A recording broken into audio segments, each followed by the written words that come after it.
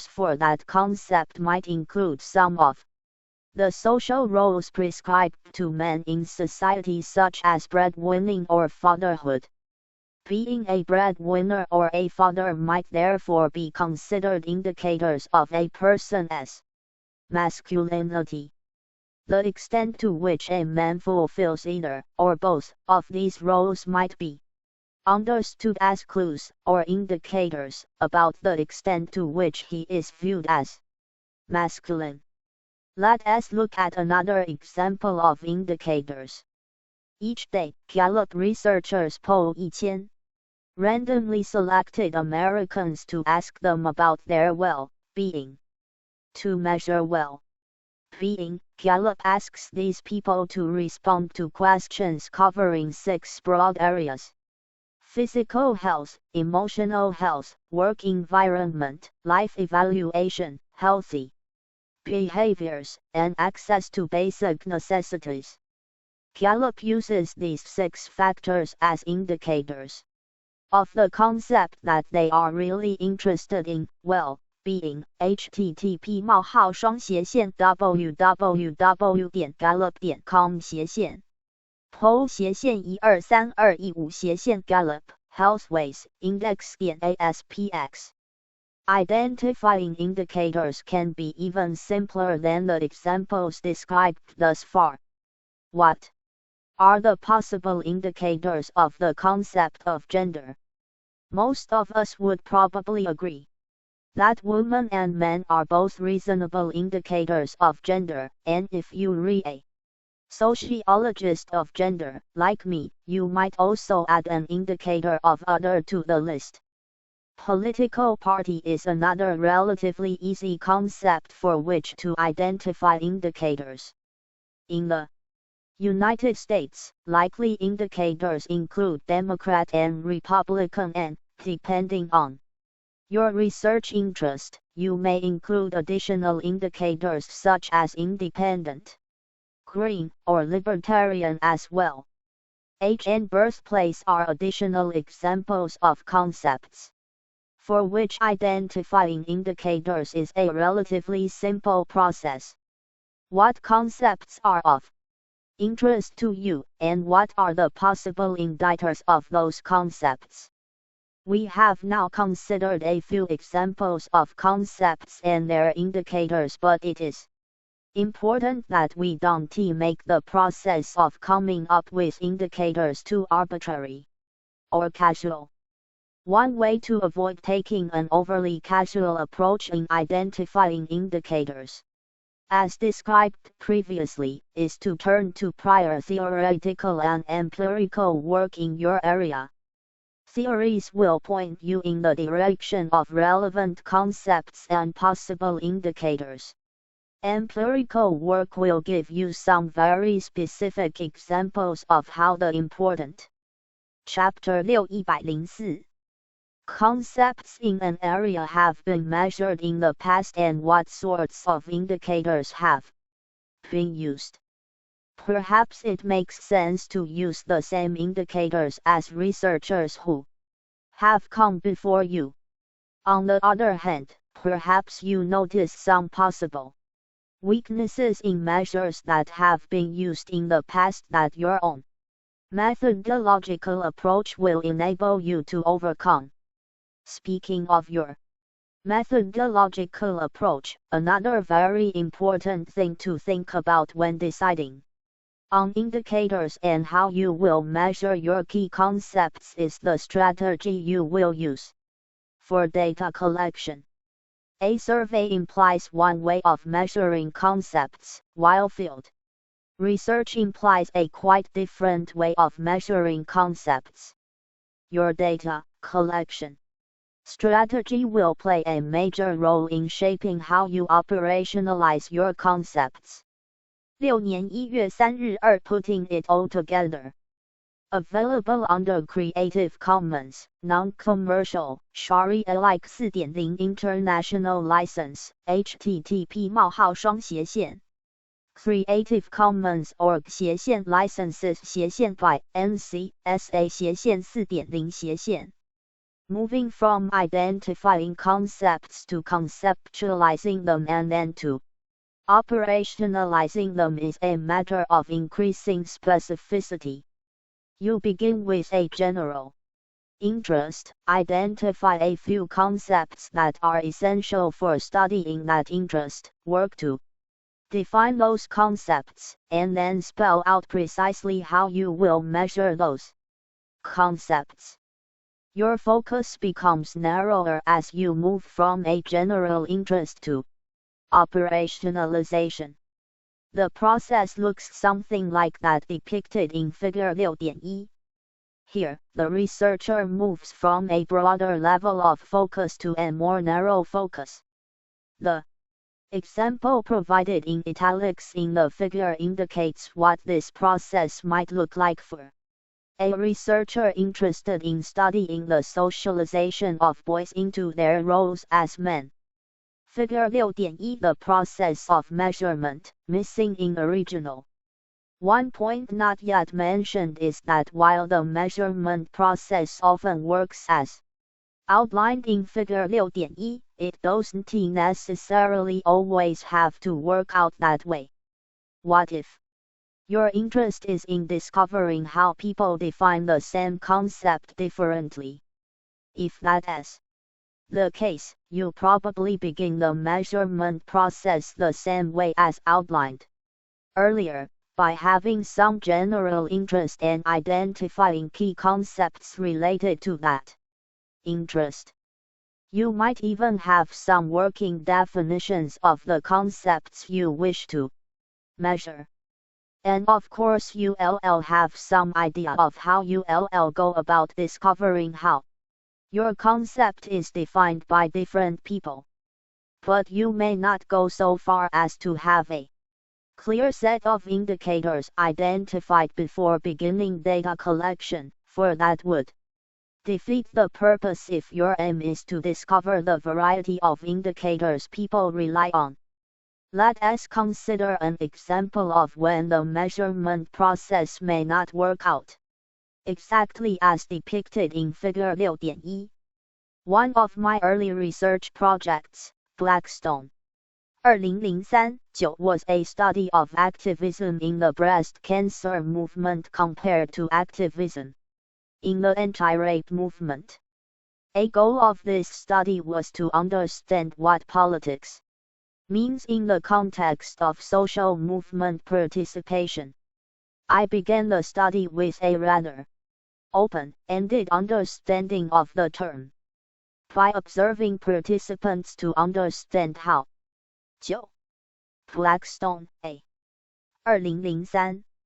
Racing for the Cure and Taking Back the Night, Constructing Gender, Politics, and Public Participation in Women as Activists 斜线 Volunteer Work.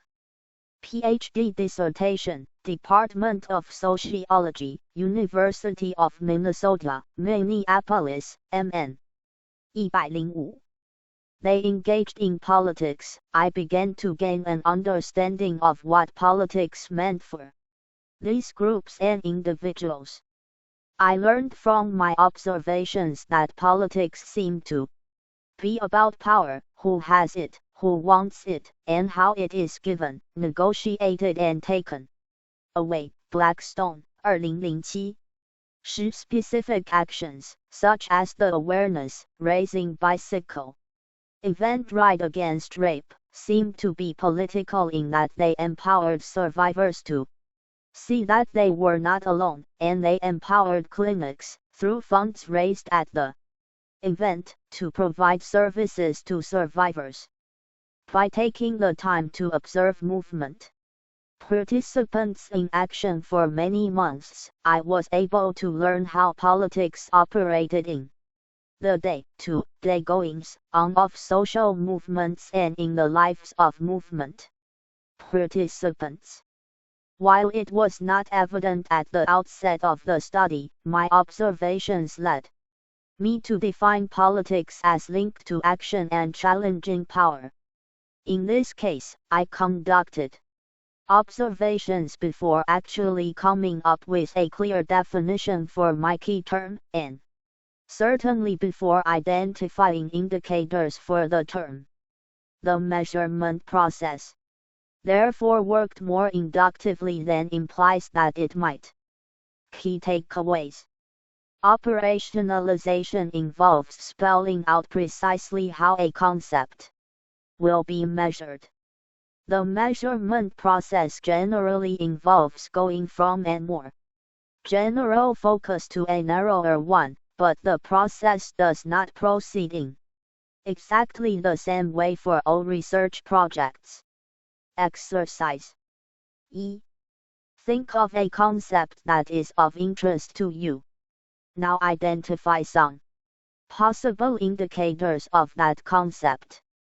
6年1月4日 Measurement Quality. Available under Creative Commons, Non-Commercial, Sharia-alike 4.0 International License, http://. Creative Commons org licenses by NC-SA 4.0 Learning Objectives 1. Define reliability. 2. Define validity. Once we've managed to define our terms and specify the operations for measuring, then, how do we know that our measures are any good? Without some assurance of the quality of our measures, we cannot be certain that our findings have any meaning, or, at the least, that our findings mean what we think they mean. When social scientists measure concepts, they aim to achieve reliability and validity in their measures. These two aspects of measurement quality are the focus of this section. We'll consider reliability first and then take a look at validity. For both aspects of 10. Blackstone, A. 2007. Finding Politics in the Silly and the Sacred, Anti-Rape Activism on Campus. Sociological Spectrum, 27. 151-163. Chapter 6 106. Measurement Quality. Let us say our interest is in measuring the concepts of alcoholism and alcohol intake. What are some potential problems that could arise when attempting to measure this concept, and how might we work to overcome those problems? 6年1月4日 Reliability. Available under Creative Commons, Non-Commercial, Sharia-alike 4.0 International License, http:// Creative Commons org licenses by NC-SA 4.0 First, let us say we've decided to measure alcoholism by asking people to respond to the following question: have you ever had a problem with alcohol? If we measure alcoholism in this way, it seems likely that anyone who identifies as an alcoholic would respond with a yes to the question. So this must be a good way to identify our group of interest, right? Well, maybe. Think about how you or others you know would respond to this question. Would responses differ after a wild night out from what they would have been the day before? Might a teetotaler's current headache from the single glass of wine he had last night influence how he answers the question this morning? How would that same person respond to the question before consuming the wine? In each of these cases, if the same person would respond differently to the same question at different points, it is possible that our measure of alcoholism has a reliability problem. Reliability in measurement is about consistency. If a measure is reliable, it means that if the same measure is applied consistently to the same person, the result will be the same each time. One common problem of reliability with social scientific measures is memory. If we Ask research participants to recall some aspect of their own past behavior. We should try to make the recollection process as simple and straightforward for them as possible. Sticking with the topic of alcohol intake, if we ask respondents how much wine, beer, and liquor they've consumed each day over the course of the past 3 months, how likely are we to get accurate responses? Unless a person keeps a journal documenting their intake, there will very likely be some inaccuracies in their responses. If, on the other hand, we ask a person how many drinks of any kind he or she has consumed in the past week, we might get a more accurate set of responses. Reliability can be an issue even when we're not reliant on others to accurately report their behaviors. Perhaps a field researcher is interested in observing how alcohol intake influences interactions in public locations.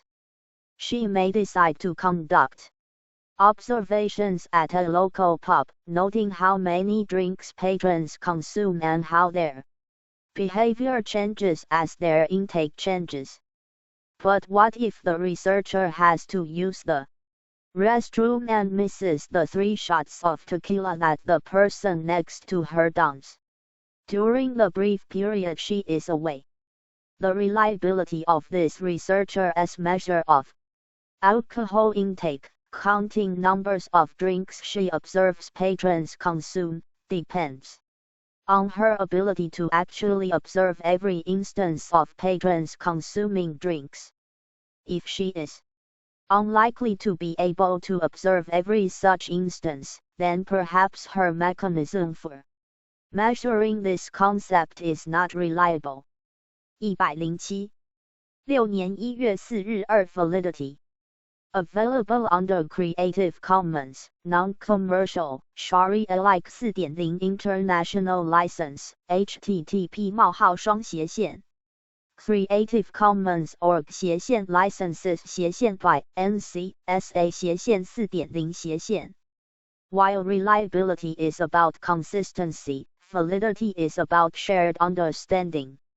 What image comes to mind for you when you hear the word alcoholic? Are you certain that the image you conjure up is similar to the image others have in mind? If not, then we may be facing a problem of validity. To be valid, we must be certain that our measures accurately get at the meaning of our concepts. Think back to the first possible measure of alcoholism we considered in the subsection Reliability. There, we initially considered measuring alcoholism by asking research participants the following question: have you ever had a problem with alcohol? We realized that this might not be the most reliable way of measuring alcoholism because the same person's response might vary dramatically depending on how he or she is feeling that day. Likewise, this measure of alcoholism is not particularly valid. What is a problem with alcohol? For some, it might be having had a single regrettable or embarrassing moment that resulted from consuming too much. For others, the threshold for problem might be different. Perhaps a person has had numerous embarrassing drunken moments but still gets out of bed for work every day, so doesn't he perceive himself or herself to have a problem. Because what each respondent considers to be problematic could vary so dramatically, our measure of alcoholism isn't likely to yield any useful or meaningful results if our aim is to objectively understand, say, how many of our research participants are alcoholics. 11. Let us consider another example. Perhaps we're interested in learning about a person's dedication to healthy living. Most of us would probably agree that engaging in regular exercise is a sign of healthy living, so we could measure healthy living by counting the number of times per week that a person visits his local gym. At first this might seem like a reasonable measure, but if this respondent's gym is anything like some of the gyms I've seen, there exists the distinct possibility that his gym visits include activities that are decidedly not fitness related. Perhaps he visits the gym to use their tanning beds, not a particularly good indicator of healthy living, or to flirt with potential dates, or sit in the sauna. These activities, while potentially relaxing, are probably not the best indicators of healthy living. Therefore, recording the number of times a person visits the gym may not be the most valid way to measure his or her dedication to healthy living. Using this measure wouldn't really give us an indication of a person's dedication to healthy living. So we wouldn't really be measuring what we intended to measure. At its core, validity is about social agreement. One quick and easy way to help ensure that your measures are valid is to discuss them with others. One way to think of validity is to think of it as how you would be represented in a portrait. Some portraits of people look just like the actual person they are intended to represent. But other representations of people as images, such as caricatures and stick drawings, are not nearly as accurate. While a portrait may not be an exact representation of how a 是一. Of course, if our interest is in how many research participants perceive themselves to have a problem, then our measure may be just fine. Chapter 6 Person looks. What is important is the extent to which it approximates the look of the person it is intended to represent. The same goes for validity in measures. No measure is exact, but some measures are more accurate than others. Key takeaways. Reliability is a matter of consistency. Validity is a matter of social agreement. Exercises. E. Operationalize a concept that is of interest to you. What are some possible problems of reliability or validity that you could run into, given your operationalization? How could you tweak your operationalization and overcome those problems? Sticking with the same concept you identified in exercise E, find out how other sociologists have operationalized this concept. You can do this by revisiting readings from other sociology courses you've taken, or by looking up a few articles using sociological abstracts. How does your plan for operationalization differ from that used in previous research? What potential problems of reliability or validity do you see? How do the researchers address those problems? 6年1月5日 Complexities in Measurement. Available under Creative Commons, Non-Commercial, Sharia-alike 4.0 International License, http://. Creative Commons org licenses by NC.SA 4.0 Learning Objectives. E. Define and provide examples for each of the 4 levels of measurement. Define the terms index and typology, and discuss an example of each. You should now have some idea about how conceptualization and operationalization work, and you also know a bit about how to assess the quality of your measures. But Measurement is sometimes a complex process, and some concepts are more complex than others. Measuring a person's political party affiliation, for example, is less complex than measuring her or his sense of valuation. In this section we'll consider some of these complexities in measurement.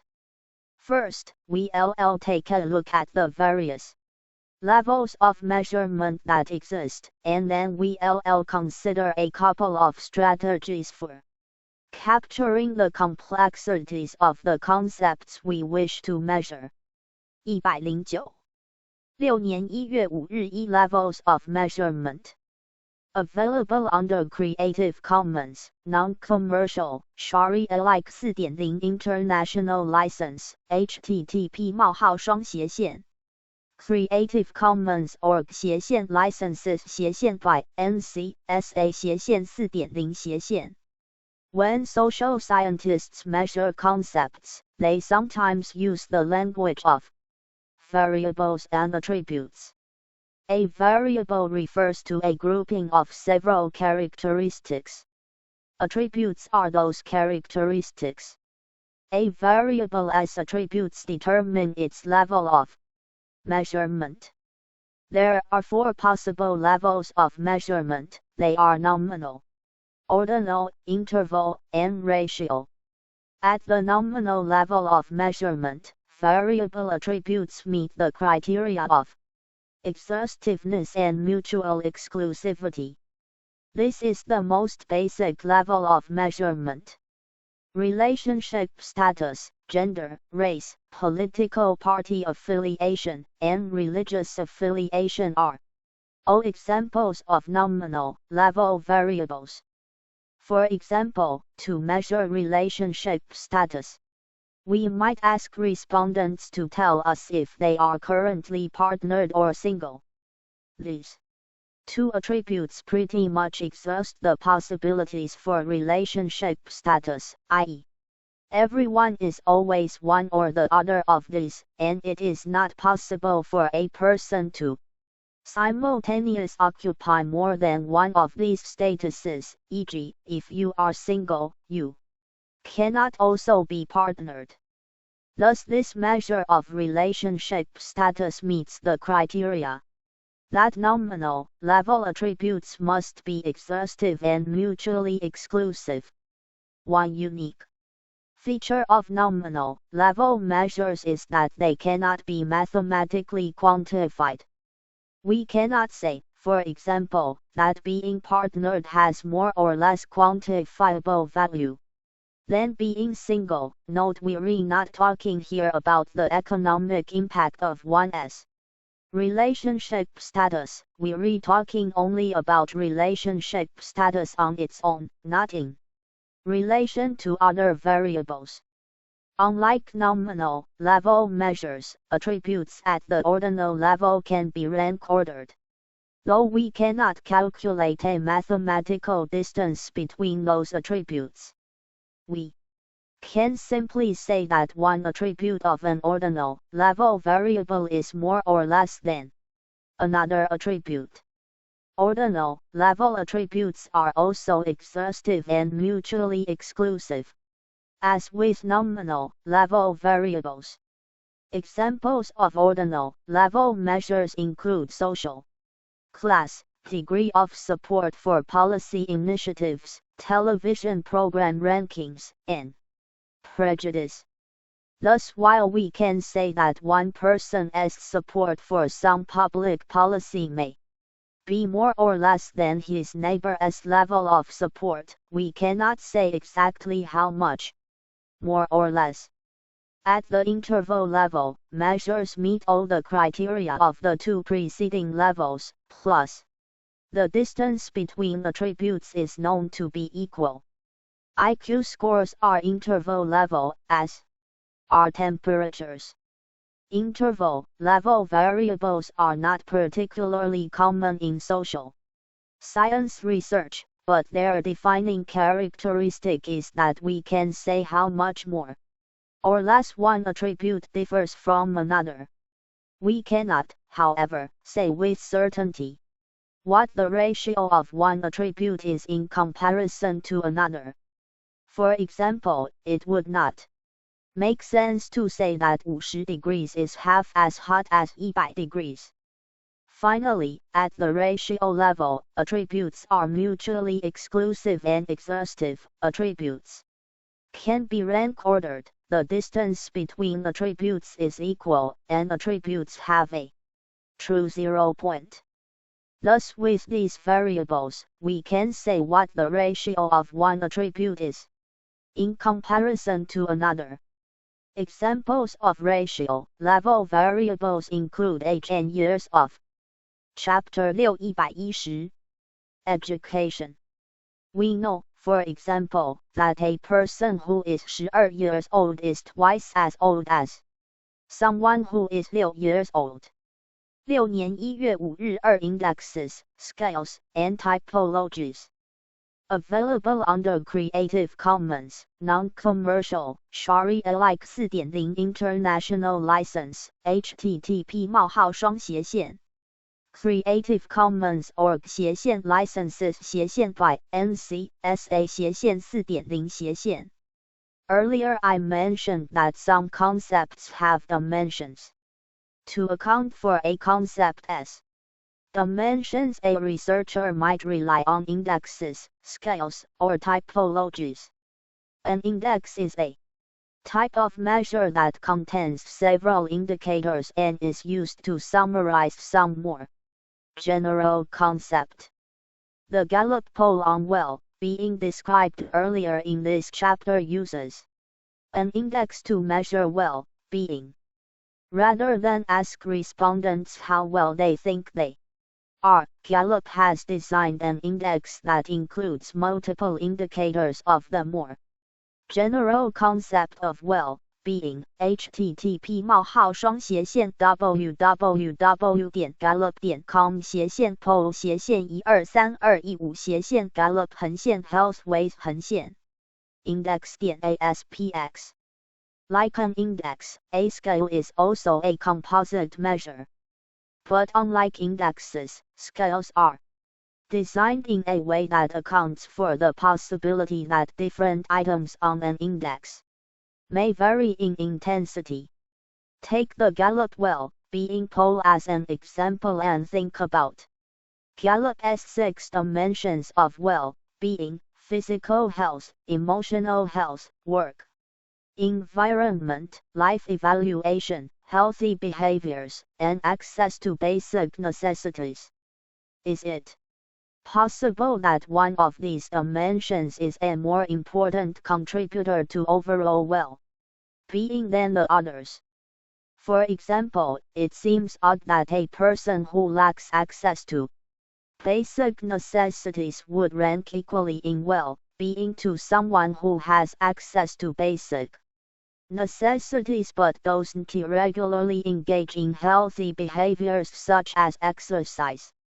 If we agree that this is the case, we may opt to give access to basic necessities greater weight in our overall measure of well-being than we give to healthy behaviors, and if we do so, we will have created a scale. A typology, on the other hand, is a way of categorizing concepts according to particular themes. For example, in his classic study of suicide, Emil Durkheim 1897 identified 4 types of suicide including altruistic, egoistic, anomic, and fatalistic. Each of these types is linked to the concept of suicide, but the typology allows us to classify suicide in ways that make the concept more meaningful and that help simplify the complexities of the concept. Let us consider another example. Sexual harassment is a concept for which there exist indexes, scales, and typologies. One typology of harassment, used in the U.S. legal system, includes 2 forms of harassment: quid pro quo and hostile work environment. Blackstone and McLaughlin, 2009. 13. Quid pro quo harassment refers to the sort where sexual demands are made or threatened to become a condition of or basis for employment. Hostile work environment harassment, on the other hand, refers to sexual conduct or materials in the workplace that unreasonably interfere with a person's ability to perform her or his job. While both types are sexual harassment, the typology helps us better understand the forms that sexual. 12. Duquesne, E. 1897, 2006 Translation by Arbus. On Suicide. London, UK, Penguin. 13. Blackstone, A. and McLaughlin, H. 2009. Sexual Harassment. In J. O'Brien and E. L. Shapiro, eds. Encyclopedia of Gender and Society, pp. 762-766. Thousand Oaks, C.A., Sage. 111. Harassment can take and, in turn, helps us as researchers better identify what it is that we are observing and measuring when we study workplace harassment. Sexual harassment is a concept for which there are also indexes. A sexual harassment index would use multiple items to measure the singular concept of sexual harassment. For example, you might ask research participants if they have ever experienced any of the following in the workplace: offensive sexual joking, exposure to offensive materials, unwanted touching, sexual threats, or sexual assault. These 5 indicators all have something to do with workplace sexual harassment on their own. Some of the more benign indicators, such as joking, might not be considered harassment unless severe or pervasive, but collectively, the experience of these behaviors might add up to an overall experience of sexual harassment. The index allows the researcher in this case to better understand what shape a respondent's harassment experience takes. If the researcher had only asked whether a respondent had ever experienced sexual harassment at work, she wouldn't know what sorts of behaviors actually made up that respondent's experience. Further, if the researcher decides to rank order the various behaviors that make up sexual harassment, perhaps weighting sexual assault more heavily than joking, then she will have created a scale rather than an index. Let us take a look at one more specific example of an index. In a recent study that I conducted of older workers, I wanted to understand how a worker's sense of financial security might shape whether they leave or stay in positions where they feel underappreciated or harassed. Rather than ask a single question, I created an index to measure financial security. That index can be found in Figure 6.2. On their own, none of the questions in the index is likely to provide as accurate a representation of financial security as the collection of all the questions together. Figure 6.2 example of an index measuring financial security, missing in original. In some, indexes and typologies are tools that researchers use to condense large amounts of information, to simplify complex concepts, and most generally, to make sense of the concepts that they study. Key takeaways. In social science, our variables can be one of 4 different levels of measurement: nominal, ordinal, interval, or ratio. Indexes and typologies allow us to account for and simplify some of the complexities in our measures. Exercises. E. Together with a fellow research methods student, identify 6 concepts that are of interest to you both. On your own, identify each concept as level of measurement. Share your answers with your peer. Chapter 6 112. Discuss why you chose each level of measurement that you chose. And, together, try to come to some agreement about any concepts that you labeled differently. Take a look at Gallup's page on their well-being index, http://www.gallup.com/poll/1232115/Gallup Healthways Index.aspx. Read about how various concepts there are operationalized and indexed. 113. Chapter 7 Sampling. 7.1 Who or what?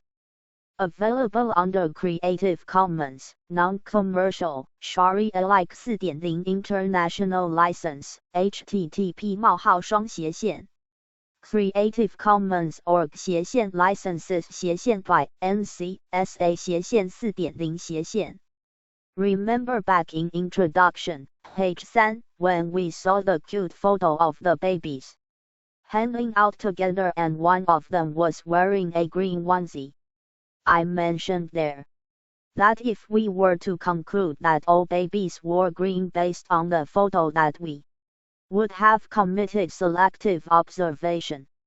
In that example of informal observation, our sampling strategy, just observing the baby in green, was of course faulty, but we nevertheless would have engaged in sampling. Sampling has to do with selecting some subset of one's group of interest, in this case, babies, and drawing conclusions from that subset. How we sample and who we sample shapes what sorts of conclusions we are able to draw. Ultimately, this chapter focuses on questions about the who or the what that you want to be able to make claims about in your research. In the following sections we will define sampling, discuss different types of sampling strategies, and consider how to judge the quality of samples as consumers of social scientific research. 7年1月1日 Populations vs. Samples.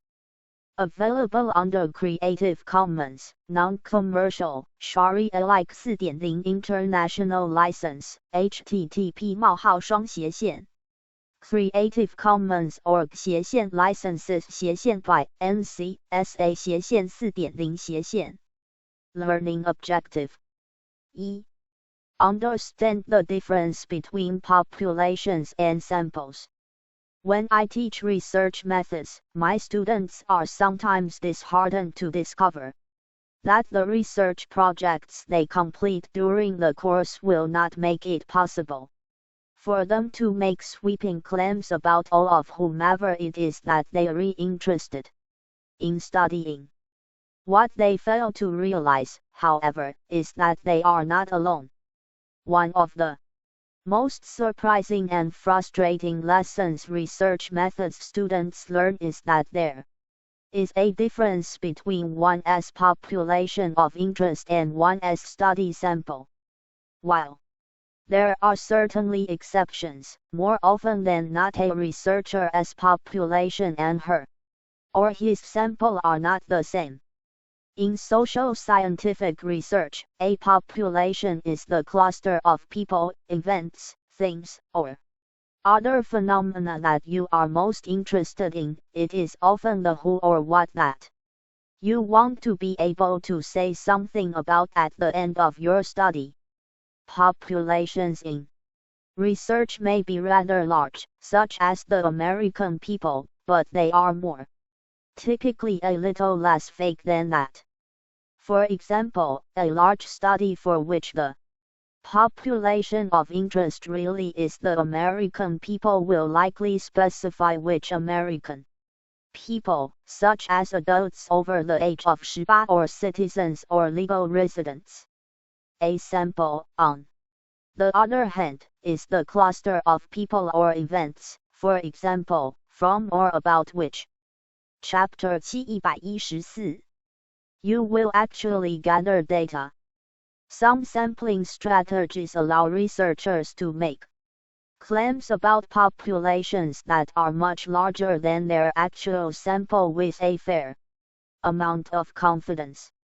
Other sampling strategies are designed to allow researchers to make theoretical contributions rather than to make sweeping claims about large populations. We'll discuss both types of strategies later in this chapter. As I've now said a couple of times, it is quite rare for a researcher to gather data from their entire population of interest. This might sound surprising or disappointing until you think about the kinds of research questions that sociologists typically ask. For example, let us say we wish to answer the following research question: how do men as and women as college experiences differ, and how are they similar?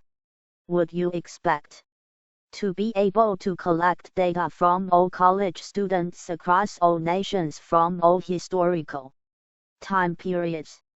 Unless you plan to make answering this research question your entire life as work, and then some, I am guessing your answer is a resounding no way. So what to do? Does not having the time or resources to gather data from every single person of interest mean having to give up your research interest? Absolutely not. It just means having to make some hard choices about sampling, and then being honest with yourself and your readers about the limitations of your study based on the sample from whom you were able to actually collect data. Sampling is the process of selecting observations that will be analyzed for research purposes. Both qualitative and quantitative researchers use sampling techniques to help them identify the what or whom from which they will collect their observations. Because the goals of qualitative and quantitative research differ, however, so too do the sampling procedures of the researchers employing these methods. First, we examine sampling types and techniques used in qualitative research. After that, we'll look at how sampling typically works in quantitative research. Key takeaways. A population is the group that is the main focus of a researcher's interest. A sample is the group from whom the researcher actually collects data. Populations and samples might be one and the same, but more often they are not. Sampling involves selecting the observations that you will analyze. Exercises. E. Read through the methods section of a couple of scholarly articles describing empirical research. How do the authors talk about their populations and samples, if at all? What do the articles' abstracts suggest in terms of whom conclusions are being drawn about? Think of a research project you have envisioned conducting as you read this text. Would your population and sample be one and the same, or would they differ somehow? Explain. 115. 7年1月2日 Sampling in Qualitative Research. Available under Creative Commons, Non-Commercial, Sharia-alike 4.0 International License, http:// Creative Commons org licenses by NC.SA 4.0 Learning Objectives. E. Define non-probability sampling, and describe instances in which a Researcher might choose a non-probability sampling technique. Describe the different types of non-probability samples. Qualitative researchers typically make sampling choices that enable them to deepen understanding of whatever phenomenon it is that they are studying. In this section, we'll examine the strategies that qualitative researchers typically employ when sampling, as well as the various types of samples that qualitative researchers are most likely to use in their work. 7年1月2日1 Non-probability sampling. Available under Creative Commons, Non-commercial, Sharia-alike 4.0 International License, http://. Creative Commons org licenses by NC.SA 4.0 Non-probability sampling refers to sampling techniques for which a person S or event S or researcher S focus S likelihood of being selected for membership in the sample is unknown. Because we don't know the likelihood of selection, we don't know with non-probability samples whether a sample represents a larger population or not. But that is okay, because representing the population is not the goal with non-probability samples. That said, the fact that non-probability samples do not represent a larger population does not mean that they are drawn arbitrarily or without any specific purpose in mind. Once again, that would mean committing one of the errors of informal inquiry discussed in Introduction, page 3. In the following subsection, Types of non-probability samples, we'll take a closer look at the process of selecting research elements when drawing a non-probability sample. But first, let us consider why a researcher might choose to use a non-probability sample. So when are non-probability samples ideal? One instance might be when we're designing a research project. For example, if we're conducting survey research, we may want to administer our survey to a few people who seem to resemble the folks we're interested in studying in order to help work out kinks in the survey. We might also use a non-probability sample at the early stages of a research project, if we're conducting a pilot study or some exploratory research. This can be a quick way to gather some initial data and help us get some idea of the lay of the land before conducting a more extensive study. From these examples, we can see that non-probability samples can be useful for setting up, framing, or beginning research. But it isn't just early-stage research that relies on and benefits from non-probability sampling techniques. Researchers also use non-probability samples in full-blown research projects. These projects are usually qualitative in nature, where the researcher's goal is in-depth. Chapter 716. Idiographic understanding rather than more general, nomethetic understanding. Evaluation researchers whose aim is to describe some very specific small group might use non-probability sampling techniques. For example, researchers interested in contributing to our theoretical understanding of some phenomenon might also collect data from non-probability samples. Marin Cloiter, 1999, relied on a non-probability sample for her study of the role that culture plays in shaping social change. Cloiter conducted participant observation in 3 very different breast cancer organizations. To understand the bodily dimensions of cultural production and collective action, her Intensive study of these three organizations allowed Cloeter to deeply understand each organization's culture of action and, subsequently, to critique and contribute to broader theories of social change and social movement organization. Thus, researchers interested in contributing to social theories, by either expanding on them, modifying them, or poking holes in their propositions, may use non-probability sampling techniques to seek out cases that seem anomalous in order to understand how theories can be improved. In sum, there are a number and variety of instances in which the use of non-probability samples makes sense. We'll examine several specific types of non-probability samples in the next subsection. 7年1月2日2 types of non-probability samples. Available under Creative Commons, Non-Commercial, Sharia-alike 4.0 International License, http:// Creative Commons org licenses by NC.SA 4.0 There are several types of non-probability samples that researchers use.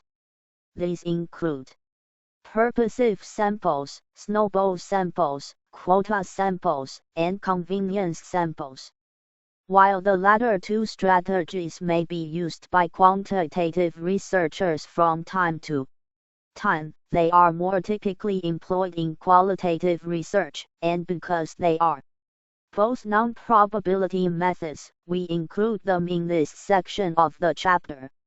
To draw a purposive sample, a researcher begins with specific perspectives in mind that he or she wishes to examine and then seeks out research participants who cover that full range of perspectives.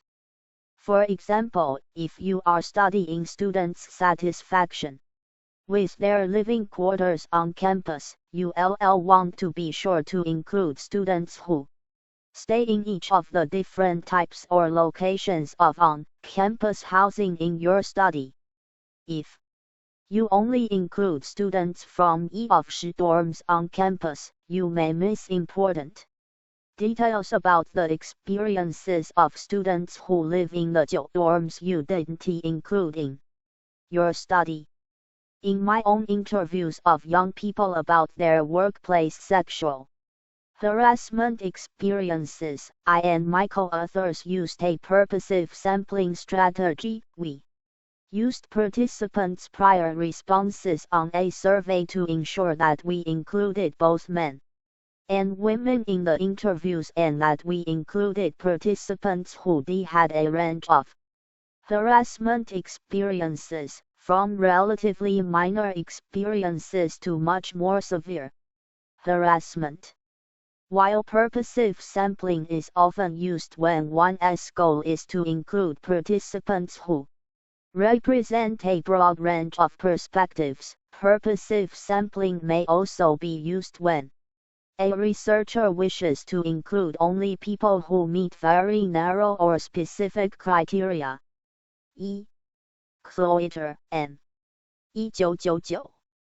Racing for the Cure, Walking Women, and Toxic Touring, Mapping Cultures of Action Within the Bay Area Terrain of Breast Cancer. Social Problems, 46, 104-126. 117. For example, in their study of Japanese women's perceptions of intimate partner violence, Mayako Nagai and Barbara L. Dancy, 2010, limited their study only to participants who had experienced intimate partner violence themselves, were at least 18 years old, had been married and living with their spouse at the time that the violence occurred, were heterosexual, and were willing to be interviewed. In this case, the researchers' goal was to find participants who had had very specific experiences, rather than finding those who had had quite diverse experiences, as in the preceding example. In both cases, the researchers involved shared the goal of understanding the topic at hand in as much depth as possible. Qualitative researchers sometimes rely on snowball sampling techniques to identify study participants. In this case, a researcher might know one or two people whom she'd like to include in her study, but then relies on those initial participants to help identify additional study participants. Thus, the researcher's sample builds and becomes larger as the study continues, much as a snowball builds and becomes larger as it rolls through the snow. Snowball sampling is an especially useful strategy when a researcher wishes to study some stigmatized group or behavior. For example, a researcher who wanted to study how people with genital herpes cope with their medical condition would be unlikely to find many participants by posting a call for interviewees in the newspaper or making an announcement about the study at some large social gathering. Instead, the researcher might know someone with the condition, interview that person, and then be referred by the first interviewee to another potential subject. Having a previous participant vouch for the trustworthiness of the researcher may help new potential participants feel more comfortable about being included in the study. Snowball sampling is sometimes referred to as chain referral sampling. One research participant refers another, and that person refers another, and that person refers another. Thus, a chain of potential participants is identified. In addition to using this sampling strategy for potentially stigmatized populations, it is also a useful strategy to use when the researcher's group of interest is likely to be difficult to find, not only because of some stigma associated with the group, but also because the group may be relatively rare. This was the case for Stephen M. Kogan and colleagues, Kogan, Wegenert, Chen, Brody, and Slater, 2011-3, who wished to study the sexual behaviors of non-college bound African American young adults who lived in high-poverty rural areas. The researchers first relied on their own networks to identify study participants. But because members of the study's target population were not easy to find, access to the networks of initial study participants was very important for identifying additional participants. Initial participants were given coupons to pass on to others they knew who qualified for the study. Participants were given an added incentive for referring eligible study participants. They received not only $50 for participating in the study, but also $20 for each person they recruited who also participated in the study. Using this strategy, Kogan and colleagues succeeded in recruiting 292 study participants. Nagai, M., and Bensi, B.L. 2010. Japanese Women's Perceptions of Intimate Partner Violence, IPV. Journal of Interpersonal Violence, 25, 753-766. 3. Kogan, S.M., Wegenert, C., Chen, Y., Brody, G.H., and Slater, L.M. 2011. Respondent-Driven Sampling with Hard to Reach Emerging Adults, An Introduction and Case Study with Rural African Americans. Journal of Adolescent Research, 26, 30-60. Chapter 718. Quota sampling is another non-probability sampling strategy. This type of sampling is actually employed by both qualitative and quantitative researchers, but because it is a non-probability method, we'll discuss it in this section. When conducting quota sampling, a researcher identifies categories that are important to the study and for which there is likely to be some variation. Subgroups are created based on each category, and the researcher decides how many people, or documents, or whatever element happens to be the focus of the research, to include from each subgroup, and collects data from that number for each subgroup. Let us go back to the example we considered previously of student satisfaction with on-campus housing. Perhaps there are two types of housing on your campus: apartments that include full kitchens and dorm rooms where residents do not cook for themselves, but eat in a dorm cafeteria. As a researcher, you might wish to understand how satisfaction varies across these two types of housing arrangements. Perhaps you have the time and resources to interview 20 campus residents, so you decide to interview 10 from each housing type. It is possible as well that your review of literature on the topic suggests that campus housing experiences vary by gender.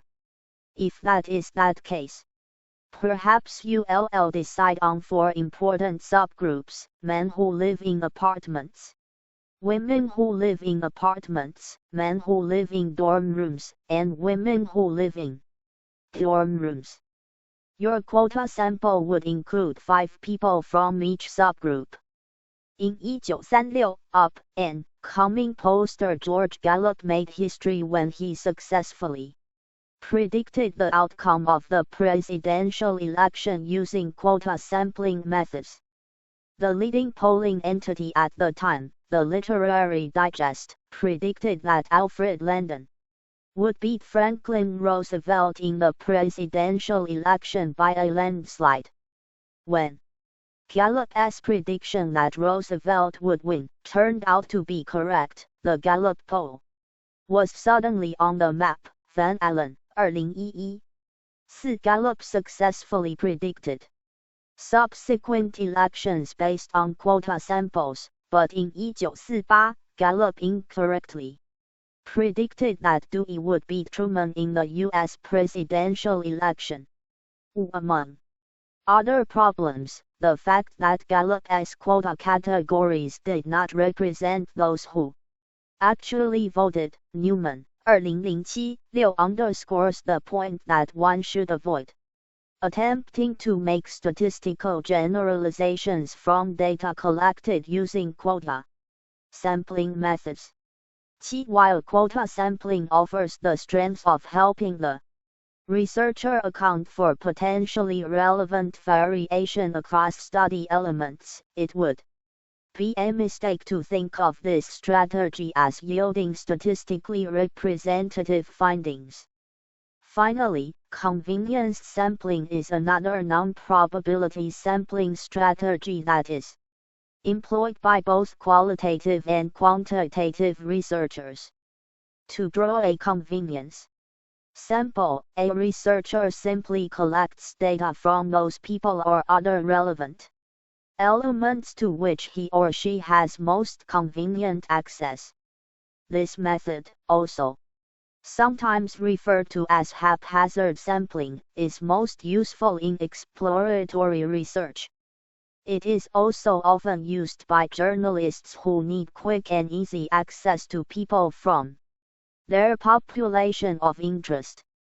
If you've ever seen brief interviews of people on the street on the news, you've probably seen a haphazard sample being interviewed. While 4. Van Allen, S. 2011. Gallup Corporate History. Retrieved from http://www.gallup.com/corporate/1357/corporate-history. ASPX 2. 5. For more information about the 1948 election and other historically significant dates related to measurement, see the PBS timeline of the first measured century at http://www.pbs.org/FMC/timeline/1948 election.htm 6. Newman, W.L. 2007 Basics of Social Research, Qualitative and Quantitative Approaches, R&D ed. Boston, M.A. Pearson. 7.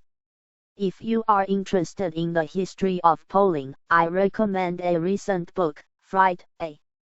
2011 Pathways to Polling, Crisis, Cooperation, and the Making of Public Opinion Professions. New York, N.Y., Routledge. 119.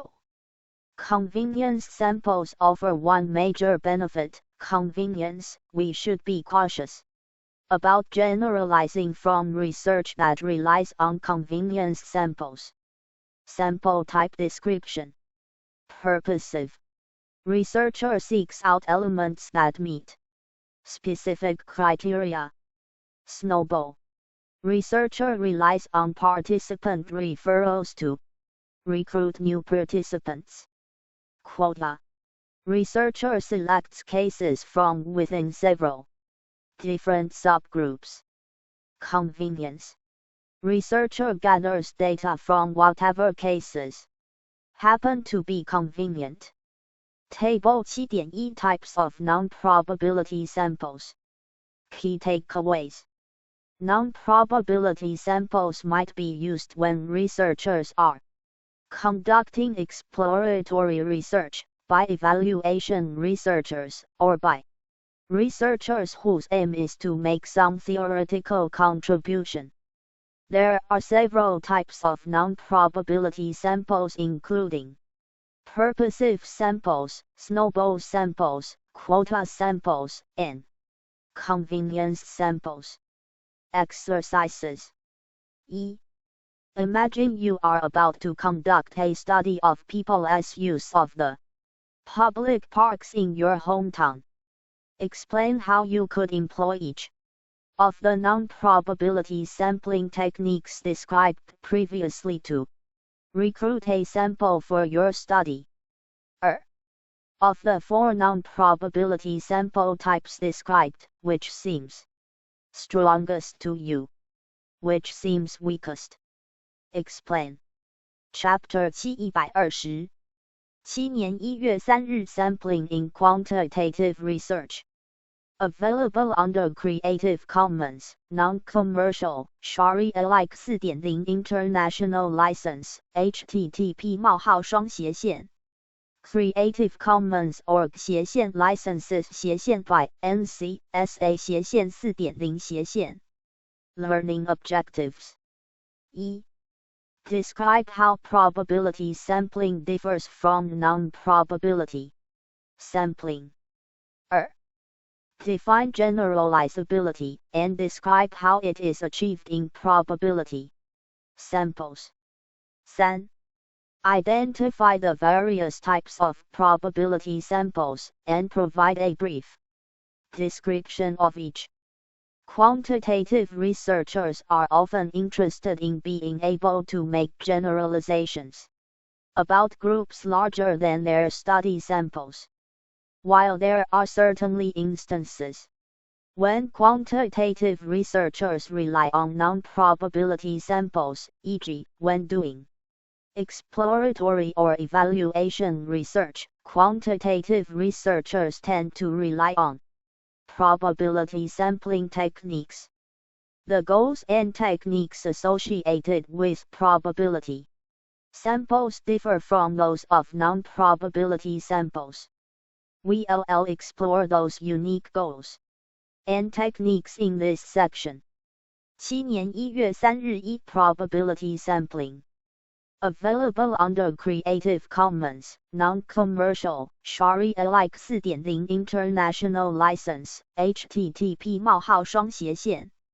Creative Commons Org Licenses by NC.SA /4.0 Unlike non-probability sampling, probability sampling refers to sampling techniques for which a person's or event's likelihood of being selected for membership in the sample is known. You might ask yourself why we should care about a study element's likelihood of being selected for membership in a researcher's sample. The reason is that, in most cases, researchers who use probability sampling techniques are aiming to identify a representative sample from which to collect data. A representative sample is one that resembles the population from which it was drawn in all the ways that are important for the research being conducted.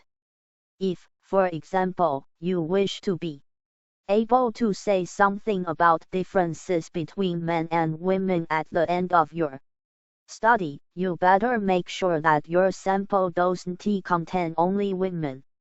That's a bit of an oversimplification, but the point with representativeness is that if your population varies in some way that is important to your study, your sample should contain the same sorts of variation. Obtaining a representative sample is important in probability sampling because a key goal of studies that rely on probability samples is generalizability.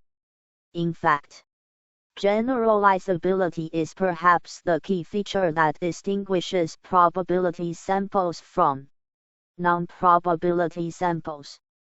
Generalizability refers to the idea that a study's results will tell us something about a group larger than the sample from which the findings were generated.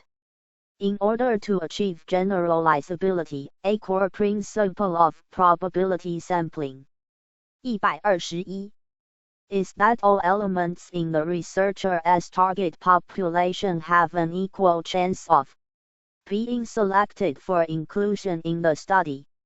In research, this is the principle of random selection. Random selection is a mathematical process that we won't go into too much depth about here, but if you have taken or plan to take a statistics course, you'll learn more about it there. The important thing to remember about random selection here is that, as previously noted, it is a core principle of probability sampling. If a researcher uses random selection techniques to draw a sample, he or she will be able to estimate how closely the sample represents the larger population from which it was drawn by estimating the sampling error.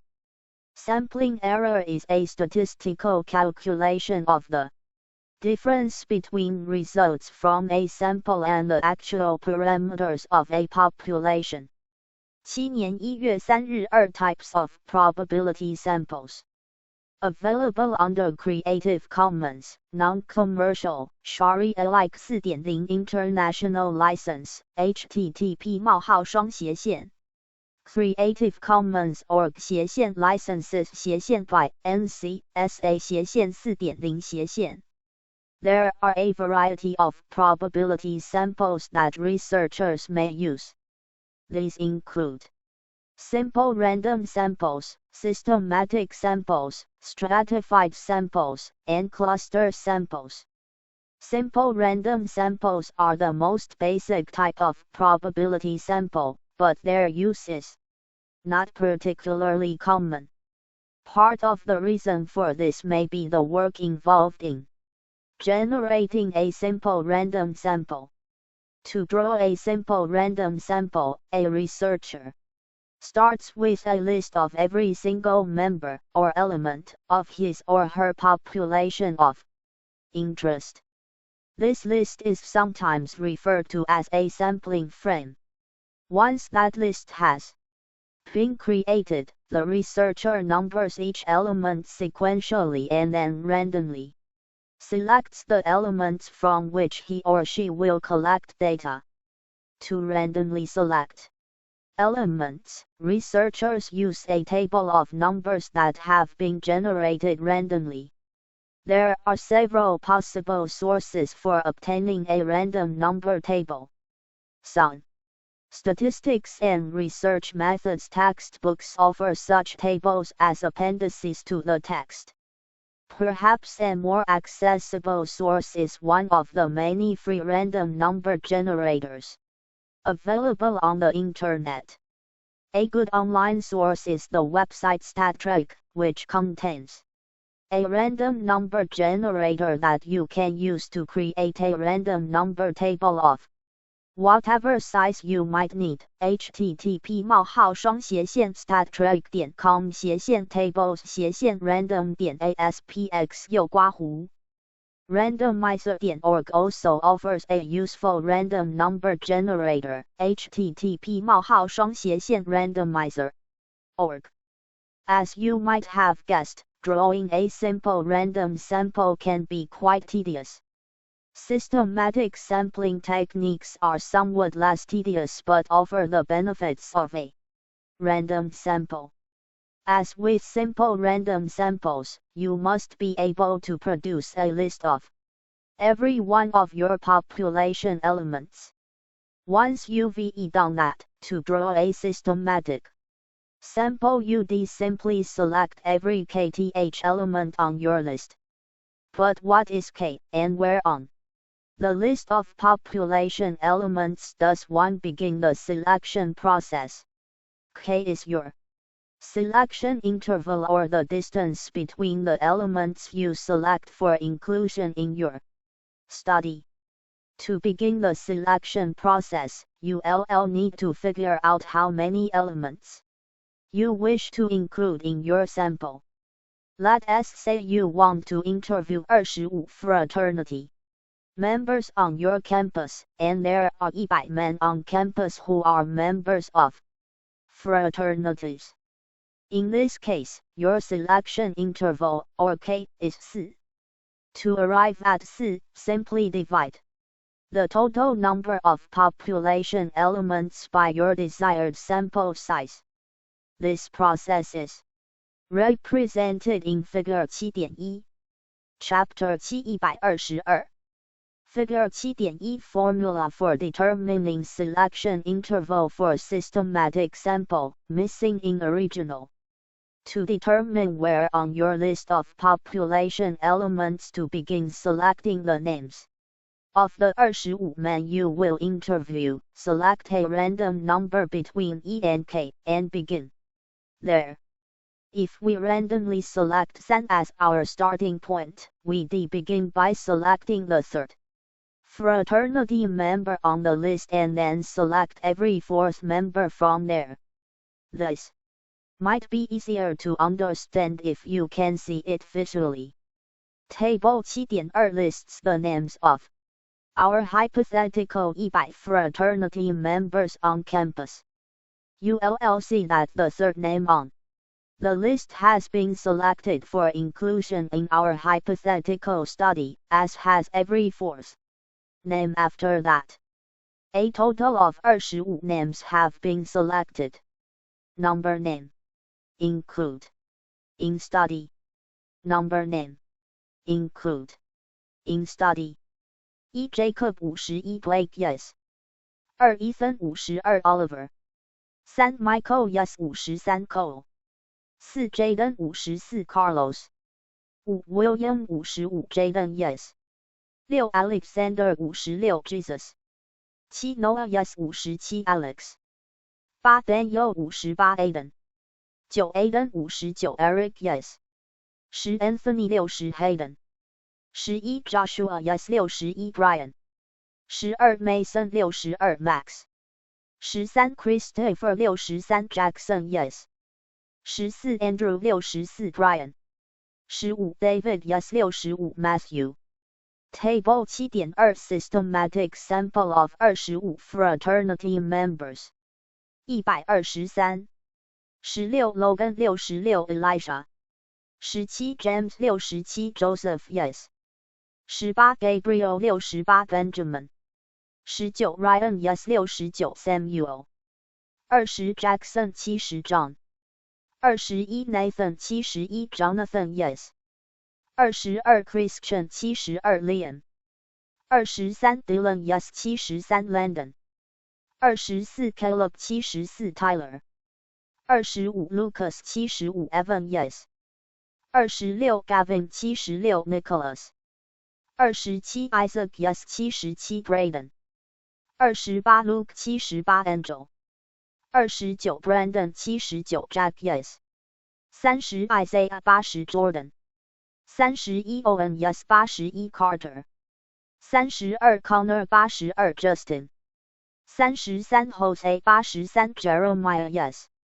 34 Julian 84 Robert 35 Aaron Yes 85 Adrian 36 Wyatt 86 Kevin 37 Hunter 87 Cameron Yes Table 7.2 Systematic Sample of 25 Fraternity Members Chapter 7 124 38 Zachary 88 Thomas 39 Charles Yes 89 Austin 40 Eli 90 Chase 41 Henry 91 Sebastian Yes 42 Jason 92 Levi 43 Xavier Yes 93 Ian 44 Colton 94 Dominic 45 Wang 95 Cooper Yes 46 Josiah 96 Louis 47 Aiden Yes 97 Carson 48 Adam 98 Nathaniel 49 Brody 99 Tristan Yes 50 Diego 100 Parker Note, in case you're wondering how I came up with 100 unique names for this table, I'll let you in on a little secret. Lists of popular baby names can be great resources for researchers. I used the list of top 100 names for boys based on Social Security Administration statistics for this table. I often use baby name lists to come up with pseudonyms for field research subjects and interview participants. See Family Education. ND. NameLab. Retrieved from http:// Baby Names Family Education.com Popular Names Boys. Table 7.2 Systematic Sample of 25 Fraternity Members. There is one clear instance in which systematic sampling should not be employed. If your sampling frame has any pattern to it, you could inadvertently introduce bias into your sample by using a systemic sampling strategy. This is sometimes referred to as the problem of periodicity. Periodicity refers to the tendency for a pattern to occur at regular intervals. Let us say, for example, that you wanted to observe how people use the outdoor public spaces on your campus. Perhaps you need to have your observations completed within 28 days and you wish to conduct 4 observations on randomly chosen days. Table 7.3 shows a list of the population elements for this example. To determine which days we'll conduct our observations, we'll need to determine our selection interval.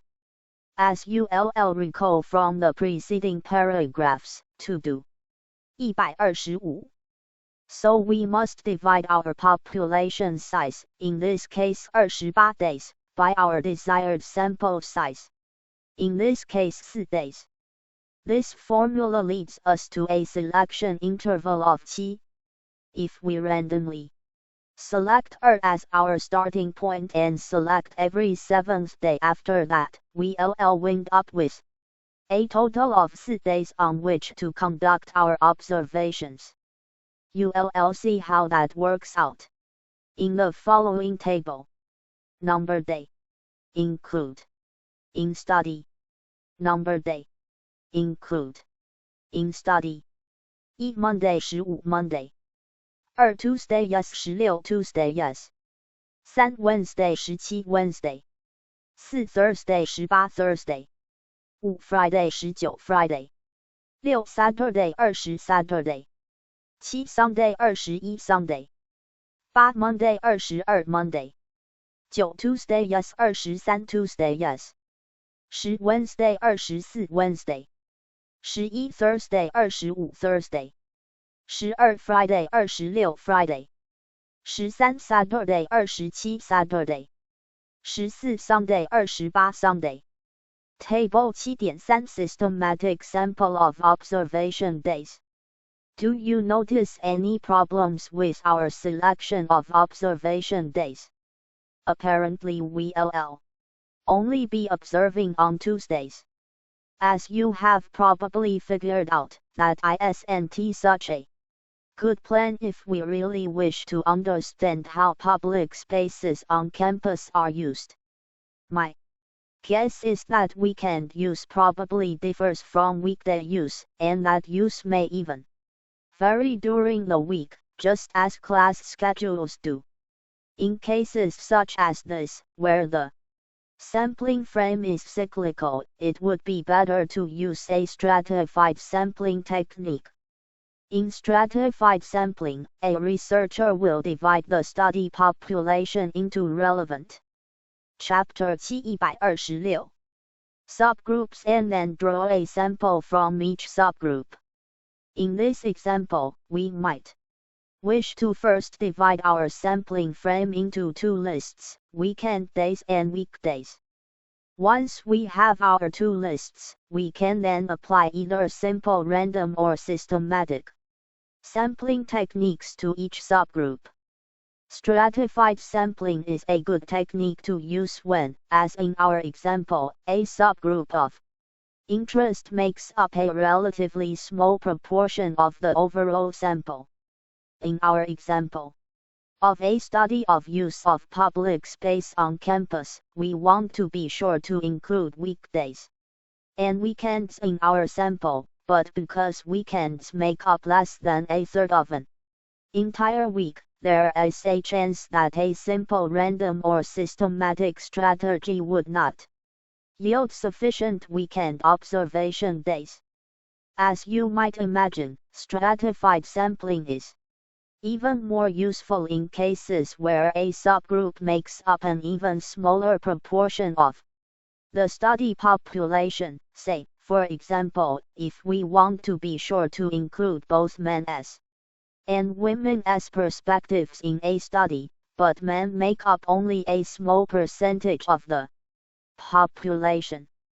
There is a chance simple random or systematic sampling strategy might not yield any male participants, but by using stratified sampling, we could ensure that our sample contained the proportion of men that is reflective of the larger population.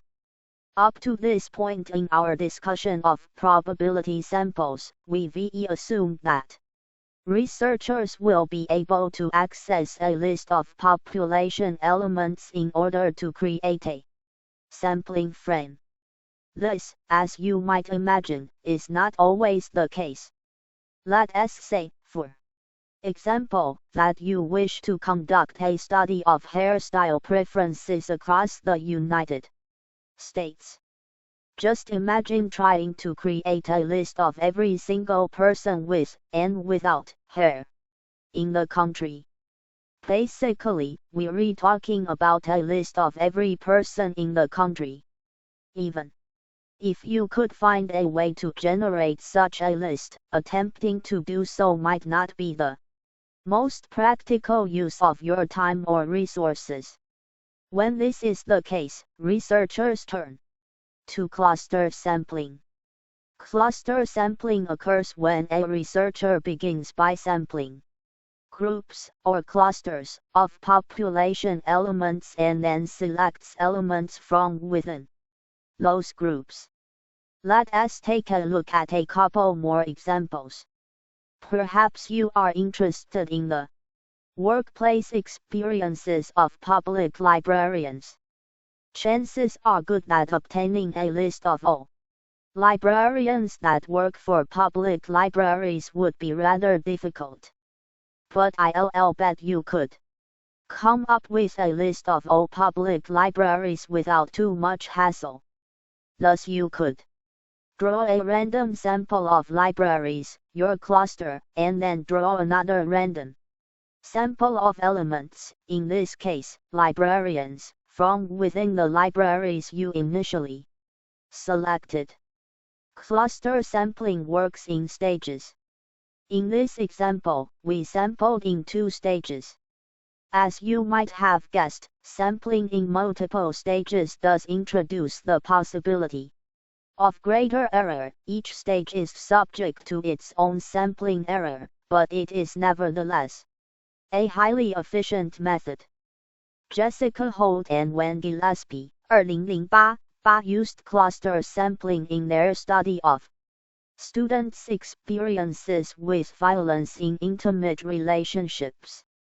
Specifically, the researchers randomly selected 14 classes on their campus and then drew a random subsample of students from those classes. But you probably know from your experience with college classes that not all classes are the same size. So if Holt and Gillespie had simply randomly selected 14 classes and then selected the same number of students from each class to complete their survey, then students in the smaller of 8, Holt, J.L., and Gillespie, W. 2008.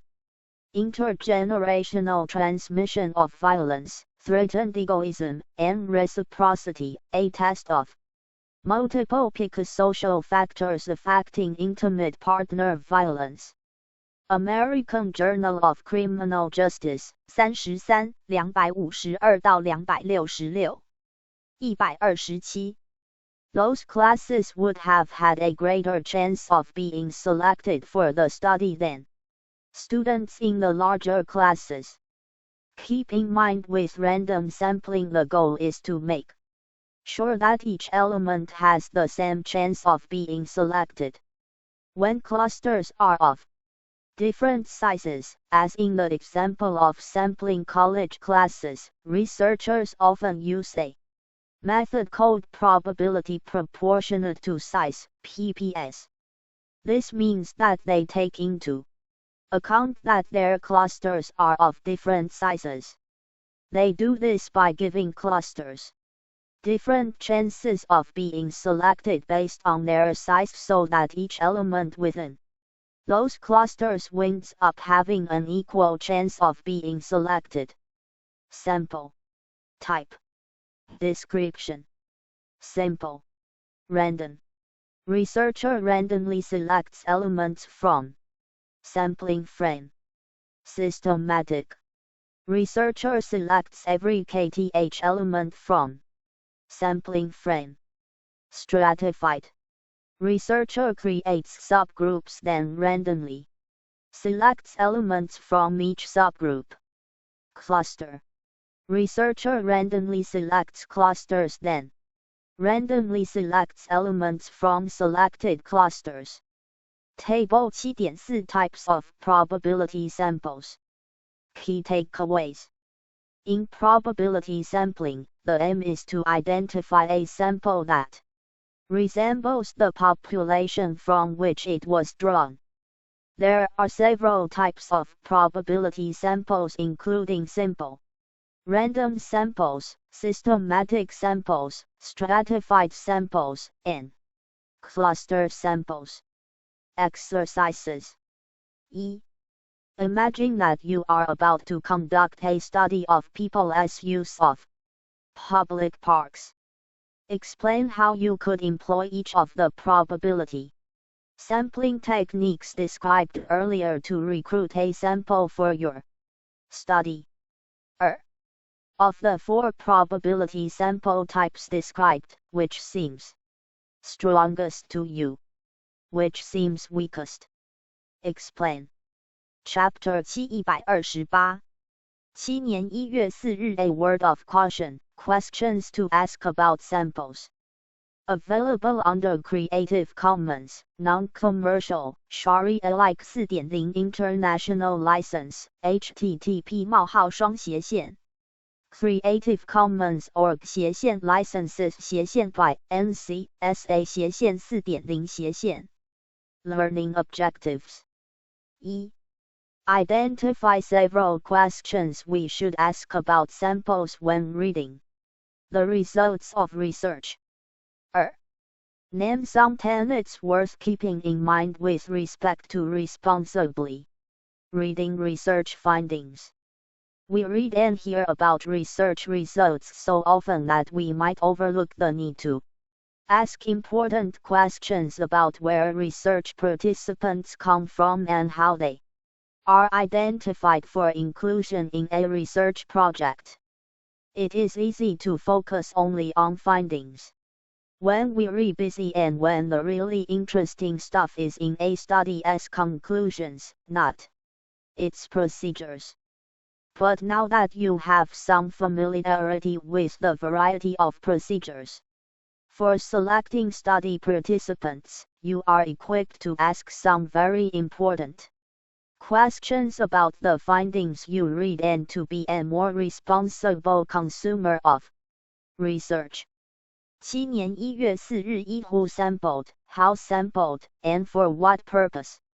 Available under Creative Commons, Non-Commercial, Sharia-alike 4.0 International License, http:// Creative Commons org/ licenses/ by NC/SA/ 4.0/ Have you ever been a participant in someone's research? If you have ever taken an introductory psychology or sociology class at a large university, that's probably a silly question to ask. Social science researchers on college campuses have a luxury that researchers elsewhere may not share. They have access to a whole bunch of presumably willing and able human guinea pigs. But that luxury comes at a cost: sample representativeness. One study of top academic journals in psychology found that over 2/3 68% of participants in studies published by those journals were based on samples drawn in the United States. Arnett, 2008. Further, the study found that 2/3 of the work that derived from U.S. samples published in the Journal of Personality and Social Psychology was based on samples made up entirely of American undergraduates taking psychology courses. These findings certainly beg the question, what do we actually learn from social scientific studies and about whom do we learn it? That is exactly the concern raised by Joseph Henrich and colleagues, Henrich, Heine, and Noren Zayan, 2010, authors of the article The Weirdest People in the World. In their piece, Henrich and colleagues point out that behavioral scientists very commonly make sweeping claims about human nature based on samples drawn only from weird, Western, educated, industrialized, rich, and democratic societies, and often based on even narrower samples, as is the 9. Arnett, J.J. 2008. The neglected 95%, why American psychology needs to become less American. American Psychologist. 63, 602-614. 10. Henrich, J., Heine, S.J., and Noren Zayan, A. 2010. The Weirdest People in the World. Behavioral and Brain Sciences. 33. 61-135. 129. Case with many studies relying on samples drawn from college classrooms. As it turns out many robust findings about the nature of human behavior when it comes to fairness, cooperation, visual perception, trust, and other behaviors are based on studies that excluded participants from outside the United States and sometimes excluded anyone outside the college classroom. Begley, 2010. This certainly raises questions about what we really know about human behavior as opposed to U.S. resident or U.S. undergraduate behavior. Of course, not all research findings are based on samples of weird folks like college students. But even then, it would behoove us to pay attention to the population on which studies are based and the claims that are being made about to whom those studies apply. In the preceding discussion, the concern is with researchers making claims about populations other than those from which their samples were drawn. A related, but slightly different, potential concern is sampling bias. Bias in sampling occurs when the elements selected for inclusion in a study do not represent the larger population from which they were drawn. For example, a poll conducted online by a newspaper asking for the public's opinion about some local issue will certainly not represent the public, since those without access to computers or the internet, those who do not read that paper's website, and those who do not have the time or interest will not answer the question. Another thing to keep in mind is that just because a sample may be representative in all respects that a researcher thinks are relevant, there may be aspects that are relevant that didn't occur to the researcher when she was drawing her sample.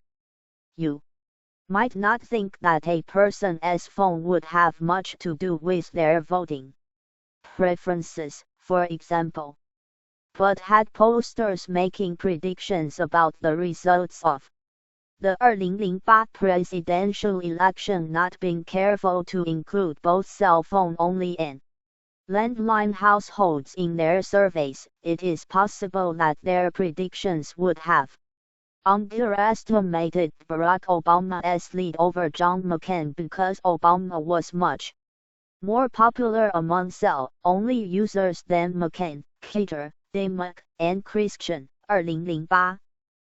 12. So how do we know when we can count on results that are being reported to us? While there might not be any magic or always true rules we can apply, there are a couple of things we can keep in mind as we read the claims researchers make about their findings. First, remember that sample quality is determined only by the sample actually obtained, not by the sampling method itself. A researcher may set out to administer a survey to a representative sample by correctly employing a random selection technique, but if only a handful of the people sampled actually respond to the survey, the researcher will have to be very careful about the claims he can make about his survey findings. Another thing to keep in mind, as demonstrated by the preceding discussion, is that researchers may be drawn to talking about implications of their findings as though they apply to some group other than the population actually sampled. Though this tendency is usually quite innocent and does not come from a place of malice, it is all too tempting a way to talk about findings as consumers. 11. Newsweek magazine published an interesting story about Henrik and his colleagues' study, Begley, S. 2010. What is really human? The trouble with student guinea pigs. Retrieved from http://www.newsweek.com/2010/7/what-s/Really human.html 12 Keter S. Dimick M. and Christian L. 2008 Calling cell phones in 08 pre-election polls. The Pew Research Center for the People and the Press. Retrieved from http://people连字号press.org/people-press/legacy-phone/. Commentary.pdf Chapter 730 Of those findings, it is our responsibility to be attentive to this sort of likely, unintentional bait and switch. Finally, keep in mind that a sample that allows for comparisons of theoretically important concepts or variables is certainly better than one that does not allow for such comparisons. In a study based on a non-representative sample, for example, we can learn about the strengths of our social theories by comparing relevant aspects of social processes. Cloyter's previously mentioned study, 1999, 13 of 3 carefully chosen breast cancer activist groups allowed her to contribute to our understandings of activism by addressing potential weaknesses in theories of social change. At their core, questions about sample quality should address who has been sampled, how they were sampled, and for what purpose they were sampled. Being able to answer those questions will help you better understand and more responsibly read research results. Key takeaways. Sometimes researchers may make claims about populations other than those from whom their samples were drawn. Other times they may make claims about a population based on a sample that is not representative. As consumers of research, we should be attentive to both possibilities. A researcher's findings need not be generalizable to be valuable. Samples that allow for comparisons of theoretically important concepts or variables may yield findings that contribute to our social theories and our understandings of social processes. Exercises. E. Find any news story or blog entry that describes results from any social scientific study. How much detail is reported about the study's sample? What sorts of claims are being made about the study's findings, and to whom do they apply? 13. Cloyter, M. 1999. Racing for the Cure, Walking Women, and Toxic Touring, Mapping Cultures of Action Within the Bay Area Terrain of Breast Cancer. Social Problems, 46, 104-126. 131. Chapter 8 Survey Research, A. Quantitative Technique. 8.1 Why Survey Research. Available under Creative Commons, Non-Commercial, Sharia-alike 4.0 International License, http://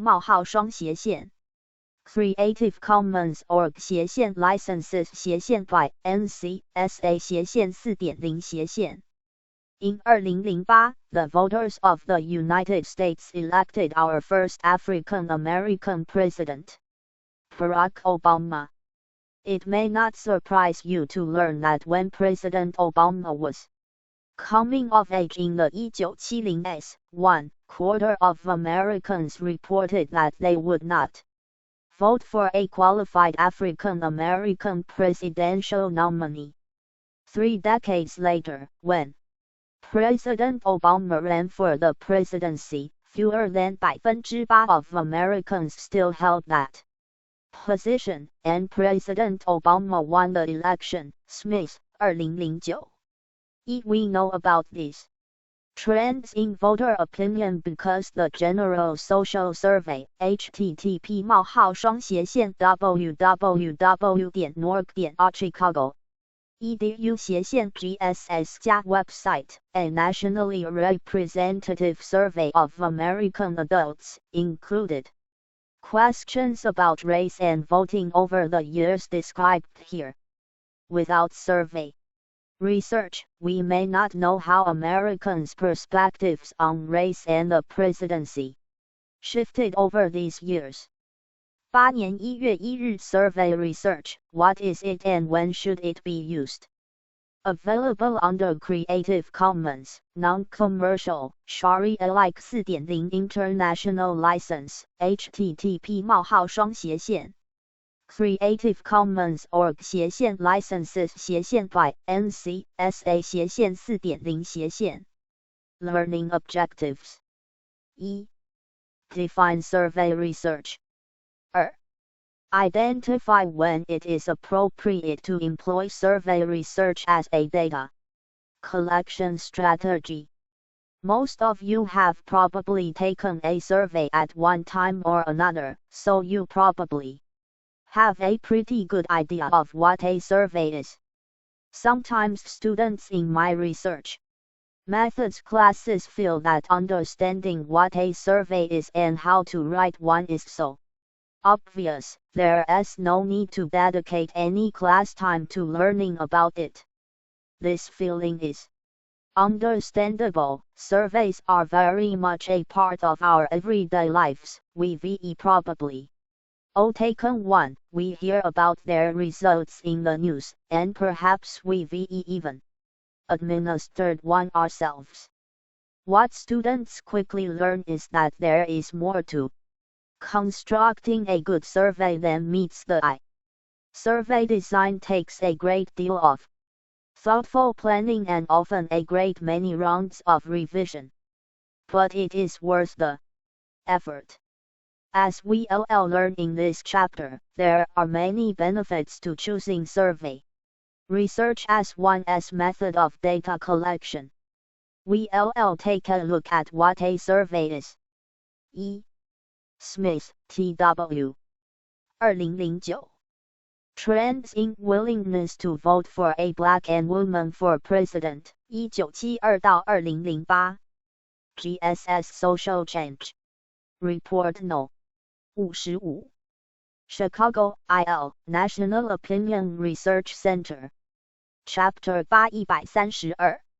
Exactly what some of the benefits and drawbacks of this method are, how to construct a survey, and what to do with survey data once one has it in hand. Survey research is a quantitative method whereby a researcher poses some set of predetermined questions to an entire group, or sample, of individuals. Survey research is an especially useful approach when a researcher aims to describe or explain features of a very large group or groups. This method may also be used as a way of quickly gaining some general details about one's population of interest to help prepare for a more focused, in-depth study using time-intensive methods such as in-depth interviews or field research. In this case, a survey may help a researcher identify specific individuals or locations from which to collect additional data. As is true of all methods of data collection, survey research is better suited to answering some kinds of research question more than others. In addition, as you'll recall from defining and measuring concepts, page 96, operationalization works differently with different research methods.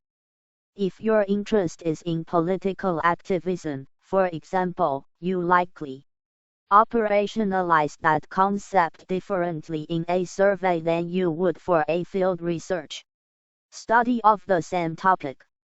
Key takeaway. Survey research is often used by researchers who wish to explain trends or features of large groups. It may also be used to assist those planning some more focused, in-depth study. Exercise 1. Recall some of the possible research questions you came up with while reading previous chapters of this text. How might you frame those questions so that they could be answered using survey research?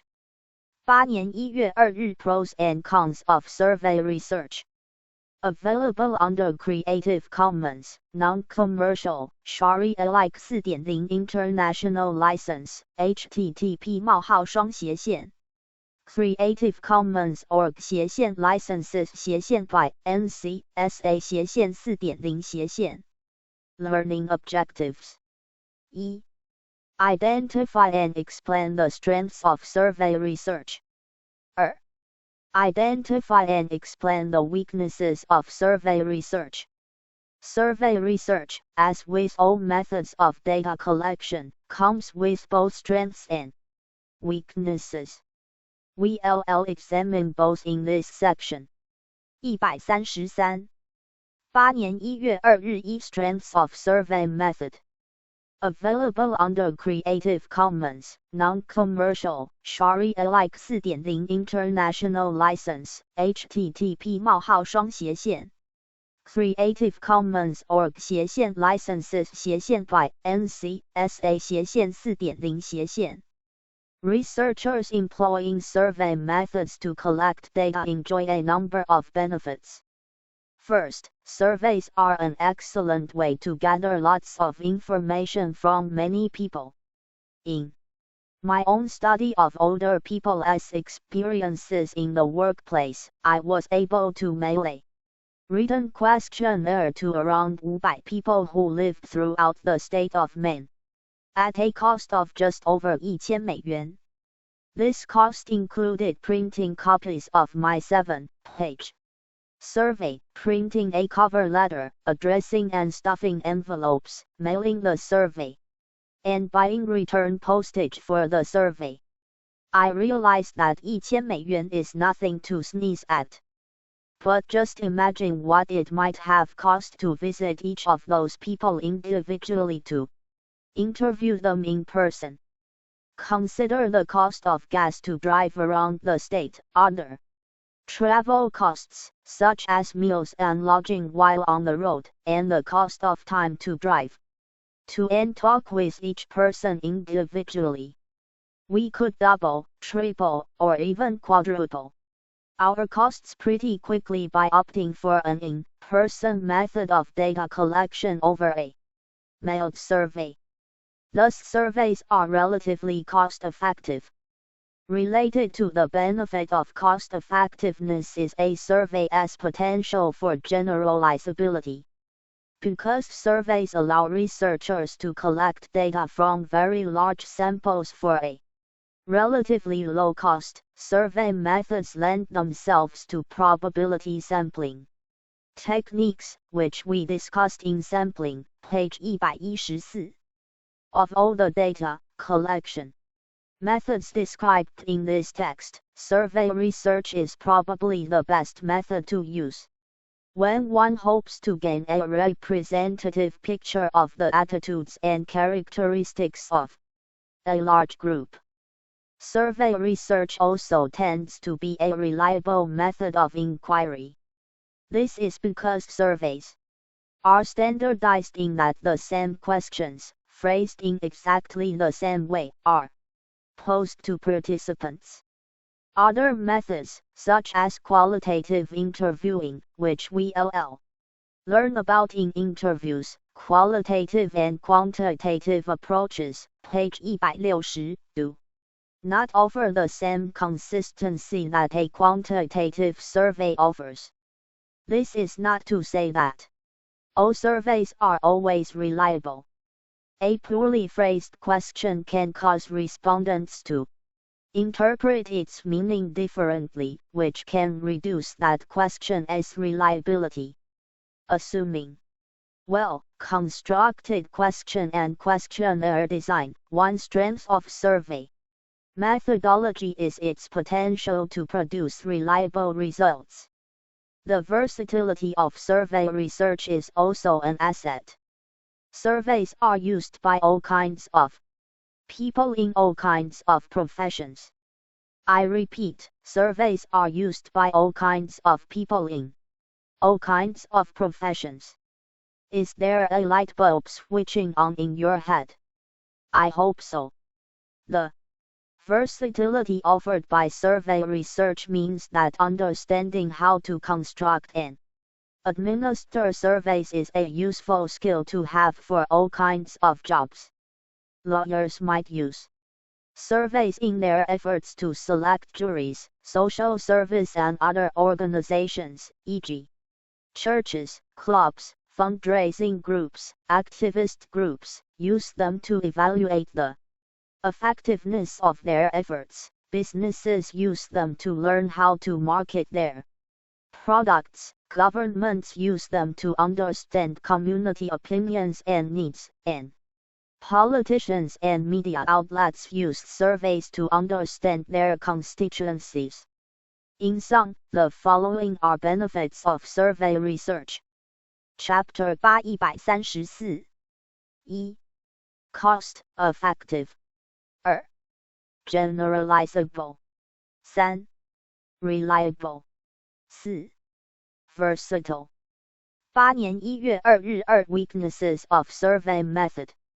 Available under Creative Commons, Non-Commercial, Sharia-alike 4.0 International License, http://.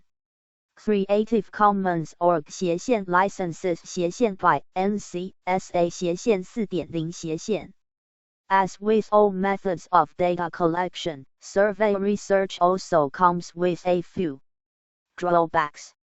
First, while one might argue that surveys are flexible in the sense that we can ask any number of questions on any number of topics in them, the fact that the survey researcher is generally stuck with a single instrument for collecting data, the questionnaire, surveys are in many ways rather inflexible. Let us say you mail a survey out to 1,000 people and then discover, as responses start coming in, that your phrasing on a particular question seems to be confusing a number of respondents.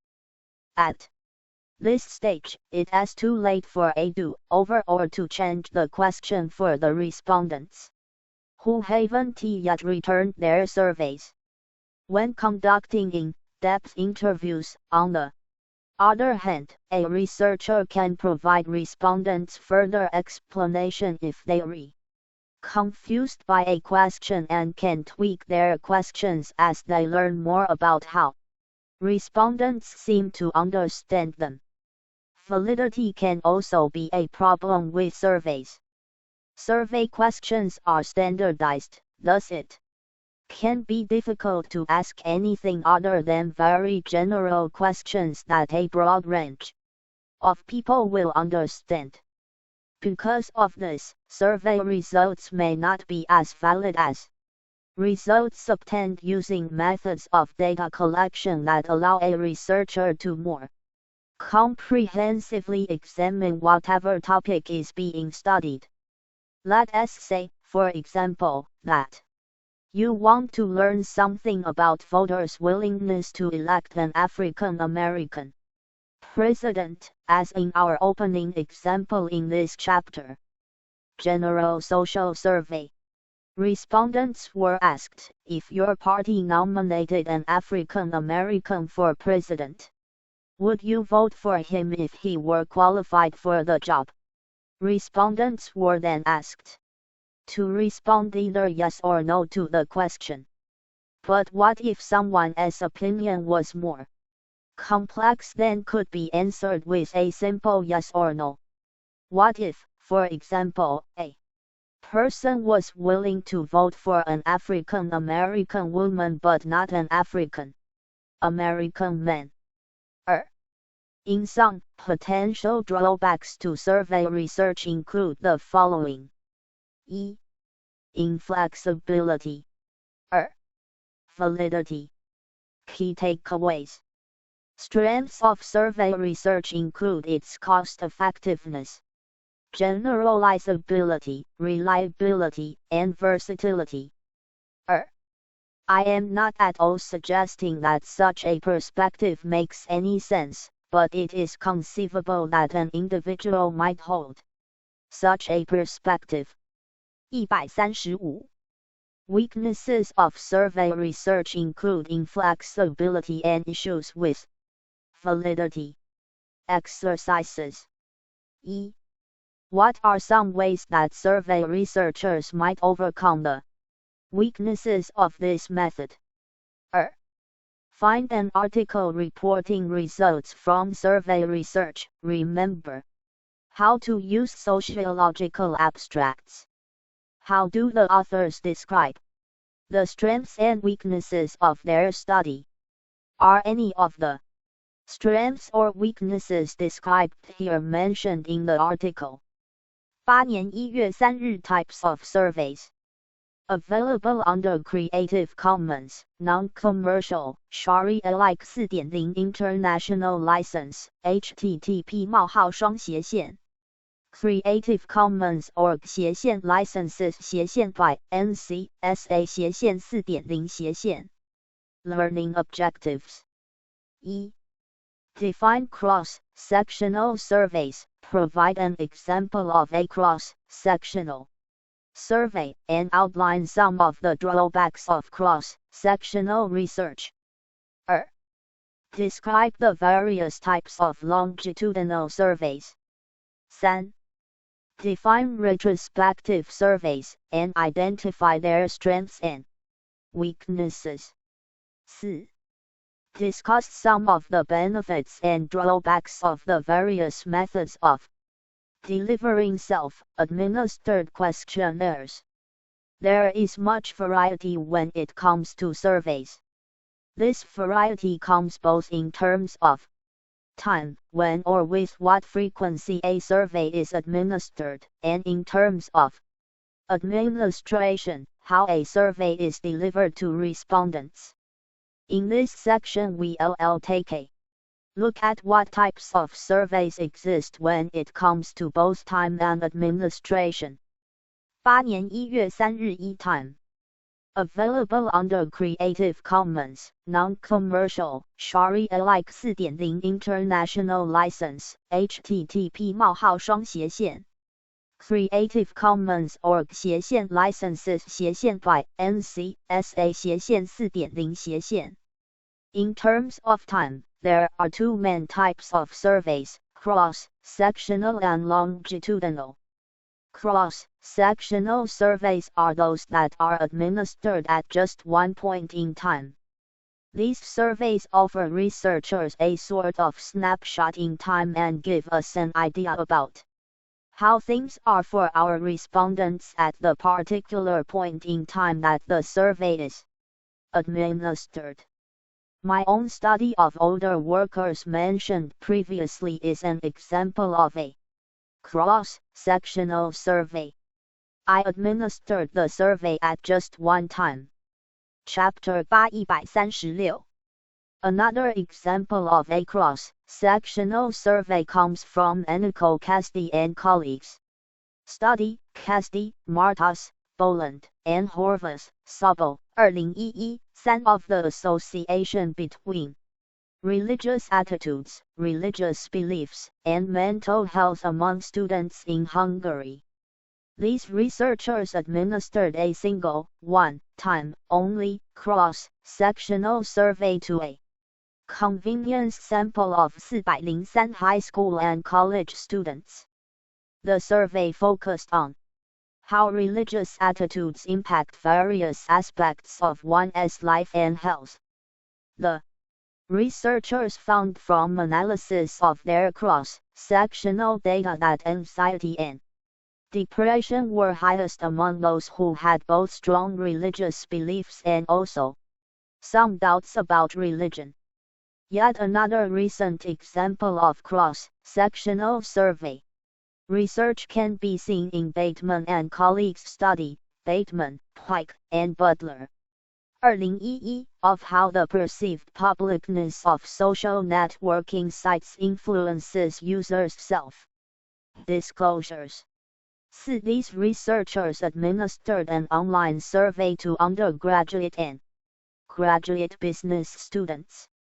They found that even though revealing information about oneself is viewed as key to realizing many of the benefits of social networking sites, respondents were less willing to disclose information about themselves as their perceptions of a social networking site as publicness rose. That is, there was a negative relationship between perceived publicness of a social networking site and plans to self-disclose on the site. One problem with cross-sectional surveys is that the events, opinions, behaviors, and other phenomena that such surveys are designed to assess don't generally remain stagnant. Thus, generalizing from a cross-sectional survey about the way things are can be tricky. Perhaps you can say something about the way things were in the moment that you administered your survey, but it is difficult to know whether things remained that way for long after you administered your survey. Think, for example, about how Americans might have responded if administered a survey asking for their opinions on terrorism on September 10, 2001. Now imagine how responses to the same set of questions might differ were they administered on September 10, 2001. The point is not that cross-sectional surveys are useless, they have many important uses. But researchers must remember what they have captured by administering a cross-sectional survey, that is, as previously noted, a snapshot of life as it was at the time that the survey was administered. One way to overcome this sometimes problematic aspect of cross-sectional surveys is to administer a longitudinal survey. Longitudinal surveys are those that enable a researcher to make observations over some extended period of time. There are several types of longitudinal surveys, including trend, panel, and cohort surveys. We'll discuss all three types here, along with another type of survey called retrospective. Retrospective surveys fall somewhere in between cross-sectional and longitudinal surveys. The first type of longitudinal survey is called a trend survey. The main focus of a trend survey is, perhaps not surprisingly, trends. Researchers conducting trend surveys are interested in how people's inclinations change over time. The Gallup opinion polls are an excellent example of trend surveys. You can read more about Gallup on their website http://www.gallup.com/home-aspx to learn about how public opinion. 3. Casty, A., Martas, T., Boland, V., and Horvath, Sobel, K. 2011. Religious Doubts and Mental Health in Adolescence and Young Adulthood, the Association with Religious Attitudes. Journal of Adolescence, 34, 39-47. 4. Bateman, P.J., Pike, J.C., and Butler, B.S. 2011. To disclose or not, publicness in social networking sites. Information, Technology and People, 24, 78-100. 137. Changes over time. Gallup administers the same questions to people at different points in time. For example, For several years, Gallup has polled Americans to find out what they think about gas prices, something many of us happen to have opinions about. One thing we've learned from Gallup's polling is that price increases in gasoline caused financial hardship for 67% of respondents in 2011, up from 40% in the year 2000. Gallup's findings about trends in opinions about gas prices have also taught us that whereas just 34% of people in early 2000 thought the current rise in gas prices was permanent, 54% of people in 2011 believed the rise to be permanent. Thus, through Gallup's use of trend survey methodology, we've learned that Americans seem to feel generally less optimistic about the price of gas these days than they did 10 or so years ago. It should be noted that in a trend survey, the same people are probably not answering the researcher's questions each year, because the interest here is in trends, not specific people, as long as the researcher's sample is representative of whatever population he or she wishes to describe trends for. It isn't important that the same people participate each time. The second among the three types of longitudinal survey are panel surveys. Unlike in a trend survey, in a panel survey the same people do participate in the survey each time it is administered. As you might imagine, panel studies can be difficult and costly. Imagine trying to administer a survey to the same 100 people every year for, say, 5 years in a row. Keeping track of where people live, when they move, and when they die takes resources that researchers often don't have. When they do, however, the results can be quite powerful.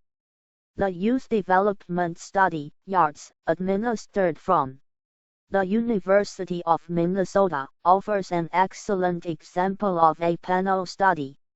You can read more about the Youth Development Study at its website, http://www.soc.on.edu/research/YARDS. Since 1988, YARDS researchers have administered an annual survey to the same 1,000 people. Study participants were in 9th grade when the study began, and they are now in their 30s. Several hundred papers, articles, and books have been written using data from the YARDS. One of the major lessons learned from this panel study is that work has a largely positive impact on young people. Mortimer, 2003-6.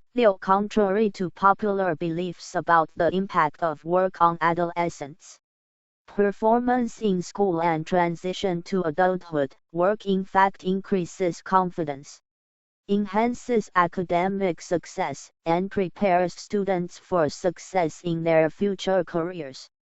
Without this panel study, we may not be aware of the positive impact that working can have on young people. Another type of longitudinal survey is a cohort survey. In a cohort survey, a researcher identifies some category of people that are of interest and then regularly surveys people who fall into that category. The same people don't necessarily participate from year to year, but all participants must meet whatever categorical criteria fulfilling the researcher's primary interest.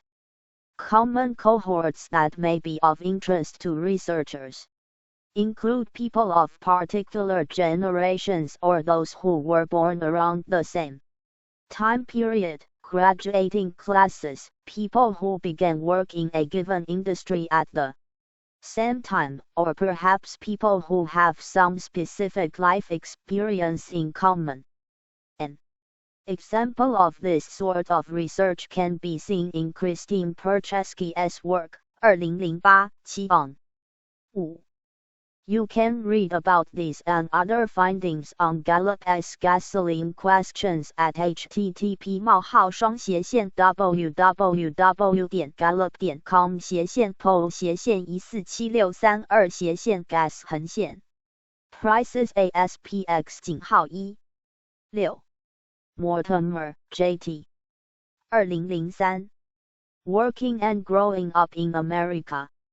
Cambridge, M.A., Harvard University Press. 7. Perchesky, C. 2008 Opting Out. Cohort Differences in Professional Women's Employment Rates from 1960 to 2005. American Sociological Review, 73, 497-517. Chapter 8 138. Cohort Differences in Women's Employment. Perchesky compared women's employment rates across 7 different generational cohorts, from progressives born between 1906 and 1915 to Generation Zers born between 1966 and 1975. She found, among other patterns, that professional women's labor force participation had increased across all cohorts. She also found that professional women with young children from Generation X had higher labor force participation rates than similar women from previous generations, concluding that mothers do not appear to be opting out of the workforce as some journalists have speculated. Belkin, 2003. 8. All 3 types of longitudinal surveys share the strength that they permit a researcher to make observations over time. This means that if whatever behavior or other phenomenon the researcher is interested in changes, either because of some world event or because people age, the researcher will be able to capture those changes. Table 8.1 summarizes each of the 3 types of longitudinal surveys. Sample. Type. Description. Trend. Researcher examines changes in trends over time. The same people do not necessarily participate in the survey more than once. Panel. Researcher surveys the exact same sample several times over a period of time. Cohort. Researcher identifies some category of people that are of interest and then regularly surveys people who fall into that category. Table 8.1 Types of longitudinal surveys. Finally, retrospective surveys are similar to other longitudinal studies in that they deal with changes over time, but like a cross-sectional study, they are administered only once. In a retrospective survey, participants are asked to report events from the past. By having respondents report past behaviors, beliefs, or experiences, researchers are able to gather longitudinal-like data without actually incurring the time or expense of a longitudinal survey. Of course, this benefit must be weighed against the possibility that people's recollections of their pasts may be faulty. Imagine, for example, that you re-asked in a survey to respond to questions about where, how, and with whom you spent last Valentine's Day. As last Valentine's Day can't have been more than 12 months ago, chances are good that you might be able to respond accurately to any survey questions about it. But now let us say the research wants to know how last Valentine's Day compares to previous Valentine's Days, so he asks you to report on where, how, and with whom you spent the preceding 6 Valentine's Days. How likely is it that you will remember Will your responses be as accurate as they? 8. Falcon, L. 2003 October 26. The Opt-out Revolution. New York Times, pp.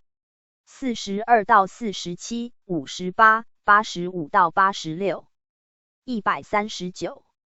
Might have been had you been asked the question each year over the past 6 years, rather than asked to report on all years today.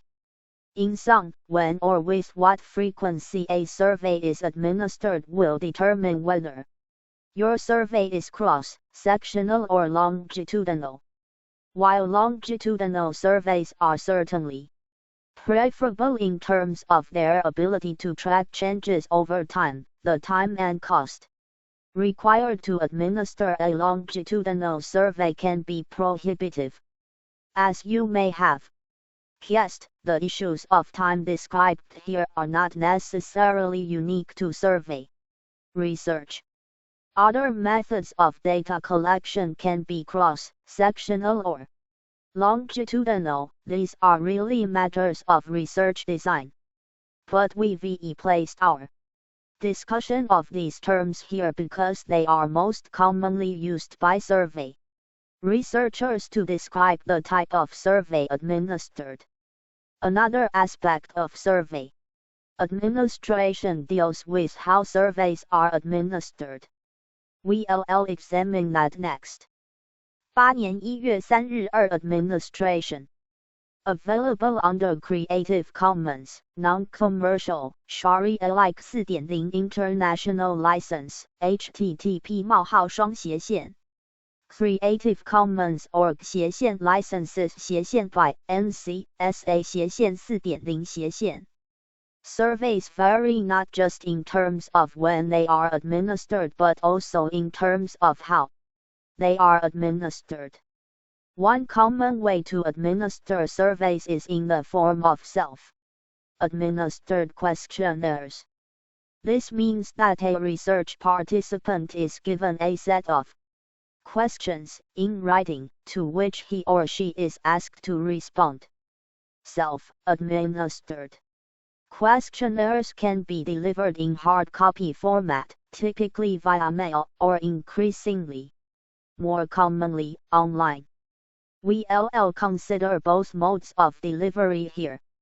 Hard copy self-administered questionnaires may be delivered to participants in person or via snail mail.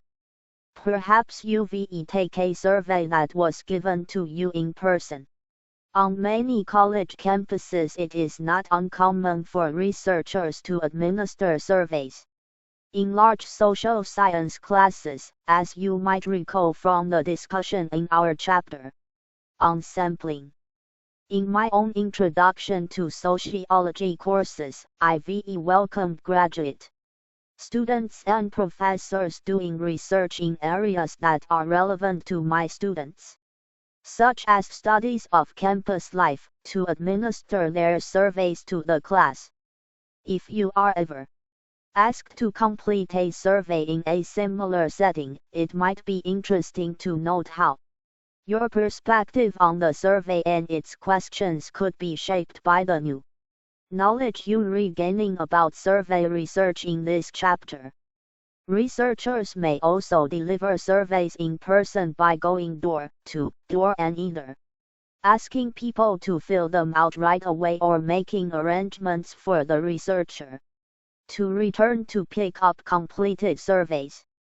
Though the advent of online survey tools has made door-to-door delivery of surveys less common, I still see an occasional survey researcher at my door, especially around election time. This mode of gathering data is apparently still used by political campaign workers, at least in some areas of the country. If you are not able to visit each member of your sample personally to deliver a survey, you might consider sending your survey through the mail.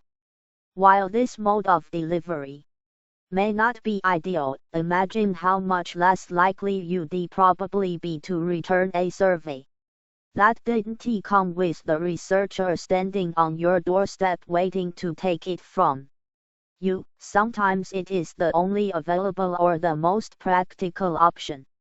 As Ive said, this Chapter 840 may not be the most ideal way of administering a survey because it can be difficult to convince people to take the time to complete and return your survey. Often survey researchers who deliver their surveys via snail mail may provide some advance notice to respondents about the survey to get people thinking about and preparing to complete it.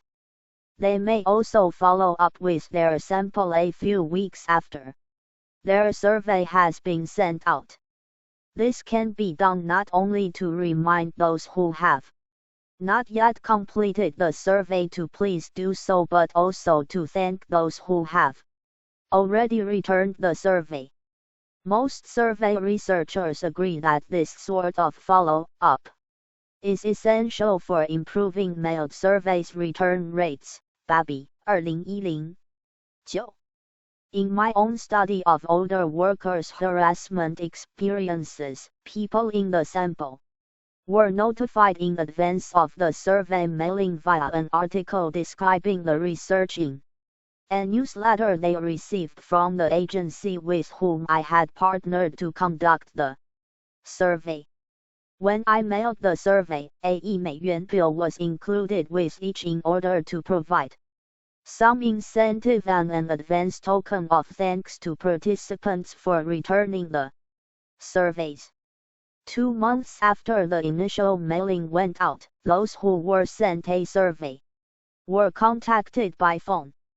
While returned surveys did not contain any identifying information about respondents, my research assistants contacted individuals to whom a survey had been mailed to remind them that it was not too late to return their survey and to say thank to those who may have already done so. 4 months after the initial mailing went out, everyone on the original mailing list received a letter thanking those who had returned the survey and once again reminding those who had not that it was not too late to do so. The letter included a return postcard for respondents to complete should they wish to receive another copy of the survey. Respondents were also provided a telephone number to call and were provided the option of completing the survey by phone. As you can see, administering a survey by mail typically involves much more than simply arranging a single mailing. Participants may be notified in advance of the mailing, they then receive the mailing, and then several follow-up contacts will likely be made after the survey has been mailed. Earlier I mentioned online delivery as another way to administer a survey. This delivery mechanism is becoming increasingly common, no doubt because it is easy to use, relatively cheap, and may be quicker than knocking on doors or waiting for mailed surveys to be returned. To deliver a survey online, a researcher may subscribe to a service that offers online delivery or use some delivery mechanism that is available for free. SurveyMonkey offers both free and paid online survey services. http://www.surveymonkey.com. One advantage to using a service like SurveyMonkey, aside from the advantages of online delivery already mentioned, is that results can be provided to you in formats that are readable by data analysis programs such as SPSS, SysTet, and Excel. This saves you, the researcher, the step of having to manually enter data into your analysis program, as you would if you administered your survey in hard copy format. Many of the suggestions provided for improving the response rate on a hard copy questionnaire apply to online questionnaires as well. One difference of course is that the sort of incentives one can provide in an online format differ from those that can be given in person or sent through the mail. But this doesn't mean that online survey 9 8B 2010 The Practice of Social Research 12th ed. Belmont, C.A. Wadsworth 141 Researchers cannot offer completion incentives to their respondents. I've taken a number of online surveys. Many of these did not come with an incentive other than the joy of knowing that I'd helped a fellow social scientist do his or her job, but on one, I was given a printable $5 coupon to my university's campus dining services on completion, and another time I was given a coupon code to use for $10 off any order on Amazon.com. I've taken other online surveys where on completion I could provide my name and contact information if I wished to be entered into a drawing together with other study participants to win a larger gift, such as a $50 gift card or an iPad. Sometimes surveys are administered by having a researcher actually pose questions directly to respondents rather than having respondents read the questions on their own. These types of surveys are a form of interviews. We discuss interviews in Interviews, Qualitative and Quantitative Approaches, page 160, where we'll examine interviews of the survey, or quantitative type and qualitative interviews as well. Interview methodology differs from survey research in that data are collected via a personal interaction. Because asking people questions in person comes with a set of guidelines and concerns that differ from those associated with asking questions on paper or online, we'll reserve our discussion of those guidelines and concerns for interviews, qualitative and quantitative approaches, page 160. Whatever delivery mechanism you choose, keep in mind that there are pros and cons to each of the options described here. While online surveys may be faster and cheaper than mailed surveys, can you be certain that every person in your sample will have the necessary computer hardware, software, and internet access in order to complete your online survey? On the other hand, perhaps mailed surveys are more likely to reach your entire sample but also more likely to be lost and not returned. The choice of which delivery mechanism is best depends on a number of factors including your resources, the resources of your study participants, and the time you have available to distribute surveys and wait for responses. In my own survey of older workers, I would have much preferred to administer my survey online, but because so few people in my sample were likely to have computers, and even fewer would have internet access, I chose instead to mail paper copies of the survey to respondents' homes. Understanding the characteristics of your study's population is key to identifying the appropriate mechanism for delivering your survey. Key takeaways. Time is a factor in determining what type of survey researcher administers. Cross-sectional surveys are administered at one time, and longitudinal surveys are administered over time. Retrospective surveys offer some of the benefits of longitudinal research but also come with their own drawbacks. Self-administered questionnaires may be delivered in hard copy form to participants in person or via snail mail or online. Chapter 8 142 Exercises 1. If the idea of a panel study piqued your interest, check out the Up series of documentary films. While not a survey, the films offer one example of a panel study. Filmmakers began filming the lives of 14 British children in 1964 when the children were 7 years old.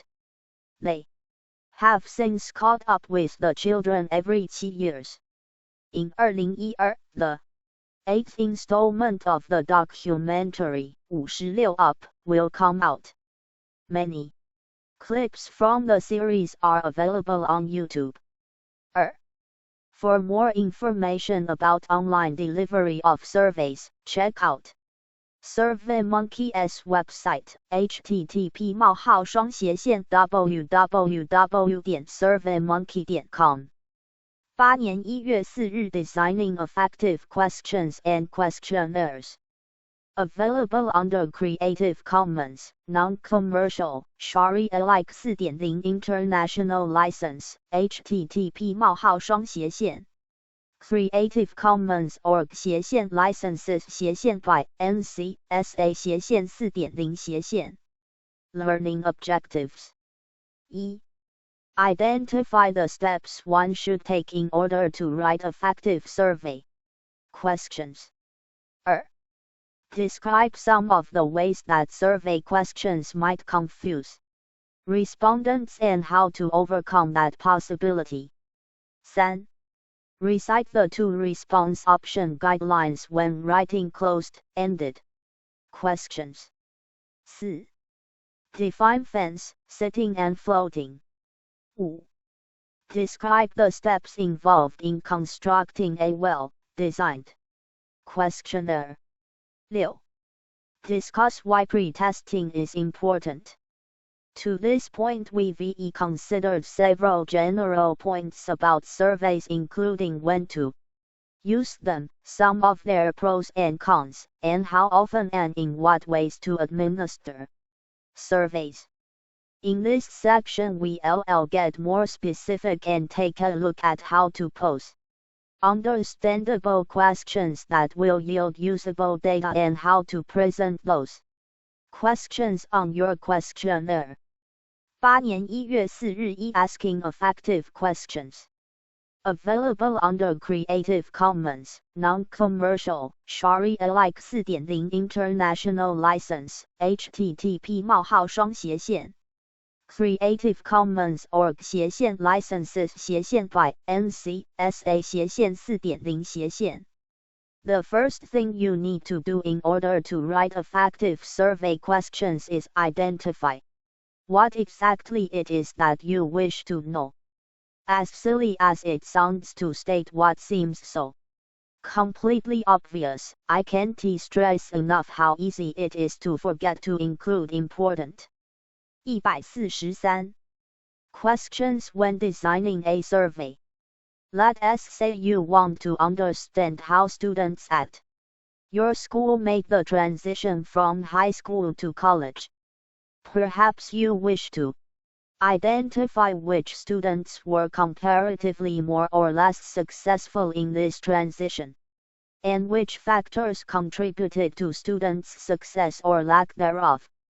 To understand which factors shaped successful students' transitions to college, you'll need to include questions in your survey about all the possible factors that could contribute. Consulting the literature on the topic will certainly help, but you should also take the time to do some brainstorming on your own and to talk with others about what they think may be important in the transition to college. Perhaps time or space limitations won't allow you to include every single item you've come up with, so you'll also need to think about ranking your questions so that you can be sure to include those that you view as most important. Although I have stressed the importance of including questions on all topics you view as important to your overall research question, you don't want to take on everything. But the kitchen sink approach by uncritically including every possible question that occurs to you. Doing so puts an unnecessary burden on your survey respondents. Remember that you have asked your respondents to give you their time and attention, and to take care in responding to your questions. Show them your respect by only asking questions that you view as important. Once you've identified all the topics about which you'd like to ask questions, you'll need to actually write those questions. Questions should be as clear and to the point as possible.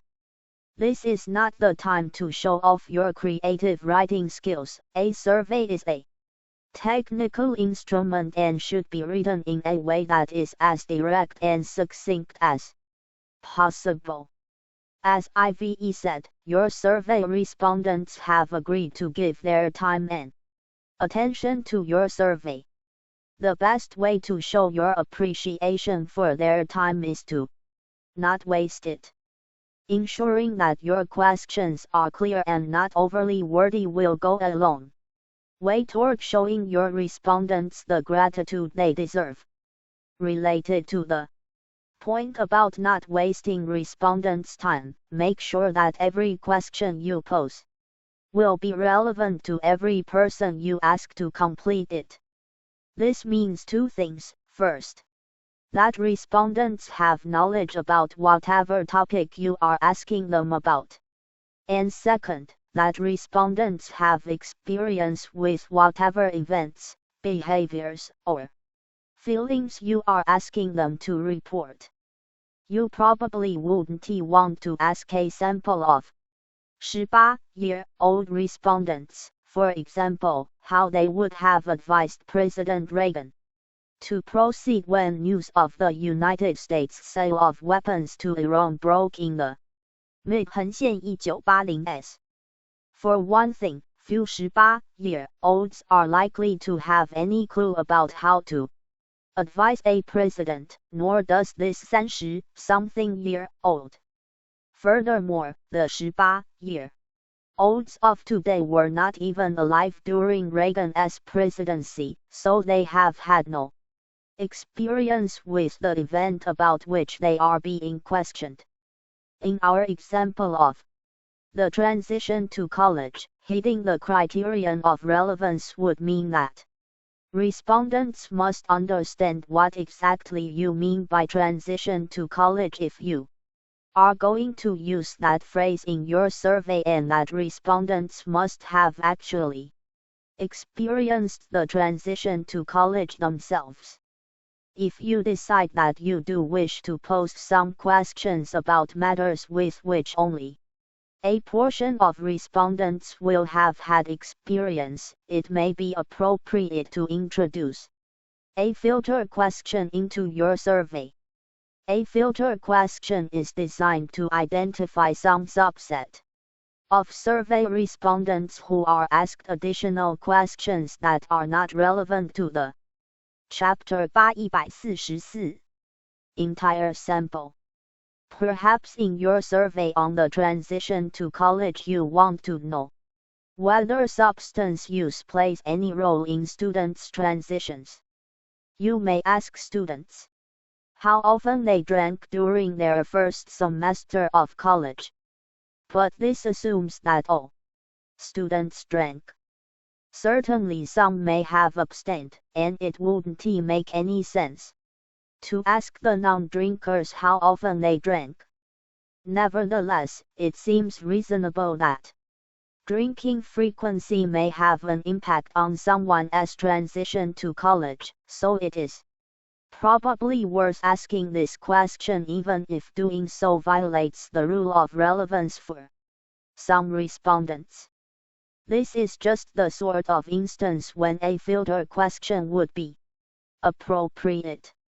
You may pose the question as it is presented in Figure 8.1. Figure 8.1 filter question, missing in original. There are some ways of asking questions that are bound to confuse a good many survey respondents.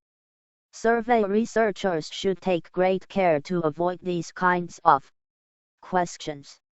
These include questions that pose double negatives, those that use confusing or culturally specific terms, and those that ask more than one question but are posed as a single question. Anytime respondents are forced to decipher questions that utilize two forms of negation, confusion is bound to ensue. Taking the previous question about drinking as our example, what if we had instead asked, did you not drink during your first semester of college?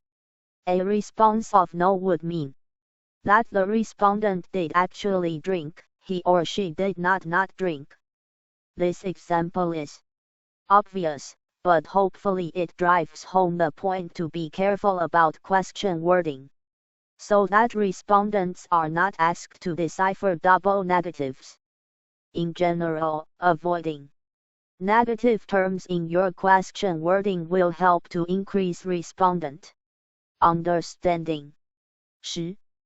You should also avoid using terms or phrases that may be regionally or culturally specific, unless you are absolutely certain all your respondents come from the region or culture whose terms you are using. When I first moved to Maine from Minnesota, I was totally confused every time I heard someone use the word wicked. This term has totally different meanings across different regions of the country. I come from an area that understood the term wicked to be associated with evil. In my new home, however, wicked is used simply to put emphasis on whatever it is that you're talking about. So if this chapter is extremely interesting to you, if you live in Maine, you might say that it is wicked interesting. If you hate this chapter and you live in Minnesota, perhaps you'd describe the chapter simply as wicked. I once overheard one student tell another that his new girlfriend was wicked athletic. At the time I thought this meant he'd found a woman who used her athleticism for evil purposes. I've come to understand, however, that this woman is probably just exceptionally athletic. While wicked may not be a term you're likely to use in a survey, the point is to be thoughtful and cautious about whatever terminology you do use. 10. Though this is generally true, some researchers argue that negatively worded questions should be integrated with positively worded questions in order to ensure that respondents have actually carefully read each question. See, for example, the following: Vaterlaus, M. and Higginbotham, B. 2011. Writing survey questions for local program evaluations. Retrieved from http://usu.edu/publication/evaluation-PR.pdf 145. Asking multiple questions as though they are a single question can also be terribly confusing for survey respondents. There is a specific term for this sort of question. It is called a double-barreled question. Using our example of the transition to college, Figure 8.2 shows a double-barreled question. Figure 8.2 double-barreled question, missing in original. Do you see what makes the question double-barreled? How would someone respond if they felt their college classes were more demanding but also more boring than their high school classes? Or less demanding but more interesting? Because the question combines demanding and interesting, there is no way to respond yes to one criterion but no to the other. Another thing to avoid when constructing survey questions is the problem of social desirability. We all want to look good, right? And we all probably know the politically correct response to a variety of questions, whether we agree with the politically correct response or not. In survey research, social desirability refers to the idea that respondents will try to answer questions in a way that will present them in a favorable light.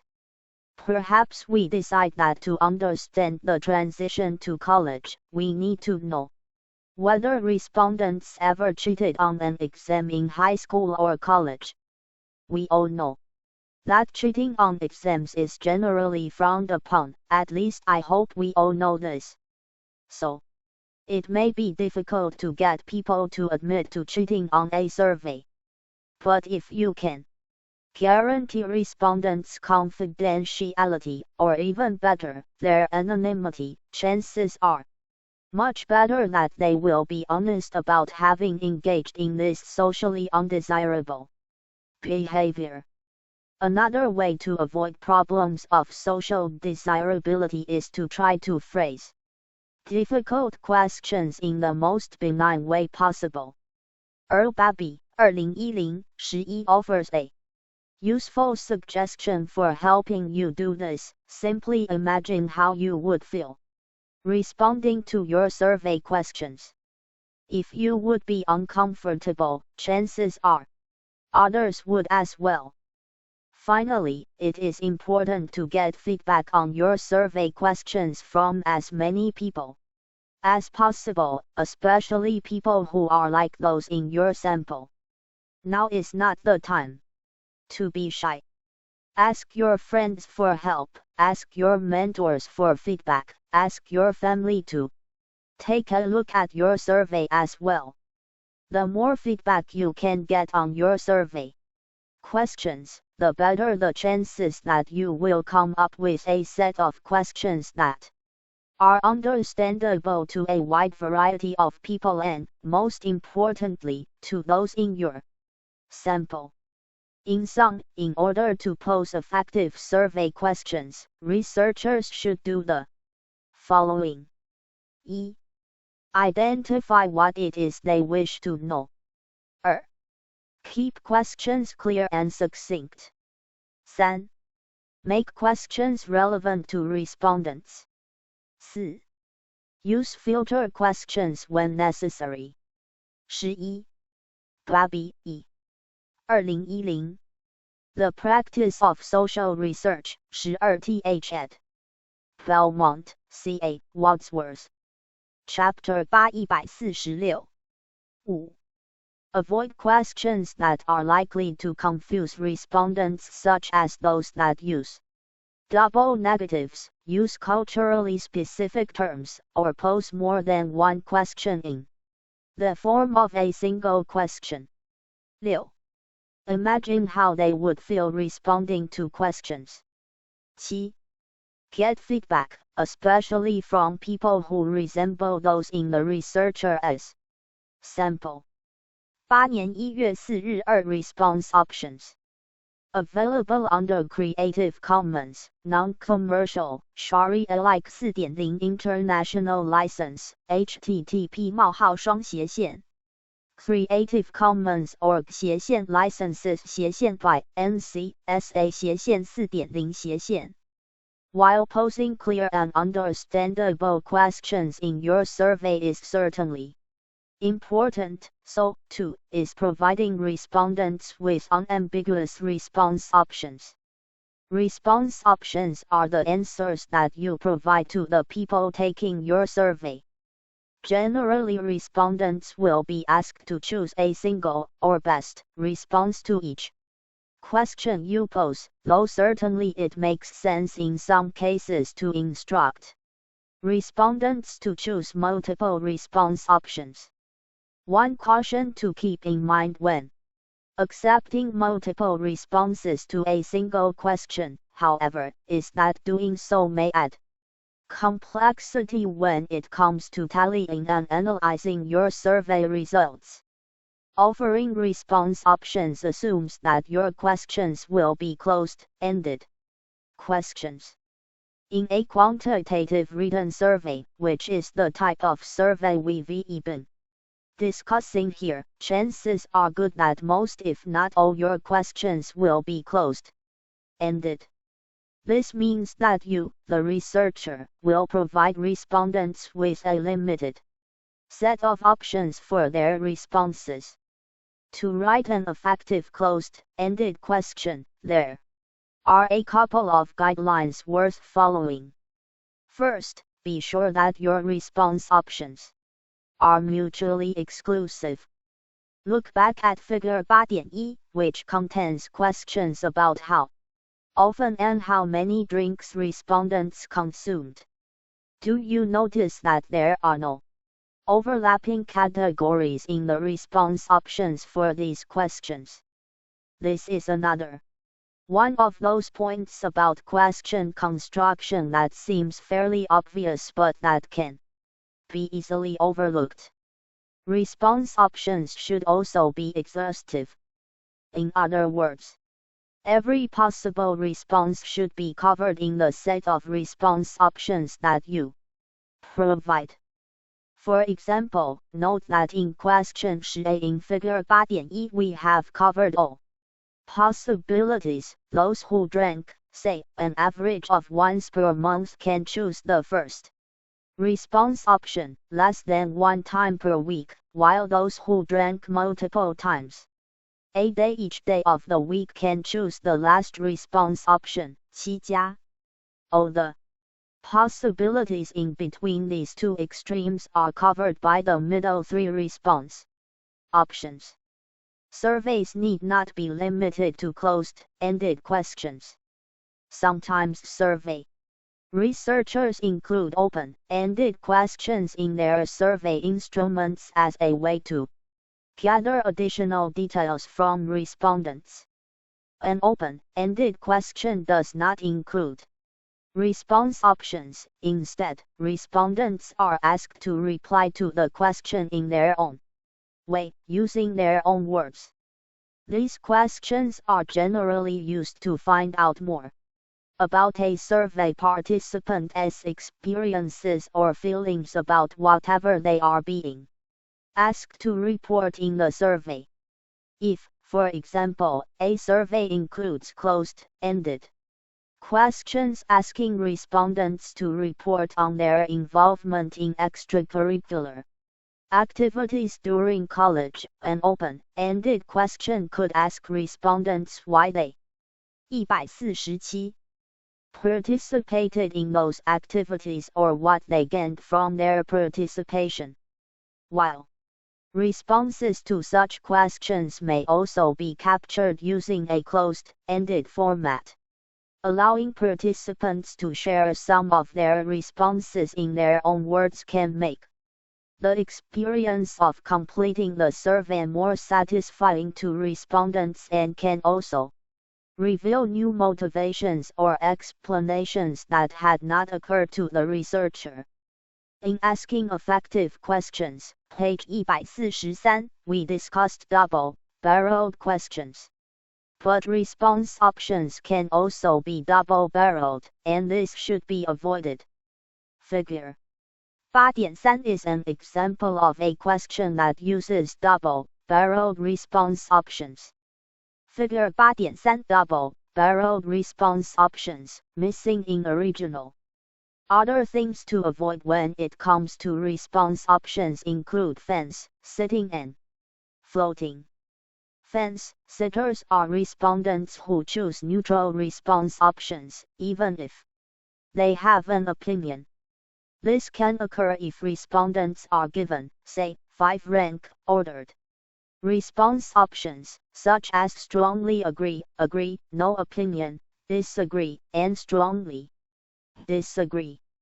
Some people will be drawn to respond no opinion even if they have an opinion, particularly if their true opinion is the non-socially desirable opinion.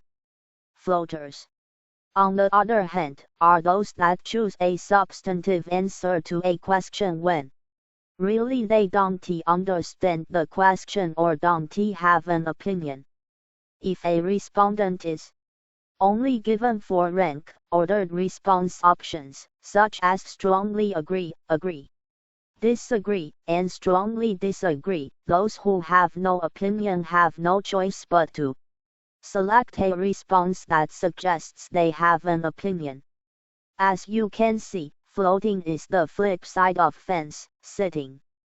Thus the solution to one problem is often the cause of the other. How you decide which approach to take depends on the goals of your research. Sometimes researchers actually want to learn something about people who claim to have no opinion. In this case, allowing for fence sitting would be necessary. Other times researchers feel confident their respondents will all be familiar with every topic in their survey. In this case, perhaps it is okay to force respondents to choose an opinion. There is no always correct solution to either problem. Finally, using a matrix is a nice way of streamlining response options. A matrix is a question type that lists a set of questions for which the answer categories are all the same. If you have a set of questions for which the response options are the same, it may make sense to create a matrix rather than posing each question and its response options individually. Not only will this save you some space in your survey, but it will also help respondents progress through your survey more easily. A sample matrix can be seen in Figure 8.4. Figure 8.4 survey questions utilizing matrix format, missing in original. Chapter 8 148 8年1月4日3 Designing questionnaires. Available under Creative Commons, Non-Commercial, Share-alike 4.0 International License, http:// Creative Commons org licenses by NC.SA 4.0 In addition to constructing quality questions and posing clear response options, ULL also need to think about how to present your written questions and response options to survey respondents. Questions are presented on a questionnaire, the document, either hard copy or online, that contains all your survey questions that respondents read and mark their responses on. Designing questionnaires takes some thought, and in this section we'll discuss the sorts of things you should think about as you prepare to present your well-constructed survey questions on a questionnaire. One of the first things to do once you've come up with a set of survey questions you feel confident about is to group those questions thematically. In our example of the transition to college, perhaps we have a few questions asking about study habits, others focused on friendships, and still others on exercise and eating habits.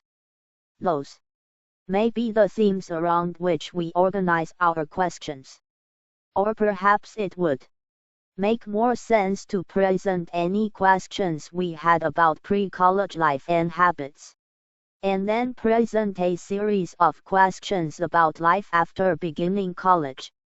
The point here is to be deliberate about how you present your questions to respondents.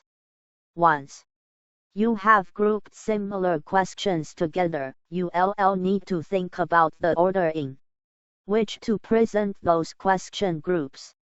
Most survey researchers agree that it is best to begin a survey with questions that will want to make respondents continue. Babi 2010 Dillman 2000 Newman 2003 12 In other words, don't bore respondents, but Don't scare them away either.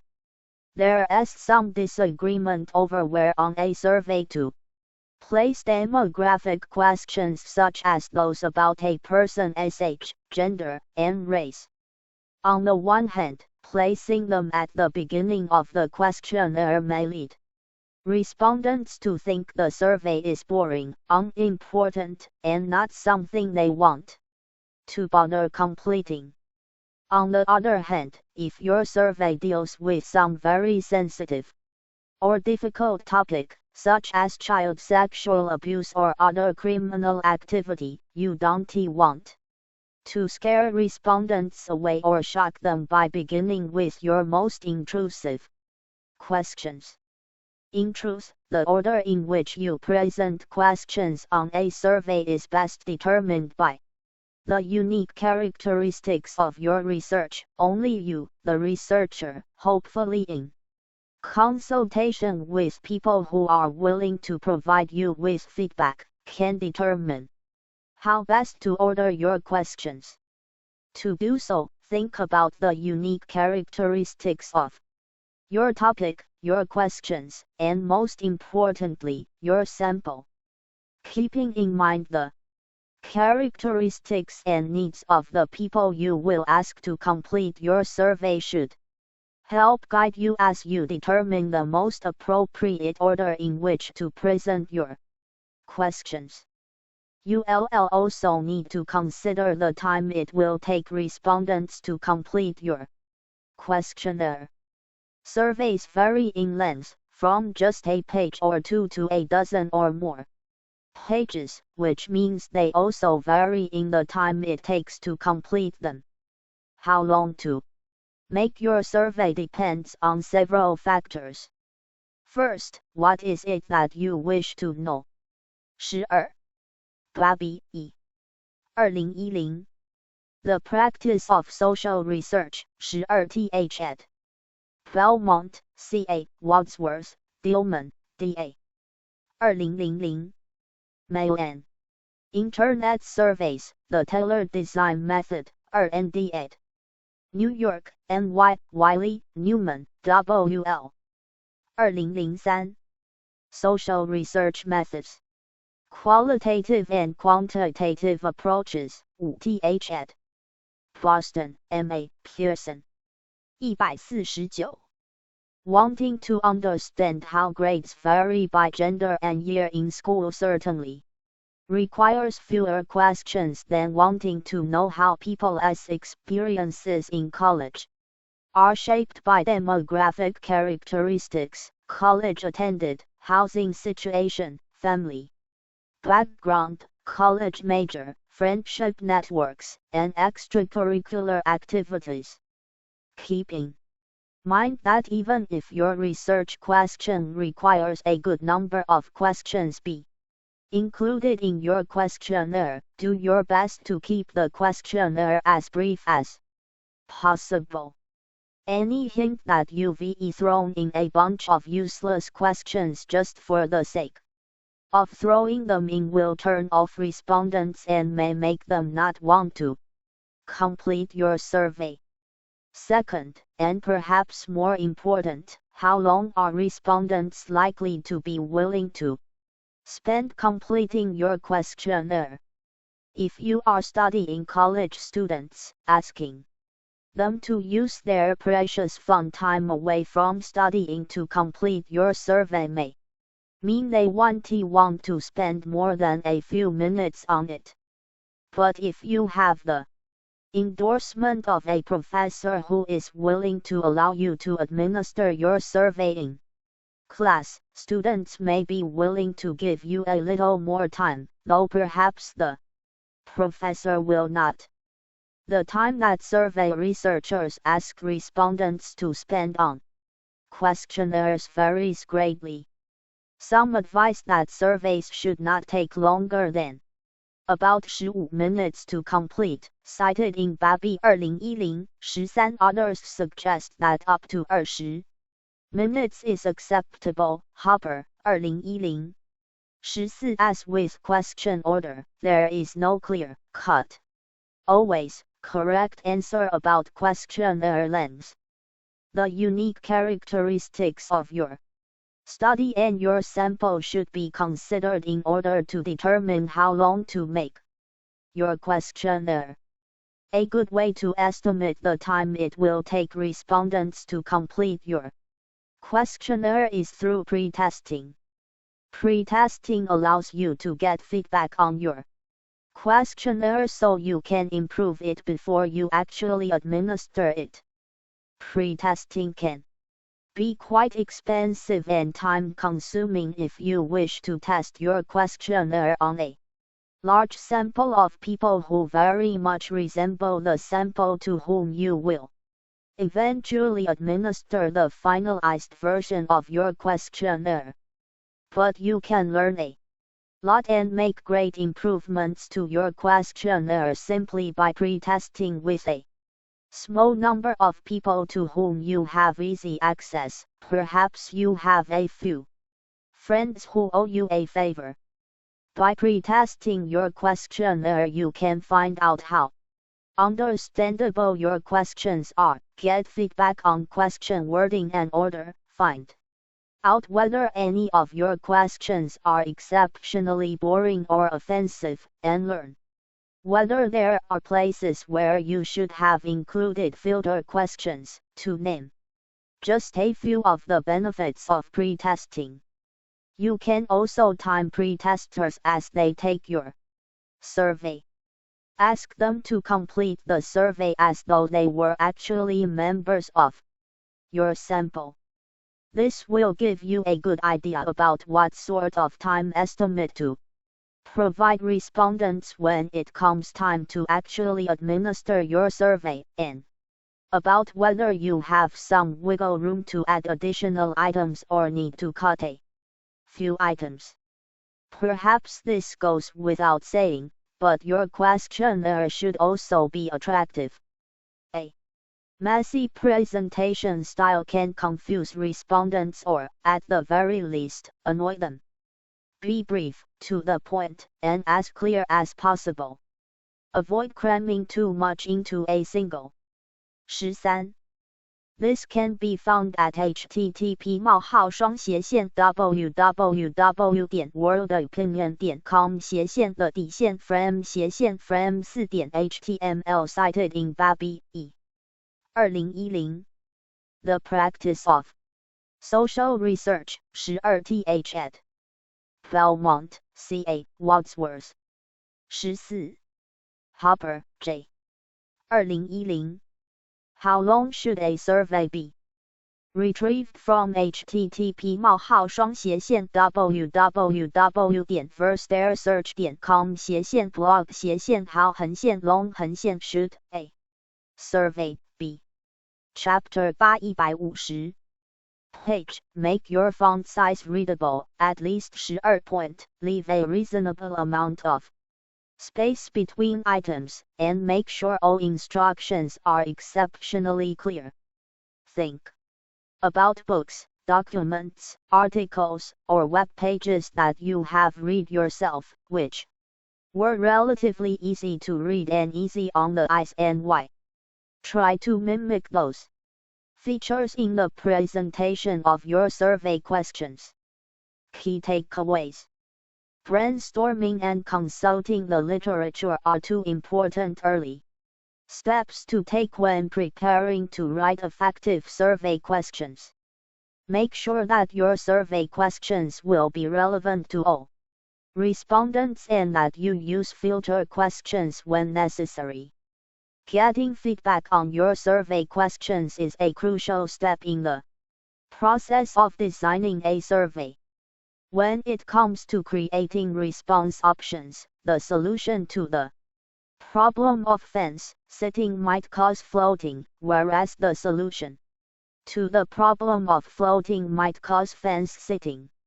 Pre-testing is an important step for improving one's survey before actually administering it. Exercises. E.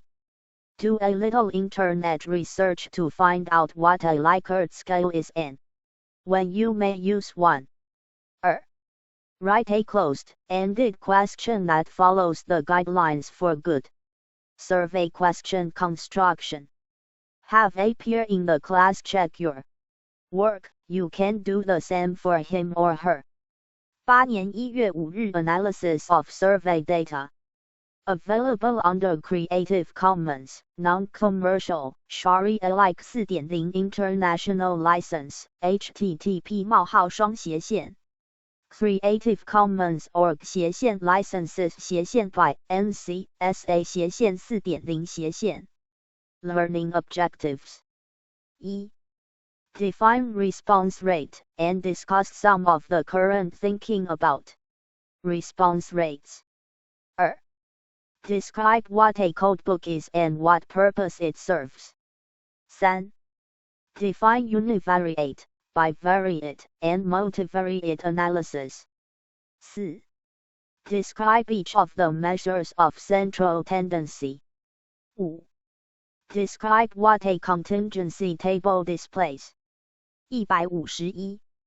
This text is primarily focused on designing research, collecting data, and becoming a knowledgeable and responsible consumer of research. We want to spend as much time on data analysis, or what to do with our data once we've designed a study and collected it, but I will spend some time in each of our data collection chapters describing some important basics of data analysis that are unique to each method. Entire textbooks could be, and have been, written entirely on data analysis. In fact, if you've ever taken a statistics class, you already know much about how to analyze quantitative survey data. Here we'll go over a few basics that can get you started as you begin to think about turning all those completed questionnaires into findings that you can share. 8年1月5日 From completed questionnaires to analyzable data. Available under Creative Commons, Non-Commercial, Share-alike 4.0 International License, http:// Creative Commons org licenses by NC.SA 4.0 It can be very exciting to receive those first few completed surveys back from respondents. Hopefully you'll even get more than a few back, and once you have a handful of completed questionnaires, your feelings may go from initial euphoria to dread. Data are fun and can also be overwhelming. The goal with data analysis is to be able to condense large amounts of information into usable and understandable chunks. Here we'll describe just how that process works for survey researchers. As mentioned, the hope is that you will receive a good portion of the questionnaires you distributed back in a completed and readable format. The number of completed questionnaires you receive divided by the number of questionnaires you distributed is your response rate. Let us say your sample included 100 people and you sent questionnaires to each of those people. It would be wonderful if all 100 returned completed questionnaires, but the chances of that happening are about 0. If you're lucky, perhaps 75 or so will return completed questionnaires. In this case, your response rate would be 75 divided by 100. That's pretty darn good. Though response rates vary, and researchers don't always agree about what makes a good response rate. Having 3/4 of your surveys returned would be considered good, even excellent, by most survey researchers. There has been lots of research done on how to improve a survey's response rate. We covered some of these previously, but suggestions include personalizing questionnaires by, for example, addressing them to specific respondents rather than to some generic recipient such as Madam or Sir, enhancing the questionnaires credibility by providing details about the study, contact information for the researcher, and perhaps partnering with agencies likely to be respected by respondents such as universities, hospitals, or other relevant organizations, sending out pre-questionnaire notices and post-questionnaire reminders, and including some token of appreciation with mailed questionnaires even if small, such as a $1 bill. The major concern with response rates is that a low rate of response may introduce non-response bias into a study's findings. What if only those who have strong opinions about your study topic return their questionnaires? If that is the case, we may well find that our findings don't at all represent how things really are, or, at the very least, we are limited in the claims we can make about patterns found in our data. While high Chapter 852 return rates are certainly ideal, a recent body of research shows that concern over response rates may be overblown. Lerner, 2003. Several studies have shown that low response rates did not make much difference in findings or in sample representativeness. Curtin, Presser, and Singer, 2000. Cater, Kennedy, Dimock, Best, and Craighill, 2006. Merkel and Edelman, 2002. 16. For now, the jury may still be out on what makes an ideal response rate and on whether, or to what extent, researchers should be concerned about response rates. Nevertheless, certainly no harm can come from aiming for as high a response rate as possible. Whatever your survey's response rate, the major concern of survey researchers once they have their nice, big stack of completed questionnaires is condensing their data into manageable and analyzable bits. One major advantage of quantitative methods, such as survey research, as you may recall from Introduction, page 3, is that they enable researchers to describe large amounts of data because they can be represented by and condensed into numbers.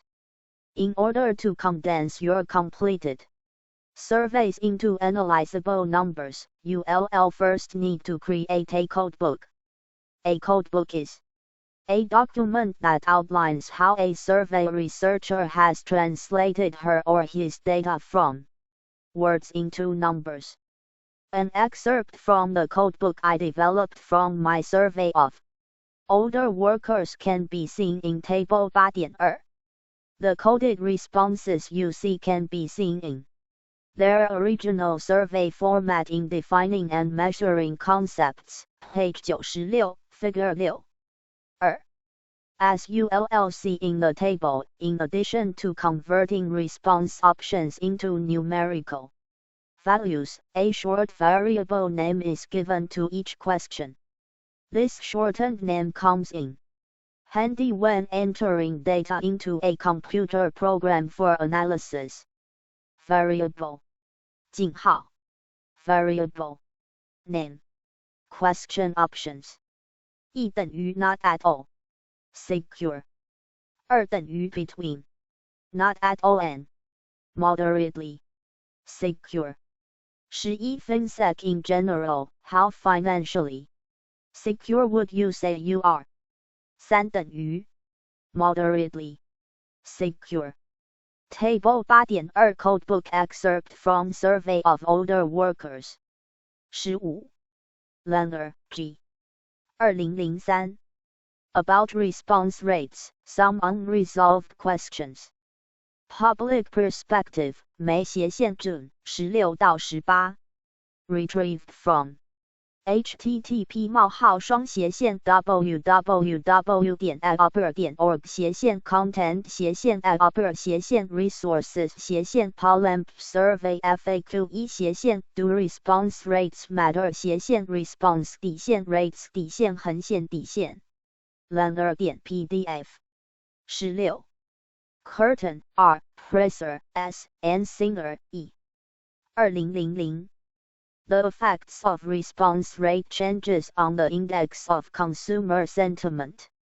Public Opinion Quarterly 64 413-428 Cater, S. Kennedy, C. Dimock, M. Best, J. and Craighill, P.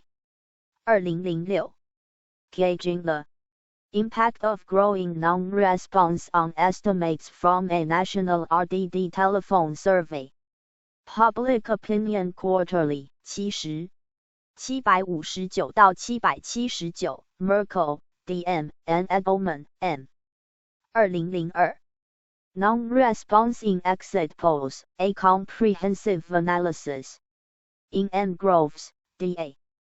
Dielman, J.L. Eldridge, and R.J.A. Little, eds. Survey Non-Response, pp. 243-258. New York, N.Y., John Wiley and Sons. 153 4 between. Moderately secure and very secure. 5 very secure. 0 no 12 From since age 62, have you ever received money from family members or friends to help make ends meet? 1 yes. 1 or 2 times. 2 3 or 4 times. 13 Informed if yes, how many times? 3 5 times or more. 0 no 14 Venture since age 62, have you ever received money from a church or other organization to help make ends meet? 1 yes. 1 or 2 times. 2 3 or 4 times. 15 Ventured if yes, how many times? 3 5 times or more. 0 no 16 Finch since age 62, have you ever donated money to a church or other organization? 1 yes. 0 no 17 Finch since age 62, have you ever given money to a family member or friend to help them make ends meet? 1 yes.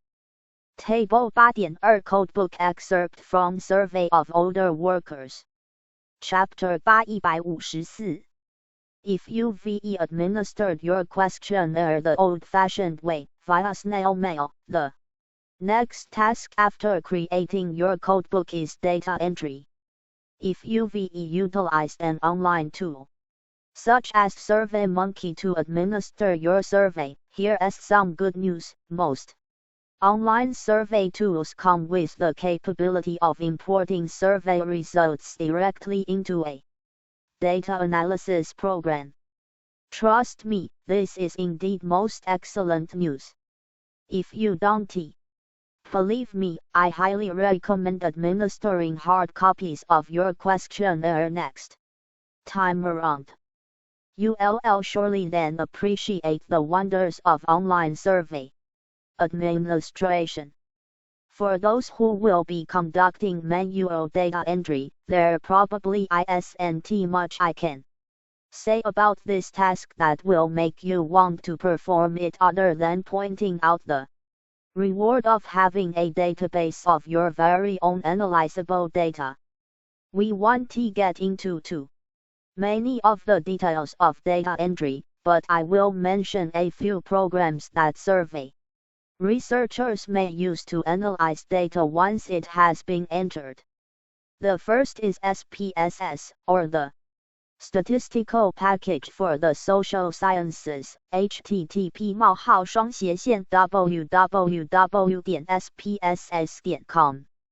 SPSS is a statistical Analysis computer program designed to analyze just the sort of data quantitative survey researchers collect. It can perform everything from very basic descriptive statistical analysis to more complex inferential statistical analysis. SPSS is touted by many for being highly accessible and relatively easy to navigate with practice. Other programs that are known for their accessibility include MicroCase, http://www. microcase.com/index.html, which includes many of the same features as SPSS, and Excel, http://office.microsoft.com/n-us/about-statistical-analysis tools. HP 0052033873.ASPX, which is far less sophisticated in its statistical capabilities but is relatively easy to use and suits some researchers' purposes just fine. Check out the web pages for each, which I've provided links to in the chapter's endnotes, for more information about what each package can do. 8年1月5日2 Identifying Patterns. Available under Creative Commons, Non-Commercial, Share-alike 4.0 International License, http://Creative Commons org/licenses/ by NC/SA/ 4.0/. Data analysis is about identifying, describing, and explaining patterns. Univariate analysis is the most basic form of analysis that quantitative researchers conduct. In this form, researchers describe patterns across just one variable. Univariate analysis includes frequency distributions and measures of central tendency. A frequency distribution is a way of summarizing the distribution of responses on a single survey question. Let us look at the frequency distribution for just one variable from my older worker survey. We'll analyze the item mentioned first in the codebook excerpt given earlier on respondents' self-reported financial security. 155. In general, how financially secure would you say you are? Value frequency percentage. Label. Not at all secure 14625.6. Between not at all and moderately secure. 24323.9. Moderately secure 37642.2. Between moderately and very secure. 416.1. Very secure 542.2. Total valid cases 等于180, no. Response 等于3. Table 8.3 Frequency distribution of older workers' financial security. As you can see in the frequency distribution on self-reported financial security, more respondents reported feeling moderately secure than any other response category.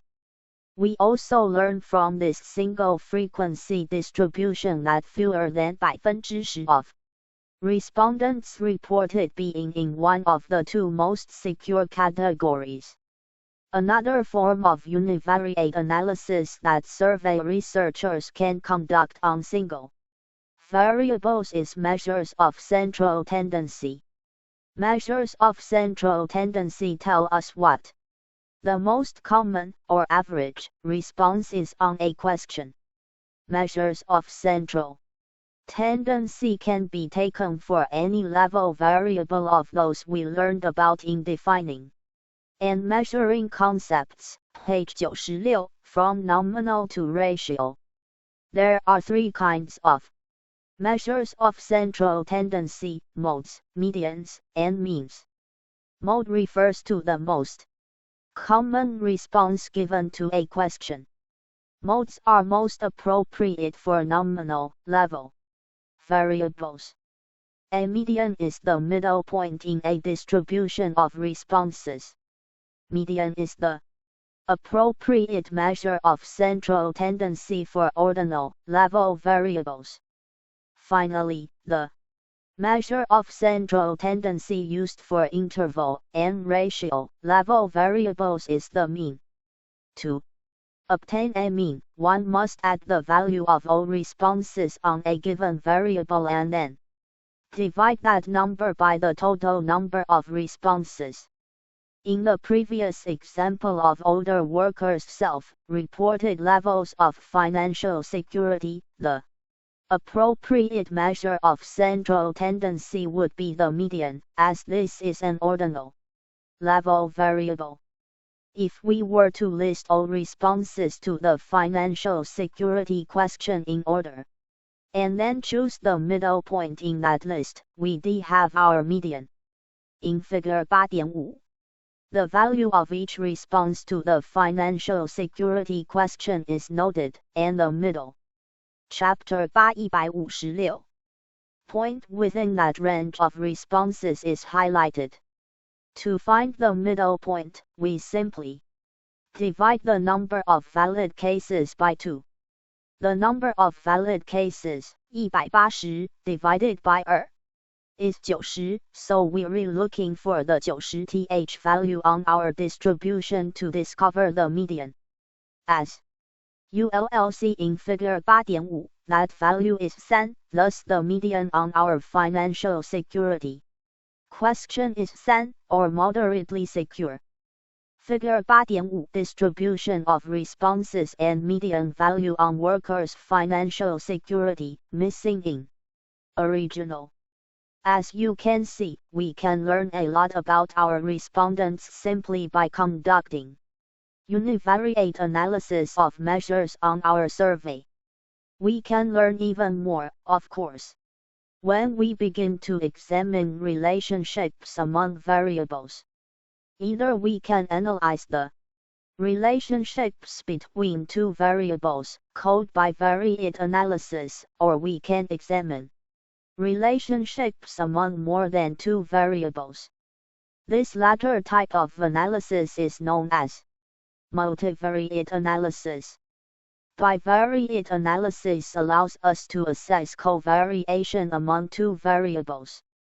This means we can find out whether changes in one variable occur together with changes in another. If two variables do not covary, they are said to have independence. This means simply that there is no relationship between the two variables in question. To learn whether a relationship exists between two variables, a researcher may cross-tabulate the two variables and present their relationship in a contingency table. A contingency table shows how variation on one variable may be contingent on variation on the other. Let us take a look at a contingency table.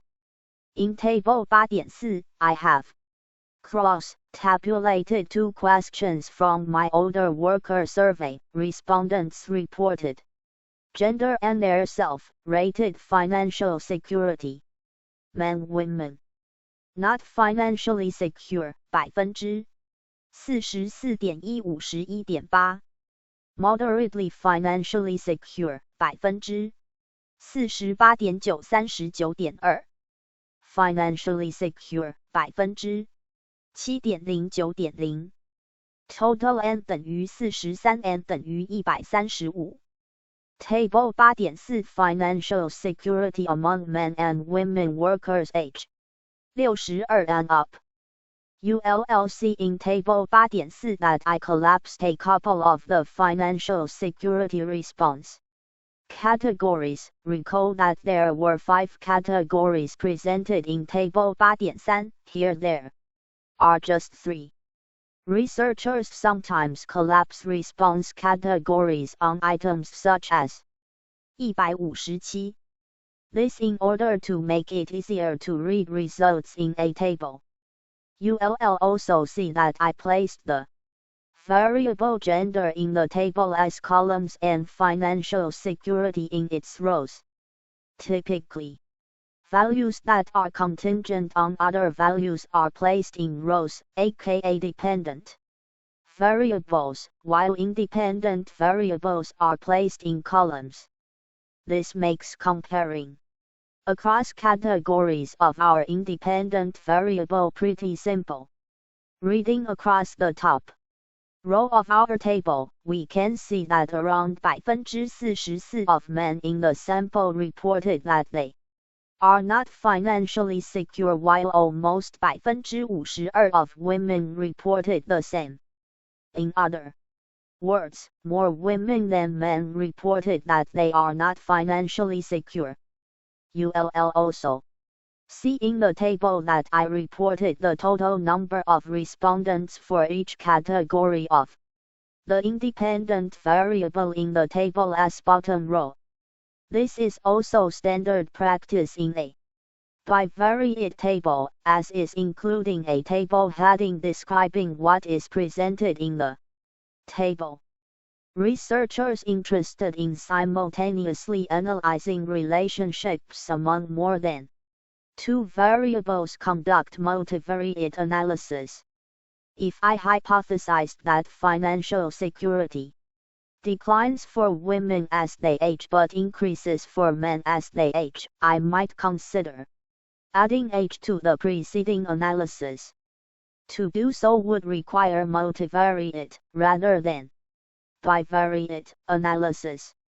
We won't go into detail here about how to conduct multivariate analysis of quantitative survey items here, but we will return to multivariate analysis in Reading and Understanding Social Research, page 243, where we'll discuss strategies for reading and understanding tables that present multivariate statistics. If you are interested in learning more about the analysis of quantitative survey data, I recommend checking out your campus's offerings in statistics classes. The quantitative data analysis skills you will gain in a statistics class could serve you quite well should you find yourself seeking employment one day. Key takeaways. While survey researchers should always aim to obtain the highest response rate possible, some recent research argues that high return rates on surveys may be less important than we once thought. There are several computer programs designed to assist survey researchers with analyzing their data, which include SPSS, Microcase, and Excel. Data analysis is about identifying, describing, and explaining patterns. Contingency tables show how or whether one variable covaries with another. Exercises. Codebooks can range from relatively simple to quite complex.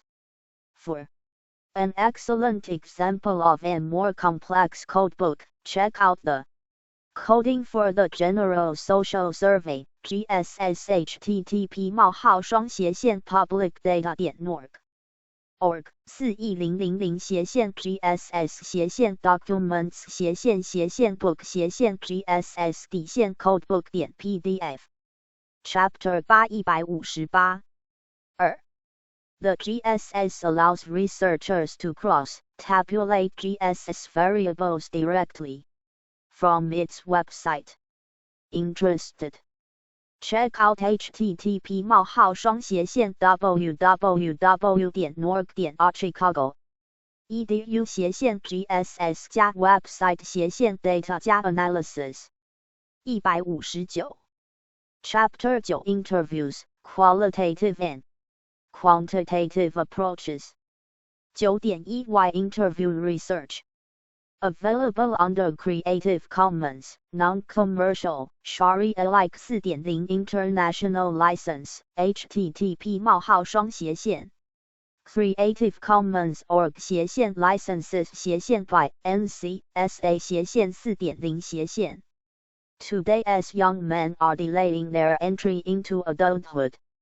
That's a nice way of saying they are totally confused, cannot commit to their relationships, work, or lives, and are obsessed with never wanting to grow up. But don't take my word for it. Take sociologist Michael Kimmel's word.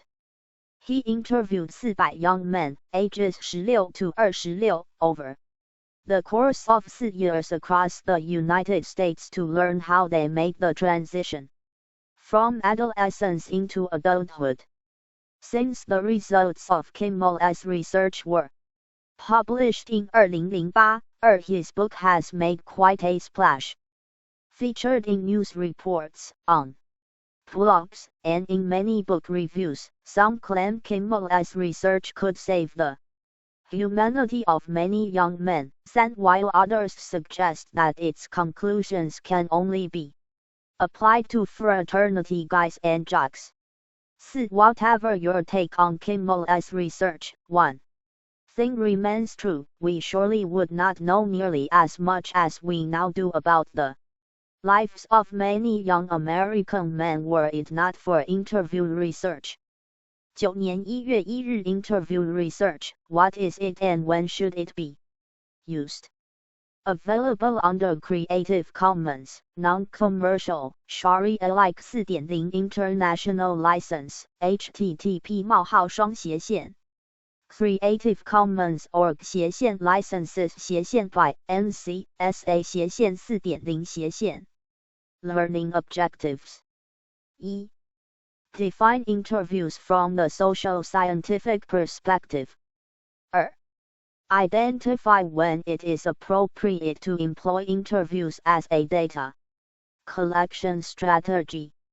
Knowing how to create and conduct a good interview is one of those skills you just can't go wrong having. Interviews are used by market researchers to learn how to sell their products. Journalists use interviews to get information from a whole host of people, from VIPs to random people on the street. Regis Philbin, a sociology major in college, used interviews to help television viewers get to know guests on his show.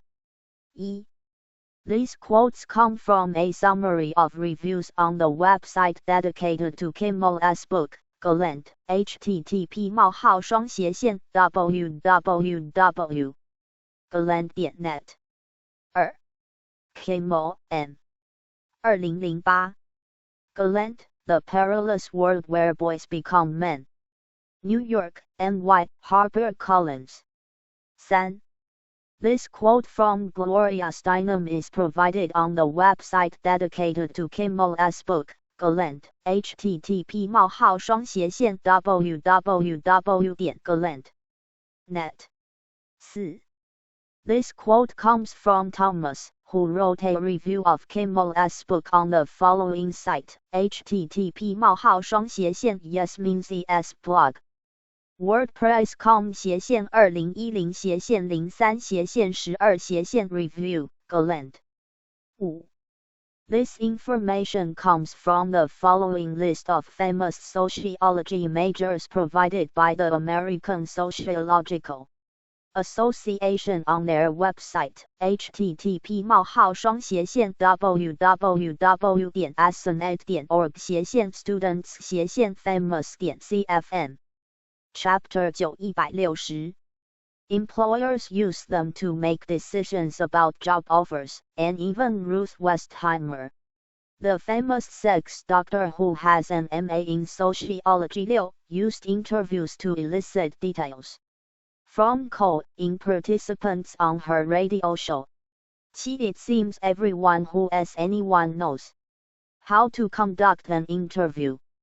From the social scientific perspective, interviews are a method of data collection that involves two or more people exchanging information through a series of questions and answers.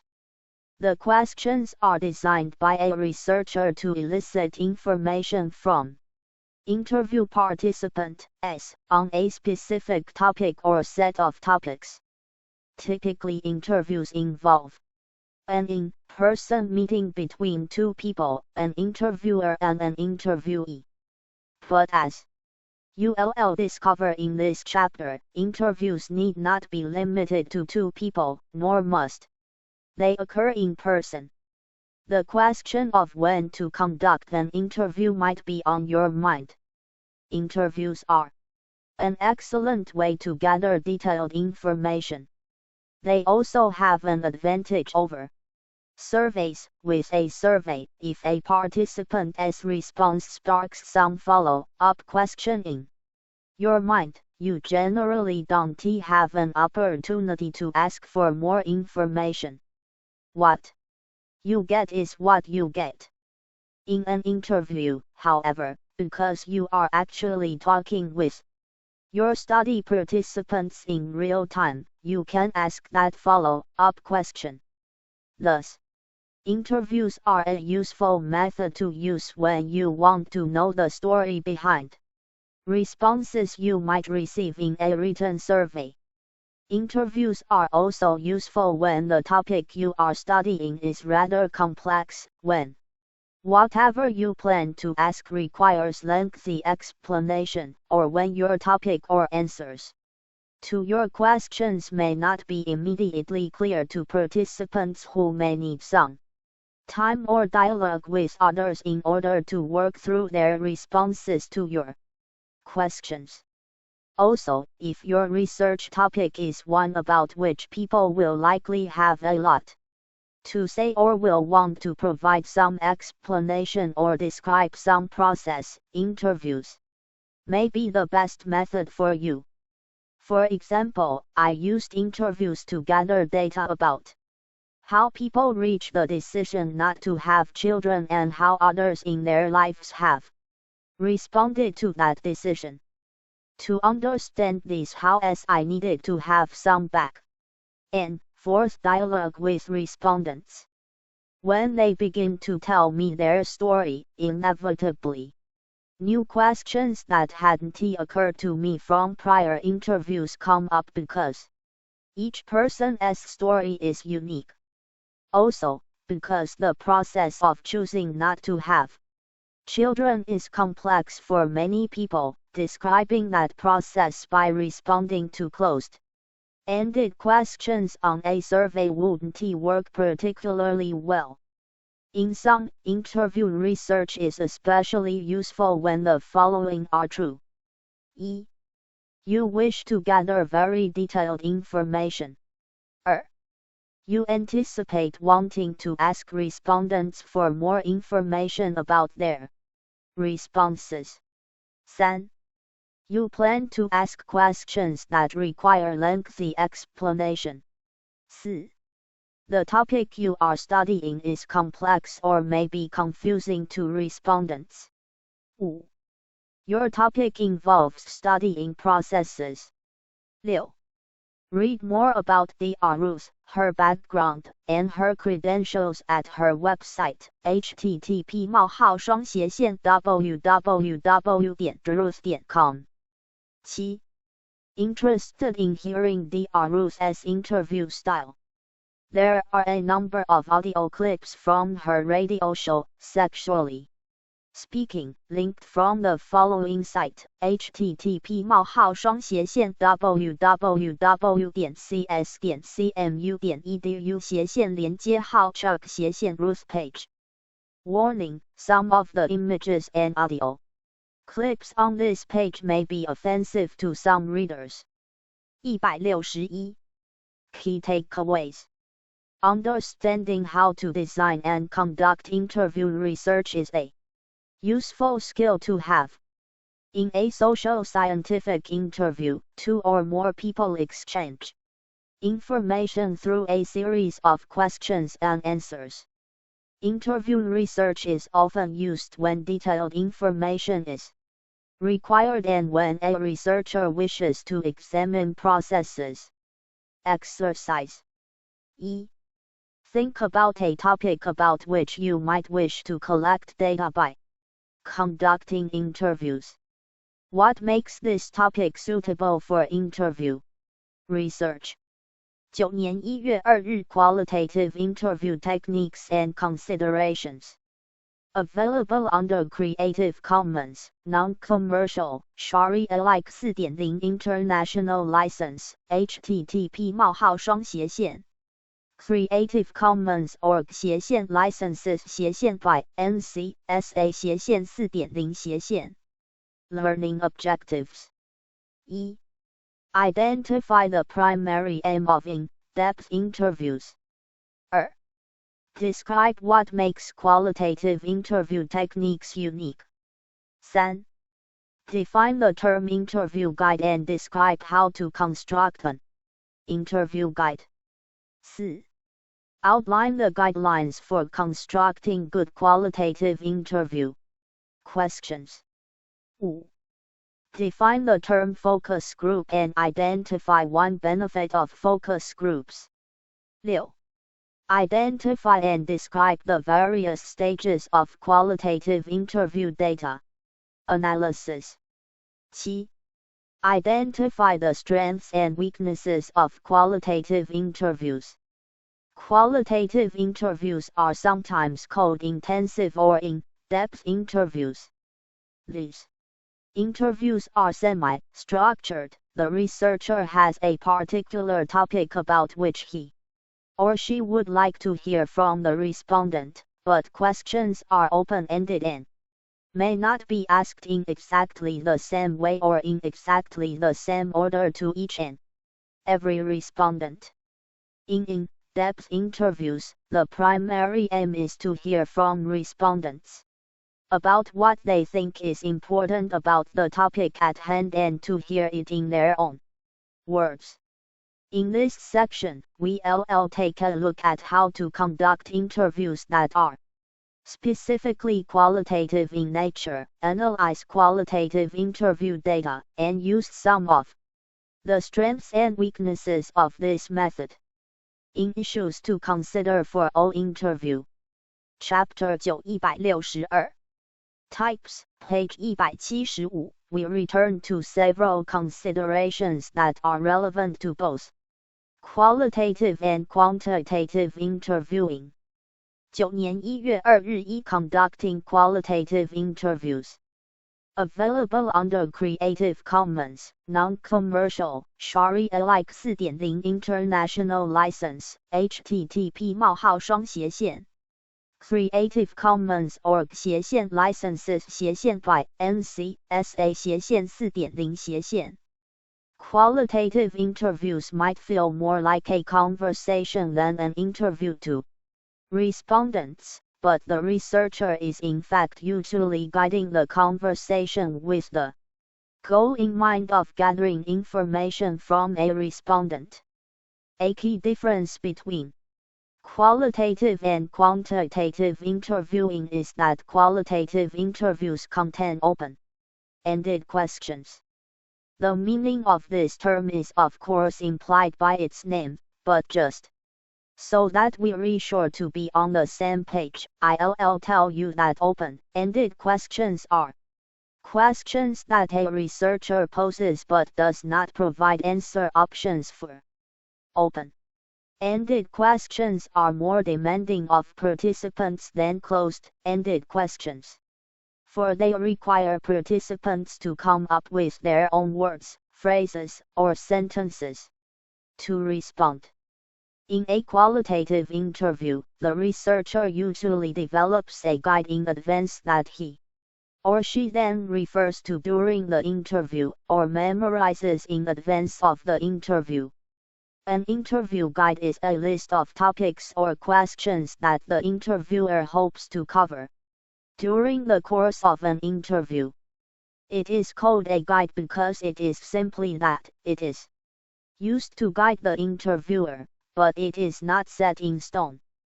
Think of an interview guide like your agenda for the day or your to-do list. Both probably contain all the items you hope to check off or accomplish, though it probably won't be the end of the world if you don't accomplish everything on the list, or if you don't accomplish it in the exact order that you have it written down. Perhaps new events will come up that cause you to rearrange your schedule just a bit, or perhaps you simply won't get to everything on the list. Interview guides should outline issues that a researcher feels are likely to be important, but because participants are asked to provide answers in their own words and to raise points that they believe are important, each interview is likely to flow a little differently. While the opening question in an in-depth interview may be the same across all interviews, from that point on what the participant says will shape how the interview proceeds. This, I believe, is what makes in-depth interviewing so exciting. It is also what makes in-depth interviewing rather challenging to conduct. It takes a skilled interviewer to be able to ask questions, actually listen to respondents, and pick up on cues about when to follow up, when to move on, and when to simply let the participants speak without guidance or interruption. I've said that interview guides can list topics or questions.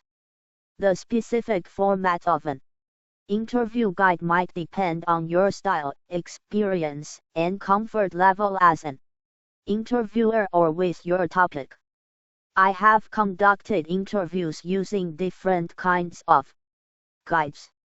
In my interviews of young people about their experiences with workplace sexual harassment, the guide I used was topic-based. There were few specific questions contained in the guide. Instead, I had an outline of topics that I hoped to cover, listed in an order that I thought it might make sense to cover them, noted on a sheet of paper. That guide can be seen in Figure 9.1. 163.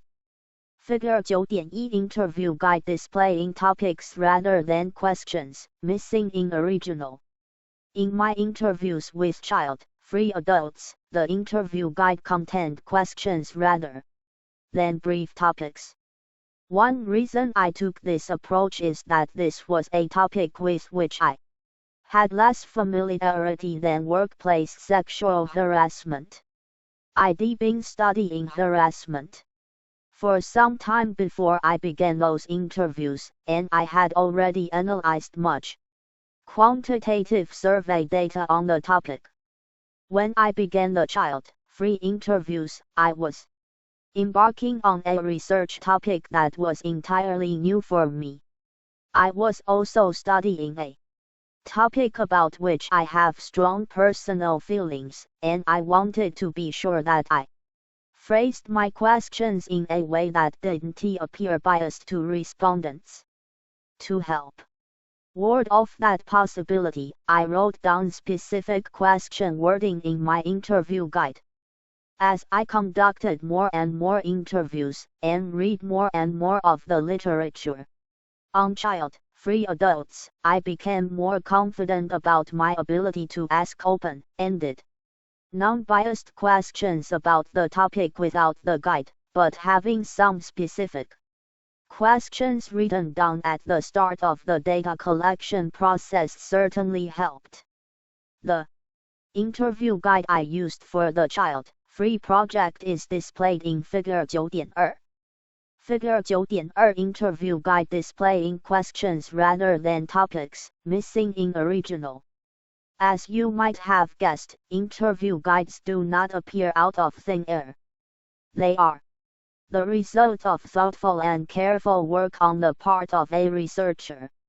As you can see in both of the preceding guides, the topics and questions have been organized thematically and in the order in which they are likely to proceed, though keep in mind that the flow of a qualitative interview is in part determined by what a respondent has to say. Sometimes qualitative interviewers may create two versions of the interview guide. One version contains a very brief outline of the interview, perhaps with just topic headings, and another version contains detailed questions underneath each topic heading. In this case, the researcher might use the very detailed guide to prepare and practice in advance of actually conducting interviews and then just bring the brief outline to the interview. Bringing an outline, as opposed to a very long list of detailed questions, to an interview encourages the researcher to actually listen to what a participant is telling her. An overly detailed interview guide will be difficult to navigate through during an interview and could give respondents the misimpression that the interviewer is more interested in her questions than in the participant's answers. When beginning to construct an interview guide, brainstorming is usually the first step. There are no rules at the brainstorming stage. Simply list all the topics and questions that come to mind when you think about your research question. Once you've got a pretty good list, you can begin to pare it down by cutting questions and topics that seem redundant and group like questions and topics together. If you haven't done so yet, you may also want to come up with question and topic headings for your grouped categories.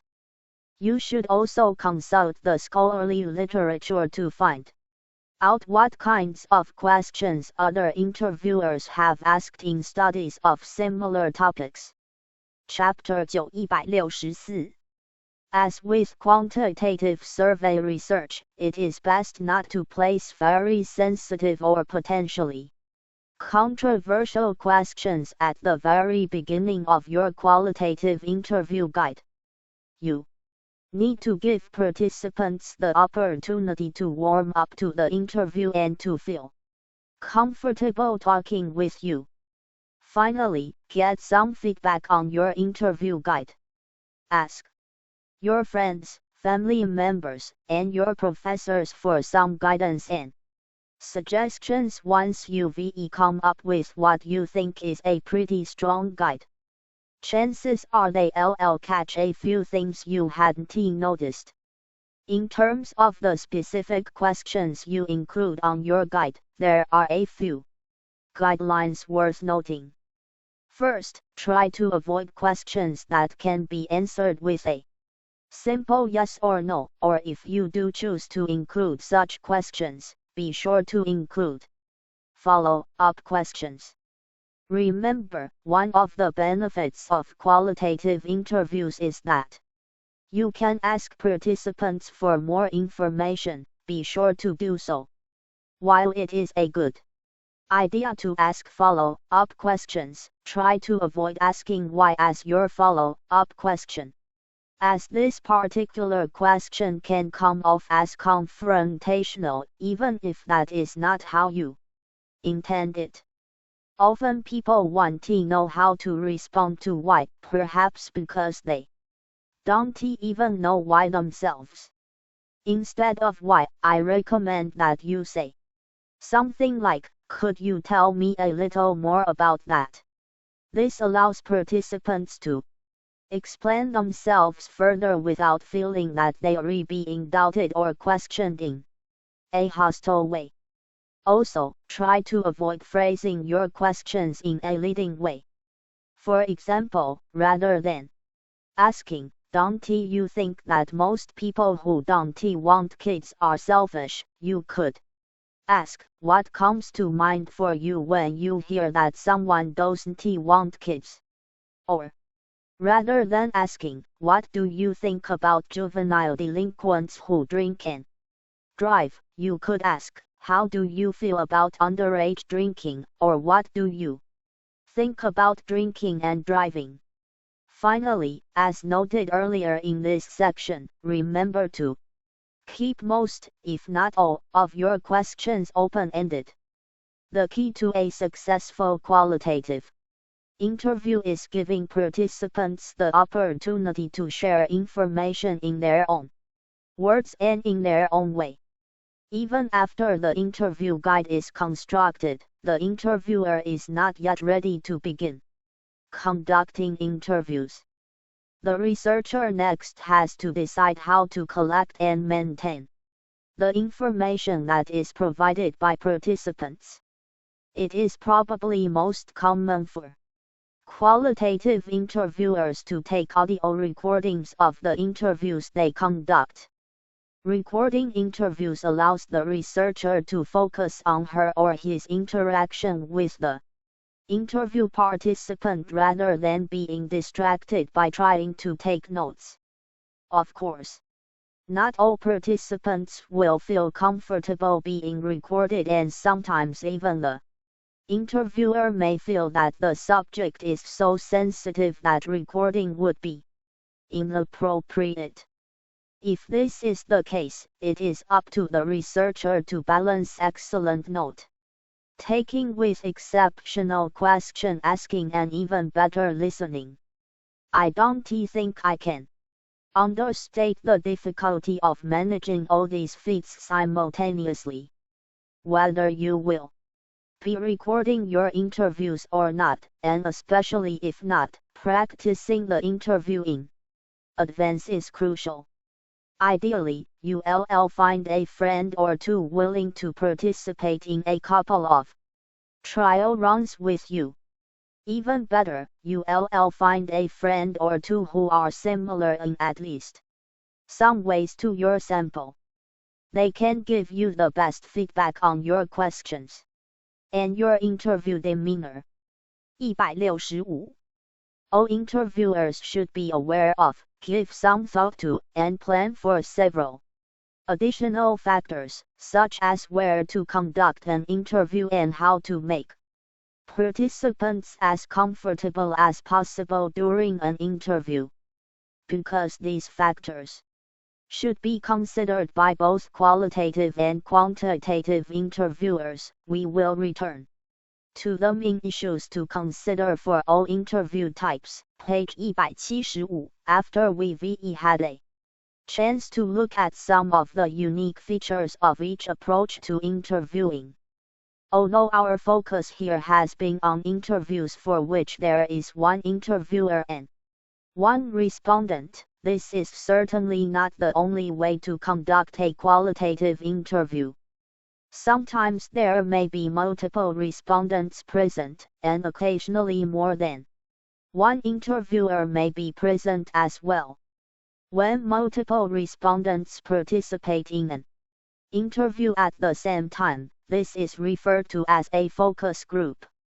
Focus groups can be an excellent way to gather information because topics or questions that hadn't occurred to the researcher may be brought up by other participants in the group. Having respondents talk with and ask questions of one another can be an excellent way of learning about a topic. Not only might respondents ask questions that hadn't occurred to the researcher, but the researcher can also learn from respondents' body language around and interactions with one another. Of course, there are some unique ethical concerns associated with collecting data in a group setting. We'll take a closer look at how focus groups work and describe some potential ethical concerns associated with them in other methods of data collection and analysis, page 220. 9年1月2日Analysis of qualitative interview data. Available under Creative Commons, Non-Commercial, Sharia-alike 4.0 International License, http:// Creative Commons org licenses by NC.SA 4.0 Analysis of qualitative interview data typically begins with a set of transcripts of the interviews conducted. Obtaining said transcripts requires having either taken exceptionally good notes during an interview or, preferably, recorded the interview and then transcribed it. Transcribing interviews is usually the first step toward analyzing qualitative interview data. To transcribe an interview means that you create, or someone whom you've hired creates, a complete, written copy of the recorded interview by playing the recording back and typing in each word that is spoken on the recording, noting who spoke which words. In general, it is best to aim for a verbatim transcription, one that reports word for word exactly what was said in the recorded interview. If possible, it is also best to include nonverbals in an interview as written transcription. Gestures made by respondents should be noted, as should the tone of voice and notes about when, where, and how spoken words may have been emphasized by respondents. If you have the time, or if you lack the resources to hire others, I think it is best to transcribe your interviews yourself. I never cease to be amazed by the things I recall from an interview when I transcribe it myself. If the researcher who conducted the interview transcribes it himself or herself, that person will also be able to make a note of nonverbal behaviors and interactions that may be relevant to analysis but that could not be picked up by audio recording.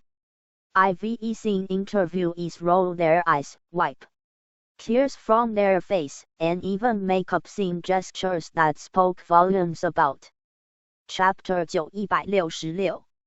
Their feelings but that could not have been recorded had I not remembered to include these details in their transcribed interviews.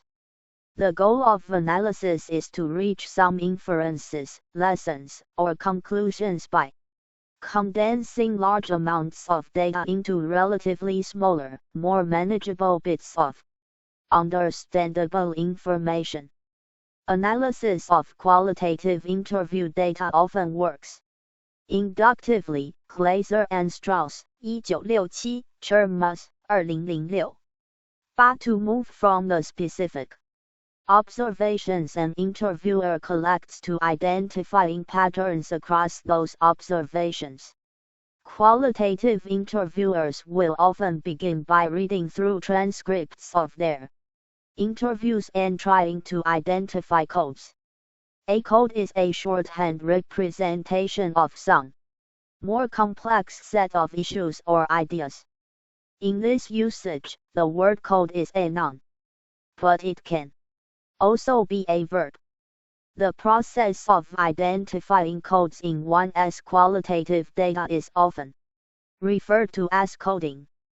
Coding involves identifying themes across interview data by reading and rereading again interview transcripts until the researcher has a clear idea about what sorts of themes come up across the interviews.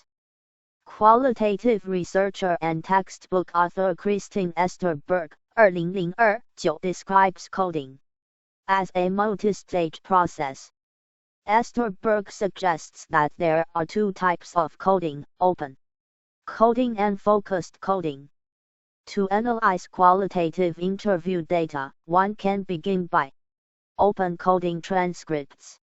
This means that you read through each transcript, line by line, and make a note of whatever categories or themes seem to jump out to you. At this stage, it is important that you not let your original research question or expectations about what you think you might find cloud your ability to see categories or themes. It is called open coding for a reason. Keep an open mind. Open coding will probably require multiple go-rounds. As you read through your transcripts, it is likely that you'll begin to see some commonalities across the categories or themes that you've jotted down. Once you do, you might begin focused coding. Focused coding involves collapsing or narrowing themes and categories identified in open coding by reading through the notes you made while conducting open coding. Identify themes or categories that seem to be related, perhaps merging some. Then, give each collapsed 斜线 merged theme or category a name or code, and identify passages of data that fit each named category or theme. To identify passages of data that represent your emerging codes, you'll need to read through your transcripts yet again, and probably again. You might also write up brief definitions or descriptions of each code. Defining codes is a way of making meaning of your data and of developing a way to talk about your findings and what your data mean. Guess what? You are officially analyzing data.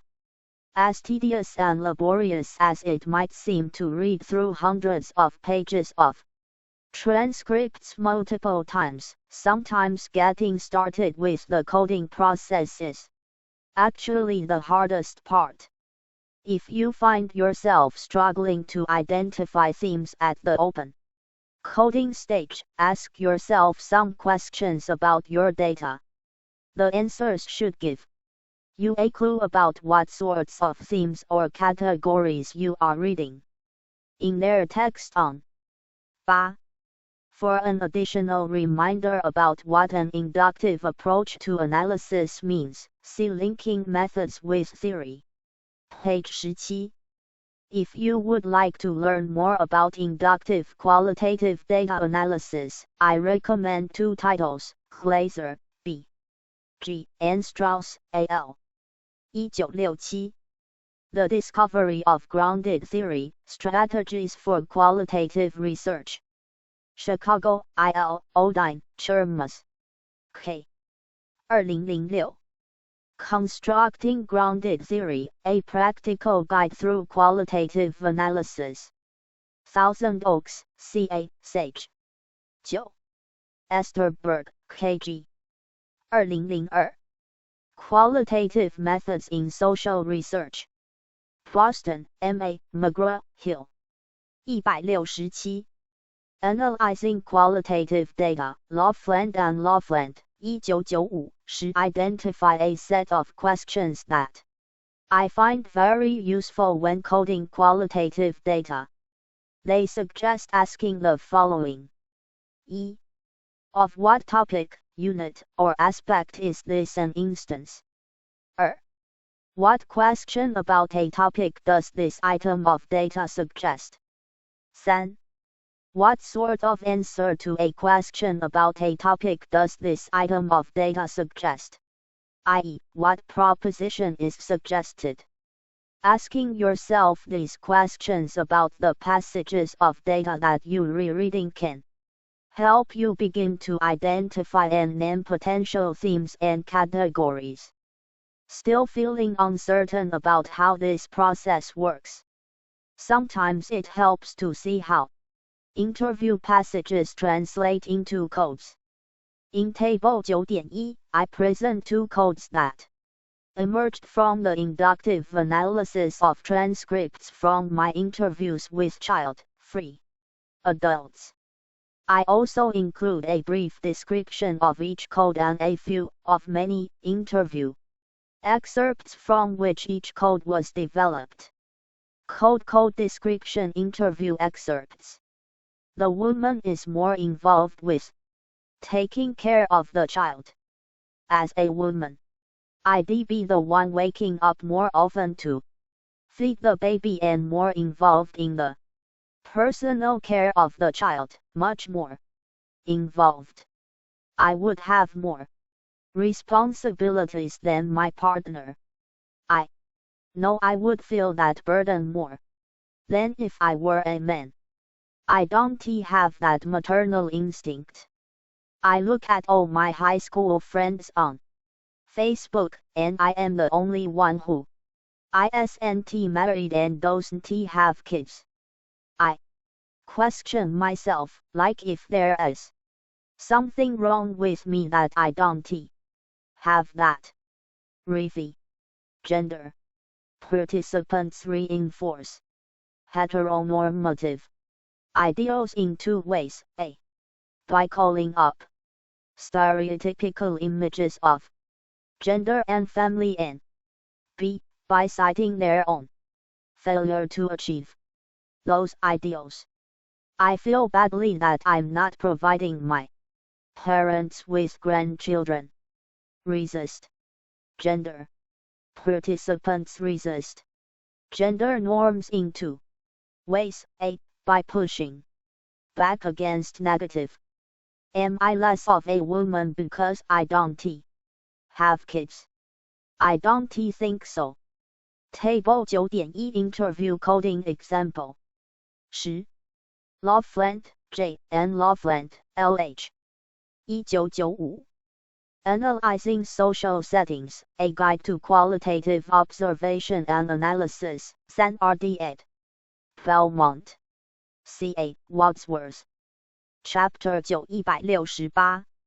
I think if they're gonna put their thoughts on me, I am putting it back on them. When they tell me, "Oh, Janet, you want to have lived until you've had children. It is the most fulfilling thing a woman can do," then I just name off the fulfilling things I did in the past week that they didn't get to do because they have kids. Family is the group of people that you want to be with. That is it.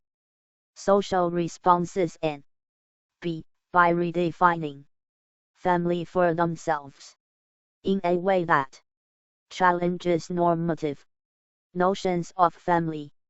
The whole institution of marriage as a transfer of property from one family to another, and the supposition that the whole purpose in life is to create babies, is pretty ugly. My definition of family has nothing to do with that. It is about creating a better life for ourselves. Table 9.1 Interview Coding Example. As you might imagine, wading through all these data is quite a process.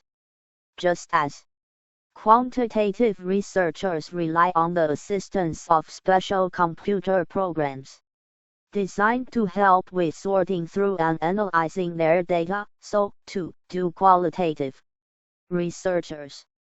Where quantitative researchers have SPSS and microcase, and many others, qualitative researchers have programs such as NVivo, http://www.xinternational.com, and Atlasti, http://www.atlasti.com. These are programs specifically designed to assist qualitative researchers with organizing, managing, sorting, and analyzing large amounts of qualitative data. The programs work by allowing researchers to import interview transcripts contained in an electronic file and then label or code passages, cut and paste passages, search for various words or phrases, and organize complex interrelationships among passages and codes. In sum, the following excerpt from a paper analyzing the workplace sexual harassment interview data I have mentioned previously summarizes how the process of analyzing qualitative interview data often works. All interviews were tape recorded and then transcribed and imported into the computer program NVivo. NVivo is designed to assist researchers with organizing, managing, interpreting, and analyzing non-numerical, qualitative data. Once the transcripts, ranging from 20 to 60 pages each, were imported into NVivo, we first coded the data according to the themes outlined in our interview guide. We then closely reviewed each transcript again, looking for common themes across interviews, and coding like categories of data together. These passages, referred to as codes or 169 meaning units, wise, 2004, 11 were then labeled and given a name intended to succinctly portray the themes present in the code. For this paper, we coded every quote that had something to do with the labeling of harassment.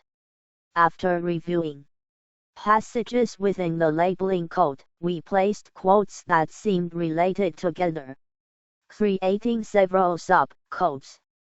These sub-codes were named and are represented by the 3 subtitles within the findings section of this paper. Once our sub-codes were labeled, we re-examined the interview transcripts, coding additional quotes that fit the theme of each sub-code. Blackstone, Howell, and Agan, 2006, 13. 9年1月2日3 Strengths and Weaknesses of Qualitative Interviews. Available under Creative Commons, Non-Commercial, Sharia-alike 4.0 International License, http:// Creative Commons org licenses by NC.SA 4.0 As the preceding sections have suggested, qualitative interviews are an excellent way to gather detailed information, whatever topic is of interest to the researcher. Employing this method can be explored in much more depth than with almost any other method. Not only are participants given the opportunity to elaborate in a way that is not possible with other methods such as survey research, but they also are able share information with researchers in their own words and from their own perspectives rather than being asked to fit those perspectives into the perhaps limited response options provided by the researcher. And because qualitative interviews are designed to elicit detailed information, they are especially useful when a researcher's aim is to study social processes, or the how of various phenomena. Yet another, and sometimes overlooked, benefit of qualitative interviews that occurs in person is that researchers can make observations beyond those that a respondent is orally reporting. A respondent's body language, and even her or his choice of time and location for the interview, might provide a researcher with useful data. Of course, all these benefits do not come without some drawbacks. As with quantitative survey research, qualitative interviews rely on respondents' ability to accurately and honestly recall whatever details about their lives, circumstances, thoughts, opinions, or behaviors that are being asked about. As Esther Berg, 2002, puts it, if you want to know about what people actually do, rather than what they say they do, you should probably use observation instead of interviews. 14 Further, as you may have already guessed, qualitative interviewing is time-intensive and can be quite expensive. Creating an interview guide, identifying a sample, and conducting interviews are just the beginning. Transcribing interviews is labor-intensive, and that is before coding even begins. It is also not uncommon to offer respondents some monetary incentive or thank you for participating. Keep in mind that you are asking for more of participants' time than if you simply mailed them a questionnaire containing closed-ended questions. Conducting qualitative interviews is not only labor-intensive but also emotionally taxing. When I interviewed young workers about their 11 whys, RS 2004 In their own words, making the most of qualitative interviews. Contexts 3 44到51 12 Our three subcodes were the following: A. It's different because you read in high school, sociability and socialization at work. B. Looking back, it was sexual harassment, I just didn't know it at the time. And C. Looking ahead, new images of self as worker and of workplace interactions. 13 Blackstone, A. Howell, J. and Ogden, C. At the time, I thought it was great H. experience and workers' perceptions of sexual harassment. Presented at the annual meeting of the American Sociological Association, Montreal, QC, August. 2006. Currently under review. 14. Esterberg, KG. 2002. Qualitative Methods in Social Research. Boston, M.A., McGraw-Hill. Chapter 9 170. Sexual harassment experiences. I heard stories that were shocking, infuriating, and sad. Seeing and hearing the impact that harassment had had on respondents was difficult. Researchers embarking on a qualitative interview project should keep in mind their own abilities to hear stories that may be difficult to hear. Key takeaways. In-depth interviews are semi-structured interviews where the researcher has topics and questions in mind to ask, but questions are open-ended and flow according to how the participant responds to each. Interview guides can vary in format but should contain some outline of the topics you hope to cover during the course of an interview. NVivo and Atlasti are computer programs that qualitative researchers use to help them with organizing, sorting, and analyzing their data. Qualitative interviews allow respondents to share information in their own words and are useful for gathering detailed information and understanding social processes. Drawbacks of qualitative interviews include reliance on respondents' accuracy and their intensity in terms of time, expense, and possible emotional strain. Exercises. Based on a research question you have identified through earlier exercises in this text, write a few open-ended questions you could ask were you to conduct in-depth interviews on the topic. Now, critique your questions. Are any of them yes/no questions? Are any of them leading? Read the open-ended questions you just created and answer them as though you were an interview participant. Were your questions easy to answer or fairly difficult? How did you feel talking about the topics you asked yourself to discuss? How might respondents feel talking about them? 9年1月3日 Quantitative Interview Techniques and Considerations. Available under Creative Commons, Non-Commercial, Sharia-alike 4.0 International License, http:// Creative Commons org/ licenses/ by NC-SA/ 4.0/ Learning Objectives. Define and describe standardized interviews. 171. Describe how quantitative interviews differ from qualitative interviews. 3.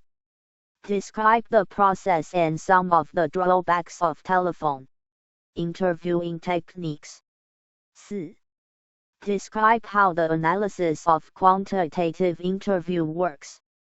5. Identify the strengths and weaknesses of quantitative interviews. Quantitative interviews are similar to qualitative interviews in that they involve some researcher-respondent interaction. But the process of conducting and analyzing findings from quantitative interviews also differs in several ways from that of qualitative interviews. Each approach also comes with its own unique set of strengths and weaknesses. We'll explore those differences here. 9年1月3日conducting quantitative interviews. Available under Creative Commons, Non-Commercial, Sharia-alike 4.0 International License, http:// Creative Commons org licenses by NC.SA 4.0 Much of what we learned in the previous chapter on survey research applies to quantitative interviews as well.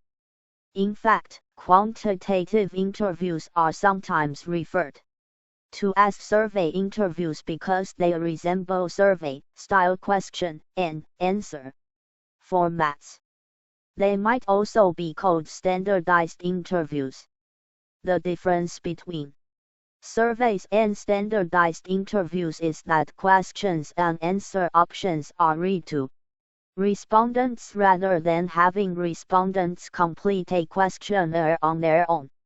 As with questionnaires, the questions posed in a standardized interview tend to be closed-ended. 15. There are instances in which a quantitative interviewer might pose a few open-ended questions as well. In these cases, the coding process works somewhat differently than coding in-depth interview data. We'll describe this process in the following subsection. In quantitative interviews, an interview schedule is used to guide the researcher as he or she poses questions and answer options to respondents. An interview schedule is usually more rigid than an interview guide. It contains the list of questions and answer options that the researcher will read to respondents.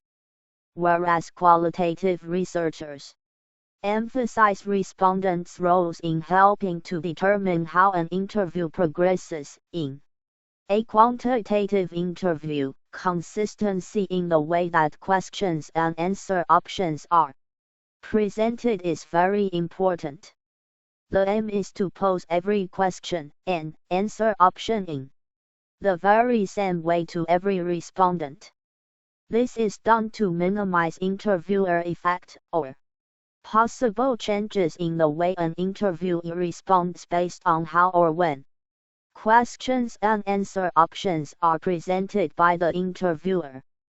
Quantitative interviews may be recorded, but because questions tend to be closed-ended, taking notes during the interview is less disruptive than it can be during a qualitative interview.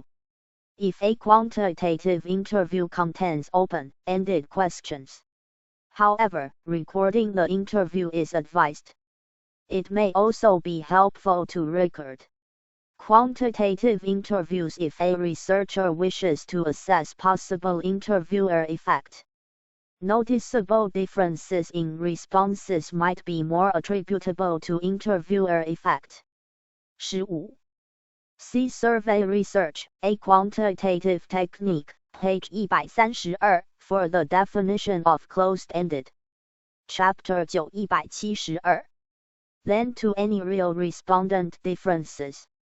Having a recording of the interview can help a researcher make such determinations. Quantitative interviewers are usually more concerned with gathering data from a large, representative sample. As you might imagine, collecting data from many people via interviews can be quite laborious. Technological advances in telephone interviewing procedures can assist quantitative interviewers in this process. 1. Concern about telephone interviewing is that fewer and fewer people list their telephone numbers these days, but random digit dialing, RDD, takes care of this problem. RDD programs dial randomly generated phone numbers for researchers conducting phone interviews. This means that unlisted numbers are as likely to be included in a sample as listed numbers, though, having used this software for quantitative interviewing myself, I will add that folks with unlisted numbers are not always very pleased to receive calls from unknown researchers. Computer-assisted telephone interviewing (CATI) programs have also been developed to assist quantitative survey researchers. These programs allow an interviewer to enter responses directly into a computer as they are provided, thus saving hours of time that would otherwise have to be spent entering data into an analysis program by hand. Conducting quantitative interviews over the phone does not come without some drawbacks. Aside from the obvious problem that not everyone has a phone, research shows that phone interviews generate more fence-sitters than in-person interviews. Holbrook, Green, and Krosnick, 2003. 16 responses to sensitive questions or those that respondents view as invasive are also generally less accurate when data are collected over the phone as compared to when they are collected in person. I can vouch for this latter point from personal experience. While conducting quantitative telephone interviews when I worked at a research firm, it was not terribly uncommon for respondents to tell me that they were green or purple when I asked them to report their racial identity. 9年1月3日2 Analysis of quantitative interview data. Available under Creative Commons, Non-Commercial, Sharia-alike 4.0 International License, http://. Creative Commons org licenses by NC.SA 4.0 As with the analysis of survey data, analysis of quantitative interview data usually involves coding response options numerically, entering numeric responses into a data analysis computer program, and then running various statistical commands to identify patterns across responses. Analysis of survey data, page 151, of survey research, a quantitative technique, page 132, describes the coding process for quantitative data. But what happens when quantitative interviews ask open-ended questions? In this case, responses are typically numerically coded, just as closed-ended questions are. But the process is a little more complex than simply giving a no a label of 0 and a yes a label of 1. 16. Holbrook, A.L., Green, M.C., and Krosnick, J.A. 2003. Telephone versus face-to-face interviewing of national probability. Samples with long questionnaires, comparisons of respondent satisficing and social desirability response bias. Public Opinion Quarterly 67, 79-125. 173. In some cases, quantitatively coding open-ended interview questions may work inductively, as described in Analysis of Qualitative Interview Data, page 166. If this is the case, rather than ending with codes, descriptions of codes, and interview excerpts, the researcher will assign a numerical value to codes and may not utilize verbatim excerpts from interviews in later reports of results. Keep in mind, as described in Introduction, page 3, that with quantitative methods the aim is to be able to represent and condense data into numbers. The quantitative coding of open-ended interview questions is often a deductive process. The researcher may begin with an idea about likely responses to his or her open-ended questions and assign a numerical value to each likely response. Then the researcher will review participants' open-ended responses and assign the numerical value that most closely matches the value of his or her expected response. 9年1月3日3 Strengths and Weaknesses of Quantitative Interviews. Available under Creative Commons, Non-Commercial, Sharia-alike 4.0 International License, http://. Creative Commons org licenses by NC.SA 4.0 Quantitative interviews offer several benefits. The strengths and weaknesses of quantitative interviews tend to be couched in comparison to those of administering hard copy questionnaires. For example, response rates tend to be higher with interviews than with mailed questionnaires. Babi, 2010. 17 That makes sense, don't it? You find it easier to say no to a piece of paper than to a person. Quantitative interviews can also help reduce respondent confusion. If a respondent is unsure about the meaning of a question or answer option on a questionnaire, he or she probably won't have the opportunity to get clarification from the researcher. An interview, on the other hand, gives the researcher an opportunity to clarify or explain any items that may be confusing. As with every method of data collection we've discussed, there are also drawbacks to conducting quantitative interviews. Perhaps the largest, and of most concern to quantitative researchers, is interviewer effect. While questions on hard copy questionnaires may create an impression based on the way they are presented, having a person administer questions introduces a slew of additional variables that might influence a respondent. As I've said, consistency is key with quantitative data collection, and human beings are not necessarily known for their consistency. Interviewing respondents is also much more time-consuming and expensive than mailing questionnaires. Thus, quantitative researchers may opt for written questionnaires over interviews on the grounds that they will be able to reach a large sample at a much lower cost than were they to interact personally with each and every respondent. Key takeaways. Unlike qualitative interviews, quantitative interviews usually contain closed-ended questions that are delivered in the same format and same order to every respondent. 17. Babi, 2010. The Practice of Social Research, 12th ed.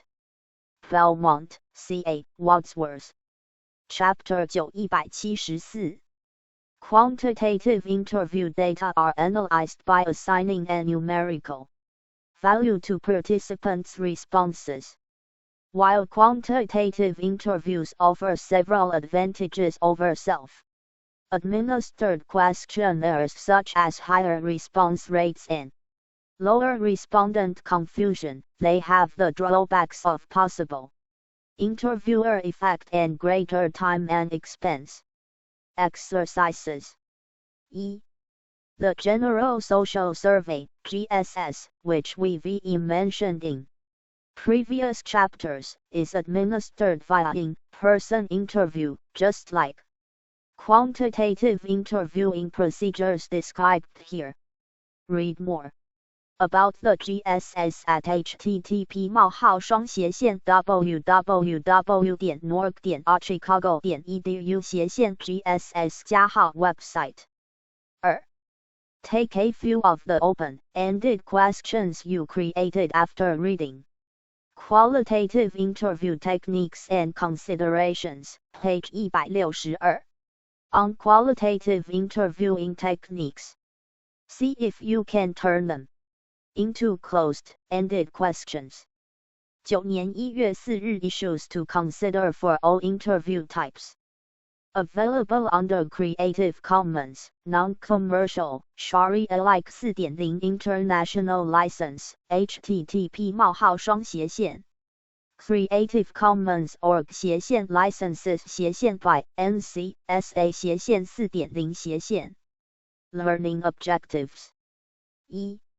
Identify the main issues that both qualitative and quantitative interviewers should consider. 2. Describe the options that interviewers have for balancing power between themselves and interview participants. 3. Describe and define rapport. 4. Define the term probe and describe how probing differs in qualitative and quantitative interviewing. While quantitative interviews resemble survey research in their question-answer formats, they share with qualitative interviews the characteristic that the researcher actually interacts with her or his subjects. The fact that the researcher interacts with his or her subjects creates a few complexities that deserve attention. We'll examine those here. 175. 9年1月4日 ePower. Available under Creative Commons, Non-Commercial, Sharia-alike 4.0 International License, http://Creative Commons.org/licenses/ by NC-SA/ 4.0/ First and foremost, interviewers must be aware of and attentive to the power differential between themselves and interview participants. The interviewer sets the agenda and leads the conversation, while qualitative interviewers aim to allow participants to have some control over which or to what extent various topics are discussed. At the end of the day, it is the researcher who is in charge, at least that is how most respondents will perceive it to be. As the researcher, you are asking someone to reveal things about themselves they may not typically share with others. Also, you are generally not reciprocating by revealing much or anything about yourself. All these factors shape the power dynamics of an interview. A number of excellent pieces have been written dealing with issues of power in research and data collection. Feminist researchers in particular paved the way in helping researchers think about and address issues of power in their work. Oakley. 1981, 18 Suggestions for Overcoming the Power Imbalance Between Researcher and Respondent include having the researcher reveal some aspects of her own identity and story so that the interview is a more reciprocal experience rather than one-sided. Allowing participants to view and edit interview transcripts before the researcher uses them for analysis, and giving participants an opportunity to read and comment on analysis before the researcher shares it with others through publication or presentation. Reinhardt, 1992, Hessa, Bieber, Nagy, and Levy, 2007. 19. On the other hand, some researchers note that sharing too much with interview participants can give the false impression that there is no power differential, when in reality researchers retain the ability to analyze and present participants' stories in whatever way they see fit. Stacy, 1988. 20. However you feel about sharing details about your background with an interview participant, another way to balance the power differential between yourself and your interview participants is to make the intent of your research very clear to the subjects. Share with them your rationale for conducting the research and the research questions that frame your work. Be sure that you also share with subjects how the data you gather will be used and stored. Also, be sure that participants understand how their privacy will be protected, including who will have access to the data you gather from them and what procedures, such as using pseudonyms, you will take to protect their identities. Many of these details will be covered by your institutional review board as informed consent procedures and requirements, but even if they are not, as researchers we should be attentive to how sharing information with participants can help balance the power differences between ourselves and those who participate in our research. 18. Oakley, A. 1981. Interviewing Women, A Contradiction in Terms. In H. Roberts, ed., Doing Feminist Research, pp 30-61. London, UK, Routledge and Kegan Paul. 19. Reinhardt, S. 1992. Feminist Methods in Social Research. New York, NY, Oxford University Press, Hessa, Bieber, SN, N. Levy, PL. eds. 2007. Feminist Research Practice, A Primer. Thousand Oaks, CA, Sage. 20. Stacy, J. 1988. Can There Be a Feminist Ethnography? Women's Studies International Forum, 11, 21-27. Chapter 9, 176. There are no easy answers when it comes to handling the power differential between the researcher and the researched, and even social scientists do not agree on the best approach for doing so. It is nevertheless an issue to be attentive to when conducting any form of research, particularly those that involve interpersonal interactions and relationships with research participants. 9年1月4日2 Location. Available under Creative Commons, Non-Commercial, Sharia-alike 4.0 International License, http://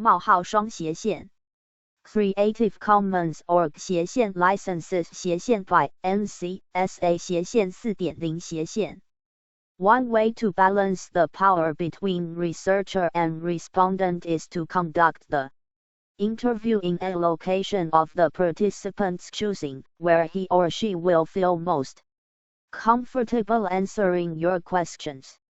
Interviews can take place in any number of locations, in respondents' homes or offices, researchers' homes or offices, coffee shops, restaurants, public parks, or hotel lobbies, to name just a few possibilities. I have conducted interviews in all these locations, and each comes with its own set of benefits and its own challenges. While I would argue that allowing the respondent to choose the location that is most convenient and most comfortable for her or him is of utmost importance, identifying a location where there will be few distractions is also important. For example, some coffee shops and restaurants are so loud that recording the interview can be a challenge. Other locations may present different sorts of distractions. For example, I have conducted several interviews with parents who, out of necessity, spend more time attending to their children during an interview than responding to my questions, of course, depending on the topic of your research. The opportunity to observe such interactions could be invaluable. As an interviewer, you may want to suggest a few possible locations, and note the goal of avoiding distractions when you ask your respondents to choose a location.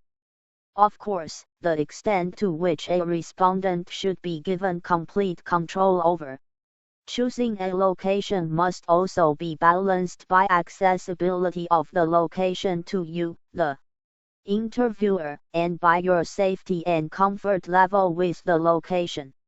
I once agreed to conduct an interview in a respondent's home only to discover on arriving that the living room where we conducted the interview was decorated wall to wall with posters representing various white power organizations displaying a variety of violently racist messages.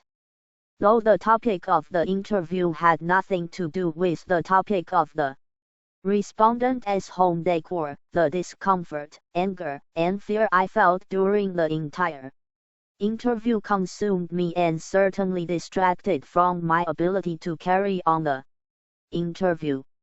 In retrospect, I wish I had thought to come up with some excuse for needing to reschedule the interview and then arranged for it to happen in a more neutral location. While it is important to conduct interviews in a location that is comfortable for respondents, doing so should never come at the expense of your safety. 177 9年1月4日3 Researcher-Respondent Relationship. Available under Creative Commons, Non-Commercial, Sharia-like 4.0 International License, http:// Creative Commons org licenses by NC.SA 4.0 Finally, a unique feature of interviews is that they require some social interaction, which means that to at least some extent, a relationship is formed between interviewer and interviewee. While there may be some differences in how the researcher-respondent relationship works depending on whether your interviews are qualitative or quantitative, one essential relationship element is the same, RESPECT.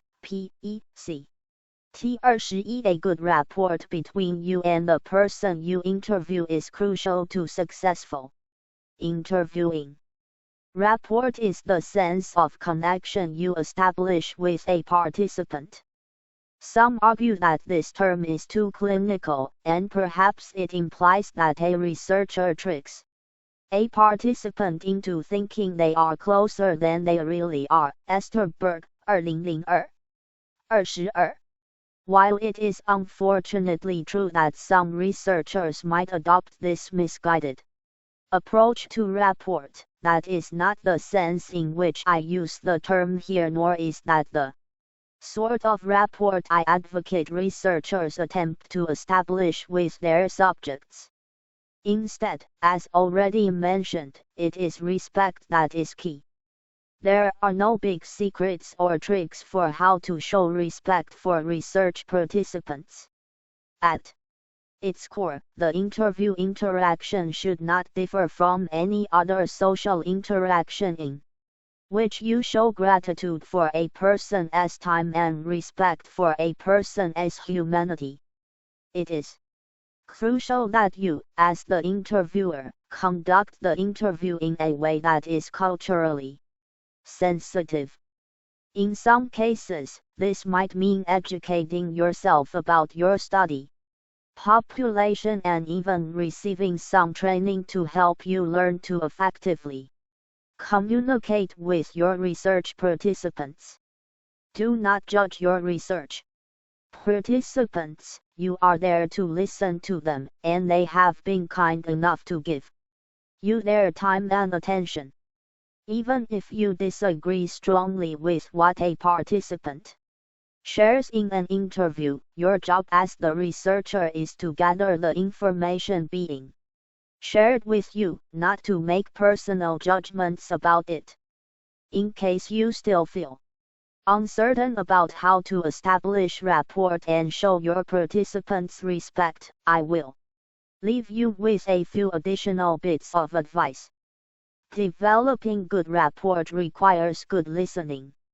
In fact, listening during an interview is an active, not a passive, practice. Active listening means that you, the researcher, participate with the respondent by showing that you understand and follow whatever it is that he or she is telling you. The vote, 1990. 23 The questions you ask respondents should indicate that you actually heard what they just said. Active listening probably means that you will probe the respondent for more information from time to time throughout the interview. A probe is a request for more information. Both qualitative and quantitative interviewers probe respondents, though the way they probe usually differs.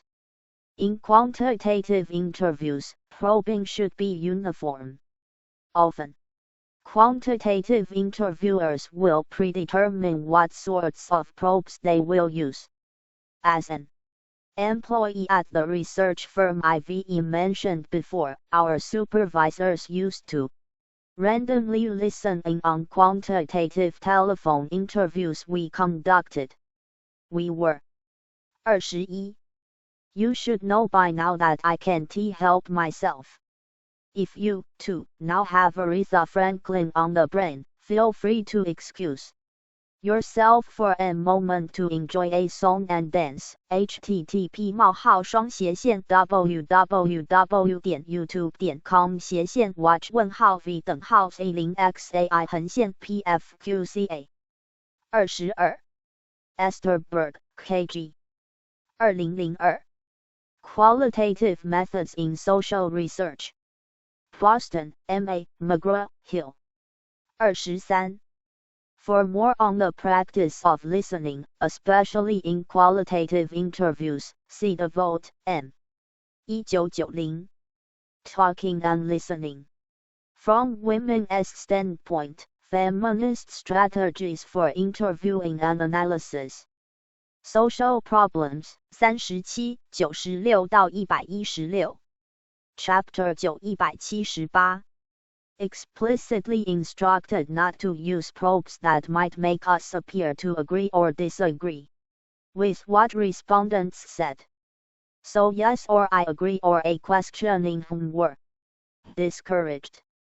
Instead, we could respond with thank you to indicate that we heard a respondent.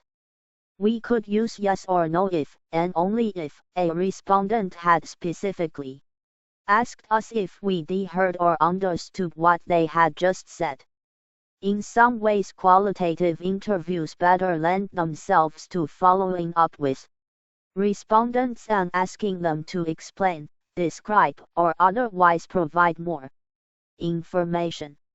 This is because qualitative interviewing techniques are designed to go with the flow and take whatever direction the respondent goes during the interview.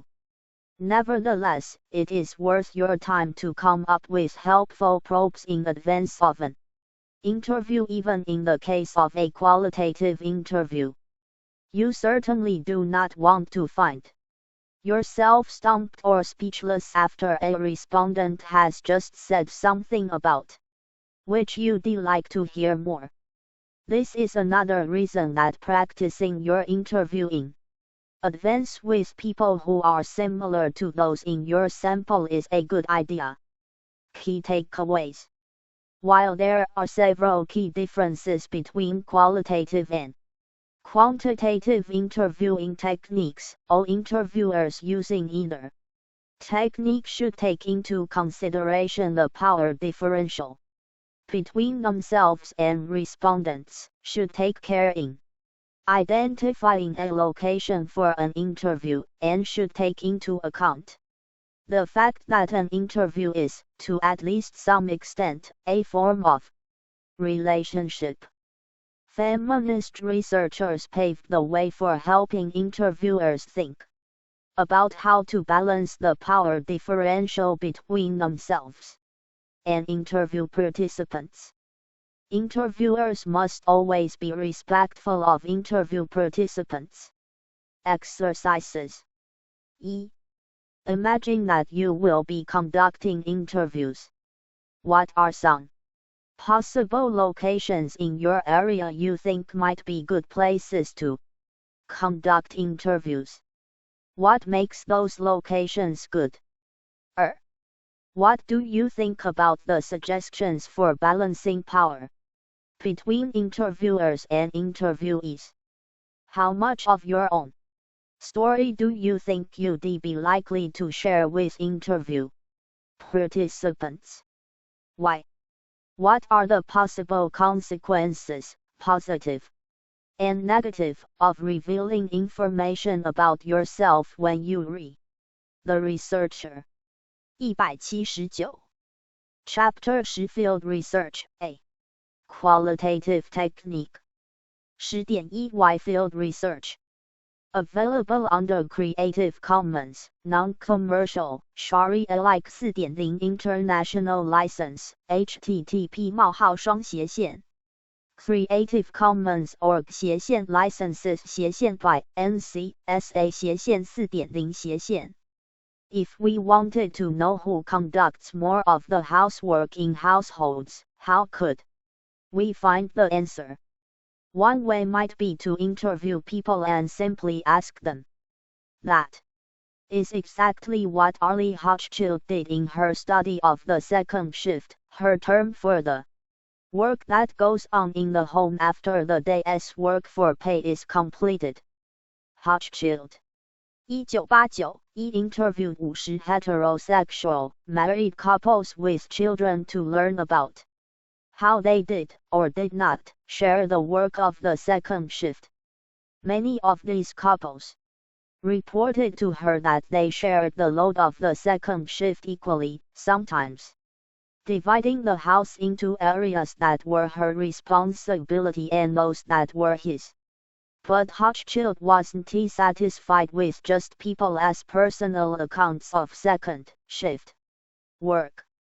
She chose to observe 12 of these couples in their homes as well, to see for herself just how the second shift was shared.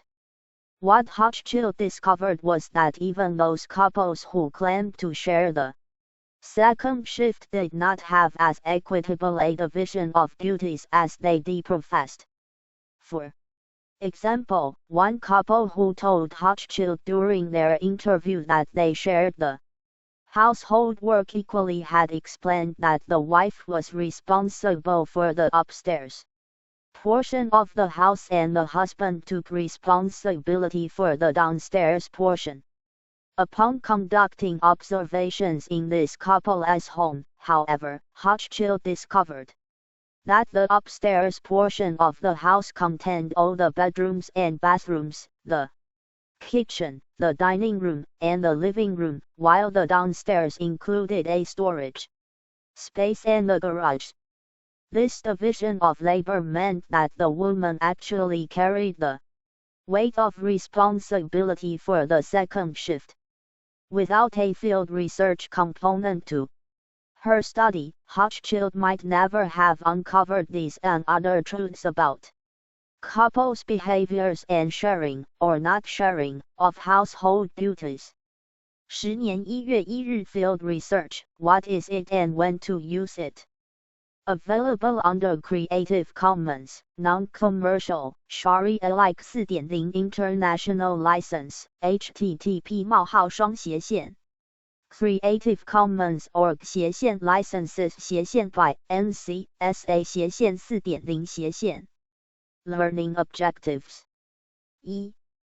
Define field research. 2. Define participant observation and describe the continuum of participant observation. 1.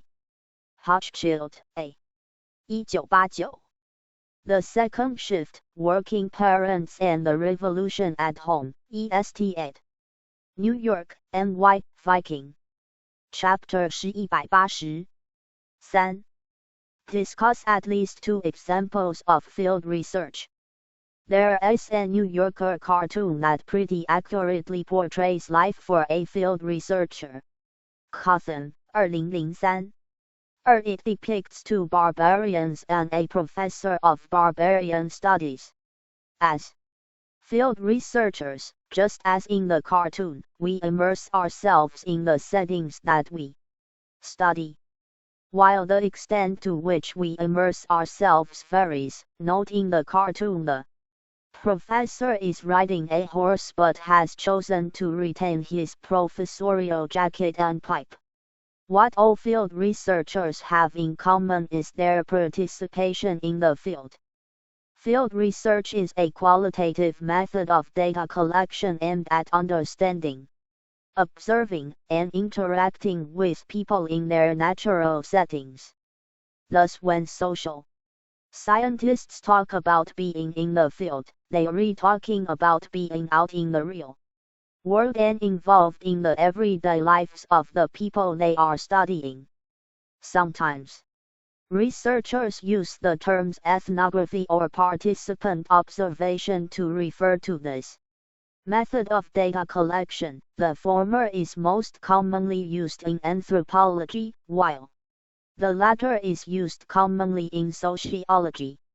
In this text, we will use 2 main terms, field research and participant observation. You might think of field research as an umbrella term that includes the myriad activities that field researchers engage in when they collect data, they participate, they observe, they usually interview some of the people they observe, and they typically analyze documents or artifacts created by the people they observe. Figure 10.1 Field research, missing in original. Field research typically involves a combination of participant observation, interviewing, and document or artifact analysis. This chapter focuses primarily on participant observation. Because we cover interviews and document artifact analysis in interviews, qualitative and quantitative approaches, page 160, and unobtrusive research, qualitative and quantitative approaches, page 201. Here we will focus only on the participation and observation aspects of field research. These aspects of field research are usually referenced together and are known as participant observation. Like field research, participant observation also has multiple meanings. Researchers conducting participant observation vary in the extent to which they participate or observe. Juncker, 1960. You might say that there is a continuum of participant observation, where complete observation lies at end of the continuum and complete participation lies at the other end. In other chapters, we discuss 2 works that could fall on either end of the participant observation continuum. Barry Thorne S. 1993, 4 Observations of Children in Classrooms, School Cafeterias, Hallways, and Playgrounds rest near the complete observation end of the continuum. Rather than actually pretending to be an elementary school student and interacting with her research participants as they would each other, Thorne observed, which, as discussed in beginning a research. Cawthon, F. 2003, September 1. 2 barbarians and a professor of barbarian studies. The New Yorker. Retrieved from http://www.cartoonbank.com/2003/2 Barbarians and a professor of barbarian studies -in/126562 3. Juncker, B.H. 1960. Fieldwork, An Introduction to the Social Sciences. Chicago, IL, University of Chicago Press. 4. Thorne, B. 1993. Gender Play, Girls and Boys in School. New Brunswick, NJ, Rutgers University Press. 181. Project, page 50, was probably a wise move since it would have been difficult to convince the students that she was one of them. Lord Humphreys S. 1970 Research. On the tea-room trade, described in Research Ethics, page 33, could be set to rest on the other end of the continuum. Rather than only observe, Humphreys played the key tea-room role of watch queen, a role that non-researcher participants in the trade also played. Humphreys also did not tell many of the people he observed that he was a researcher, thus from the perspectives of many of his subjects, he was only a participant. The participant observation continuum is represented in Figure 10.2. Figure 10.2 Participant Observation Continuum, missing in original. There are pros and cons associated with both aspects of the participant observer as role. Complete observers may miss important aspects of group interaction and don't have the opportunity to fully grasp what life is like for the people they observe.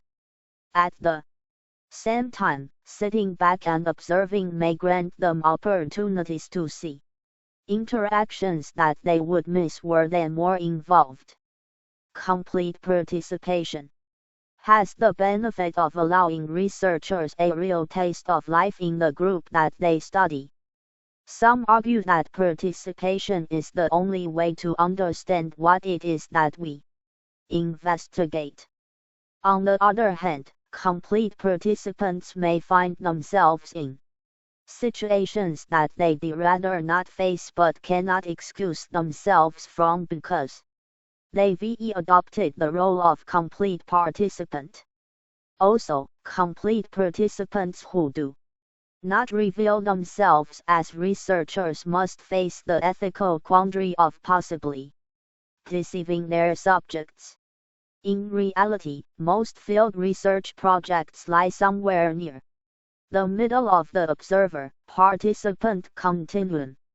Field researchers typically participate to at least some extent in their field sites, but there are also times when they may just observe. Where would you feel most comfortable as a field researcher, as an observer, a participant, or a bit of both? As you might have imagined based on the examples of Thorne S. and Humphreys S. work, field research is well equipped to answer how kinds of questions. Whereas survey researchers often aim to answer why questions, field researchers ask how the processes they study occur, how the people they spend time with in the field interact, and how events unfold. Table 10.1 presents just a few examples of the kinds of questions field researchers have asked in past projects along with a brief summary of where and what role those researchers took in the field. The examples presented in Table 10.1 by no means represent an exhaustive list of the variations of questions field researchers have asked or of the range of field research projects that have been conducted over the years, but they do provide a snapshot of the kinds of work sociological field researchers engage in. 5. Humphreys, L. 1970. Tea-room trade, impersonal sex in public places. London, UK, Duckworth. Chapter 182. Question Researcher Role. Author. Year. How is the social structure of a local slum organized?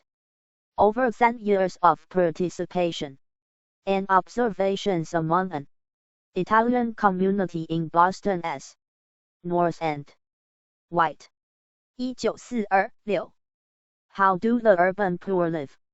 20 months of participation and observations among an African American community in Washington, D.C.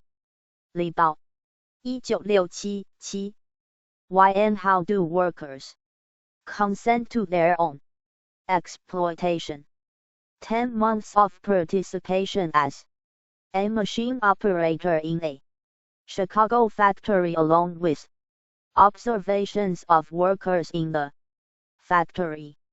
Paraguay 19798 How is erotic labor organized in 2 different countries?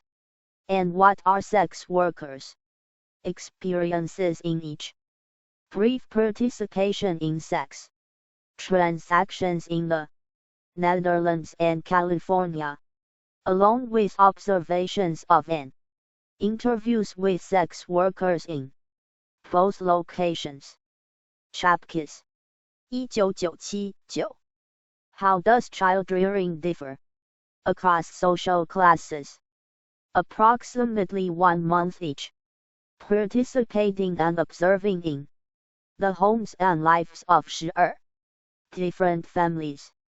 Laurel 2003 10 How is masculinity constructed by and among high school students, and what does this mean for our understandings of gender and sexuality?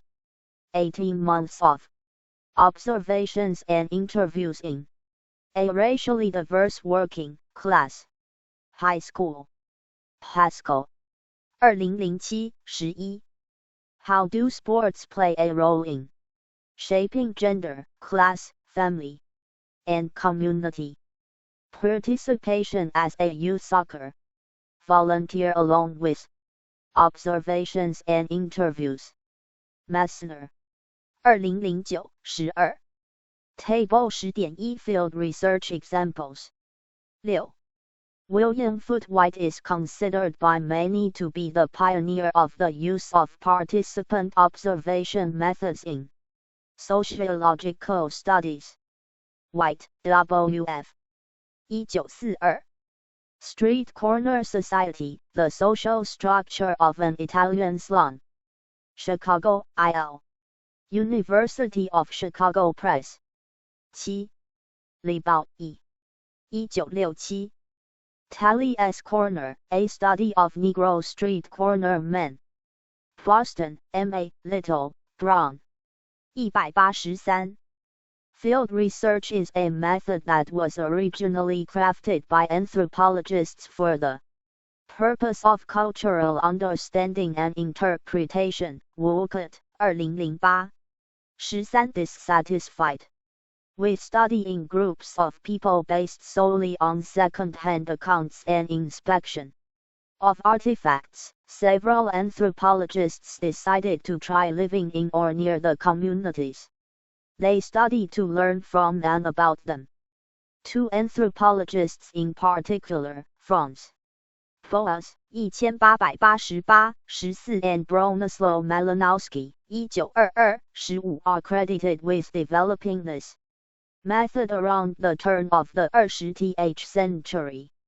Boas lived with native populations in Canada and in the American Northwest. Malinowski lived in Papua New Guinea with people who were native to the area. Sociologists picked up on the idea and on the benefits of field research, which we'll examine in pros and cons of field research. Page 185. Soon a number of sociologists had embraced this new method and adapted field research for their own studies of groups. Many of the early field researchers in sociology were former social workers who got interested in sociological research because of experiences in their roles as social reformers. The University of Chicago in particular played a key role in the development of American field research. through, among other projects, its involvement in Hull House, 16, a social settlement founded for European immigrants in Chicago, Illinois, 1986. 17. Key takeaways. Field research typically involves a combination of participant observation, interviewing, and document or artifact analysis. Different participant observation projects rest in different places on the continuum of complete observer to complete participant, most lie near the middle of the continuum. Field research has its origins in anthropology. Exercises. E.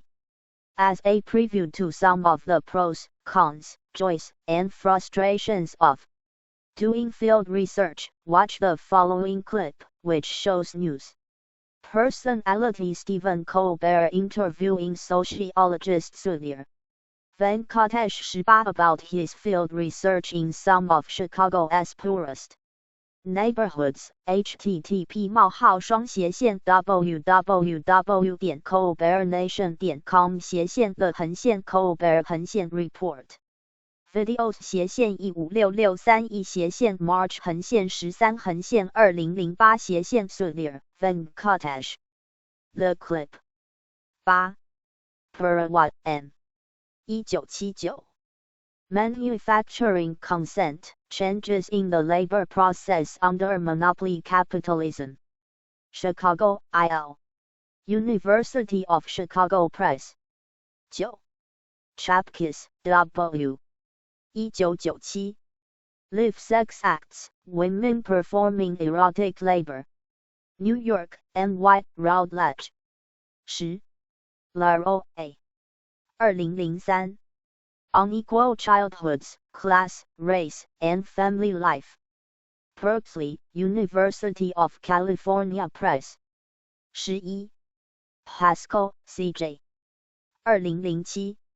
Dude, You Re-Affect Masculinity and Sexuality in High School. Berkeley, University of California Press. 12. Messner, M. 2009. It is all for the kids, gender, families, and youth sports. Berkeley, University of California Press. 13. Wolcott, H.F. 2008. Ethnography, A Way of Seeing, R&D ed. Lennon, M.D., Altamira Press. 14. Boas, F. 1888. The Central Eskimo. Washington, D.C., Bureau of American Ethnology. 15. Malinowski, B. 1922. Argonauts of the Western Pacific, An Account of Native Enterprise and Adventure in the Archipelagos of Melanesian New Guinea. London, UK, G. Routledge and Sons, New York, NY, E.P. Dutton. 16. Jane Addams Hull House Association. Retrieved from http://www.hullhouse.org. 17. Tegan, M.J. 1986. Jane Addams and the Men of the Chicago School, 1892-1918. New Brunswick, N.J., Transaction Books. 18. Venkatesh's work was introduced in Linking Methods with Theory, page 17, the chapter on linking methods with theory. Chapter 184 highlights some of the advantages field research has over survey interviewing. It also highlights some of the disadvantages of field research. Based on what you see in the clip, what are some of the main advantages of field research as compared to survey interviewing? What are some of the main disadvantages? If you would like to learn more about William Foote White's groundbreaking field research, a 40-minute interview with White and several of his research participants, conducted nearly 40 years after the publication of Street Corner Society, can be found at the following link: http://www.northandwaterfront.com/home/6/18 Street Corner Society video of William Foot White North and .html. What role did white play in the field? Complete observer, complete participant, or something in between? Use evidence from the interview to support your answer.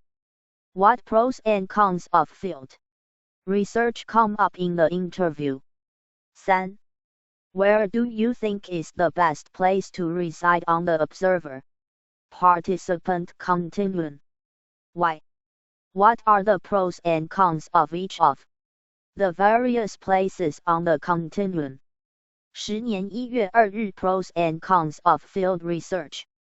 Available under Creative Commons, Non-Commercial, Sharia-alike 4.0 International License, http://Creative Commons org/licenses/ by NC-SA/ 4.0/ Learning Objectives. 1. Identify and explain the strengths of field research. 2. Identify and explain the weaknesses of field research. Field research has many benefits, as well as a set of drawbacks. We'll explore both here. 10年1月2日 Strengths of field research. Available under Creative Commons, Non-Commercial, Sharia-alike 4.0 International License, http://Creative Commons org/licenses/ by NC-SA/ 4.0/ Field research allows researchers to gain first-hand experience and knowledge about the people, events, and processes that they study. No other method offers quite the same kind of close-up lens on everyday life. This close-up on everyday life means that field researchers can obtain very detailed data about people and processes, perhaps more detailed than they can obtain using any other method. Field research is an excellent method for understanding the role of social context in shaping people's lives and experiences. It enables a greater understanding of the intricacies and complexities of daily life. Field research may also uncover elements of 185 people's experiences or of group interactions of which we were not previously aware. This in particular is a unique strength of field research. With other methods, such as interviews and surveys, we certainly can't expect a respondent to answer a question to which they do not know the answer or to provide us with information of which they are not aware. And because field research typically occurs over an extended period of time, social facts that may not even be immediately revealed to a researcher but that become discovered over time can be uncovered during the course of a field research project. In sum, the major benefits of field research are the following. 1. It yields very detailed data. 2. It emphasizes the role and relevance of social context. 3. It can uncover social facts that may not be immediately obvious or of which research participants may be unaware. 10年1月2日 Weaknesses of field research. Available under Creative Commons, Non-Commercial, Sharia-alike 4.0 International License, http://Creative Commons org/licenses/ by NC-SA/ 4.0/ Earlier I described the fact that field researchers are able to collect very detailed data as a benefit of this method. This benefit, however, does come at a cost. Because a field researcher's focus is so detailed, it is by necessity also somewhat narrow. Field researchers simply are not able to gather data from as many individuals as, say, a survey researcher can reach. Indeed, field researchers generally sacrifice breadth in exchange for depth. Related to this point is the fact that field research is extremely time-intensive. Field research can also be emotionally taxing. In interviews, qualitative and quantitative approaches, page 160, I assert that interview research requires, to a certain extent, the development of a relationship between a researcher and her participants. But if interviews and field research both require relationship development, you might say that interviews are more like casual dating while field research is more like a full-blown, committed marriage. The relationships you develop as a field researcher are sustained over a much longer period than the hour or two it might take you to conduct an interview. Not only do the relationships last longer, but they are also more intimate. A number of field researchers have documented the complexities of relationships with research participants. RDT, Jost, Lambert, Schutt, and Walker, 2010, Kahneman and Kopp, 1993, McLeod, 1995.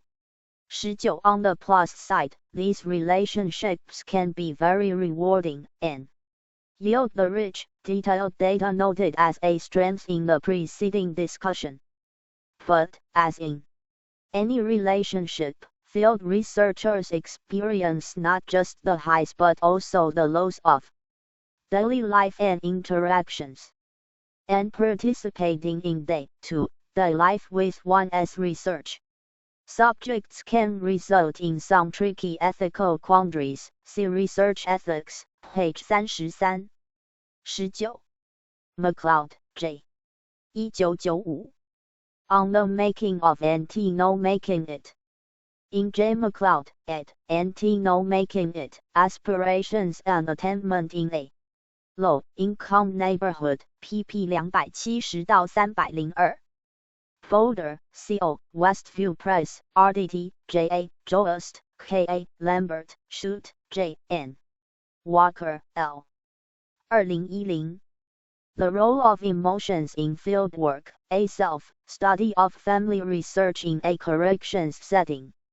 The Qualitative Report, 15, 1387-1414, Kahneman, S., and Kopp, M.A. 1993. Emotions and Fieldwork. Newbury Park, C.A., Sage. Chapter 186. For a discussion of some of these quandaries. It can also be a challenge if your aim is to observe as objectively as possible. Finally, documentation can be challenging for field researchers. Where survey researchers have the questionnaires participants complete and interviewers have recordings, field researchers generally have only themselves to rely on for documenting what they observe. This challenge becomes immediately apparent upon entering the field. It may not be possible to take field notes as you observe, nor will you necessarily know which details to document or which will become the most important details to have noted. And when you take notes after some observation, you may not recall everything exactly as you saw it when you were there. In sum, the weaknesses of field research include the following. E. It may lack breadth. Gathering very detailed information means being unable to gather data from a very large number of people or groups. It may be emotionally taxing. 3. Documenting observations may be more challenging than with other methods. Key takeaways. Strengths of field research include the fact that it yields very detailed data, it is designed to pay heed to social context, and it can uncover social facts that are not immediately obvious. Weaknesses of field research include that researchers may have to sacrifice breadth for depth, the possibility that the research will be emotionally taxing, and the fact that documenting observations can be challenging. Exercises. E. In your opinion, what is the most important strength of field research? What do you view as its greatest weakness? Explain your position. Find an article reporting results from field research. You can do this by using the Sociological Abstracts database, which was introduced in Beginning a Research Project, page 50. How do the authors describe the strengths and weaknesses of their study? Are any of the strengths or weaknesses described in this section mentioned in the article? Are there additional strengths or weaknesses not mentioned in this section? 187 10年1月3日 Getting in. Available under Creative Commons, Non-Commercial, Sharia-alike 4.0 International License, http:// Creative Commons org licenses by NC.SA 4.0 Learning Objectives. E. Identify the two major considerations with respect to getting in field research sites. Describe the factors one should consider when choosing a field research site. 3. Explain how one's social location is relevant for choosing a field research site. 4. Describe the factors one should consider when deciding what role to play in a field research site. 5. Explain the difference between overt and covert roles in field research. When embarking on a field research project, there are two major things to consider: where to observe and what role you'll take in your field site. Your decision about each of these will be shaped by a number of factors, some of which you'll have control over, and others which you won't. Your decision about where to observe and what role to play will also have consequences for the data you are able to gather and how you analyze and share those data with others. We'll examine each of these contingencies in the following subsections. 10年1月3日 Choosing a site. Available under Creative Commons, Non-Commercial, Sharia-alike 4.0 International License, http:// Creative Commons org licenses by NC.SA 4.0 Where you observe might be determined by your research question, but because field research often works inductively, you may not have a totally focused question before you begin your observations. In some cases, field researchers home in on a research question once they embark on data collection. Other times, they begin with a research question but remain open to the possibility that their focus may shift as they gather data. In either case, when you choose a site, there are a number of factors to consider. What do you hope to accomplish with your field research? What is your topical 斜线 substantive interest? Where are you likely to observe behavior that has something to do with that topic? How likely is it that you'll actually have access to the locations that are of interest to you? How much time do you have to conduct your participant Observations. Will your participant observations be limited to a single location, or will you observe in multiple locations? Perhaps the best place to start as you work to identify a site or sites for your field research is to think about your limitations. One limitation that could shape where you conduct participant observation is time.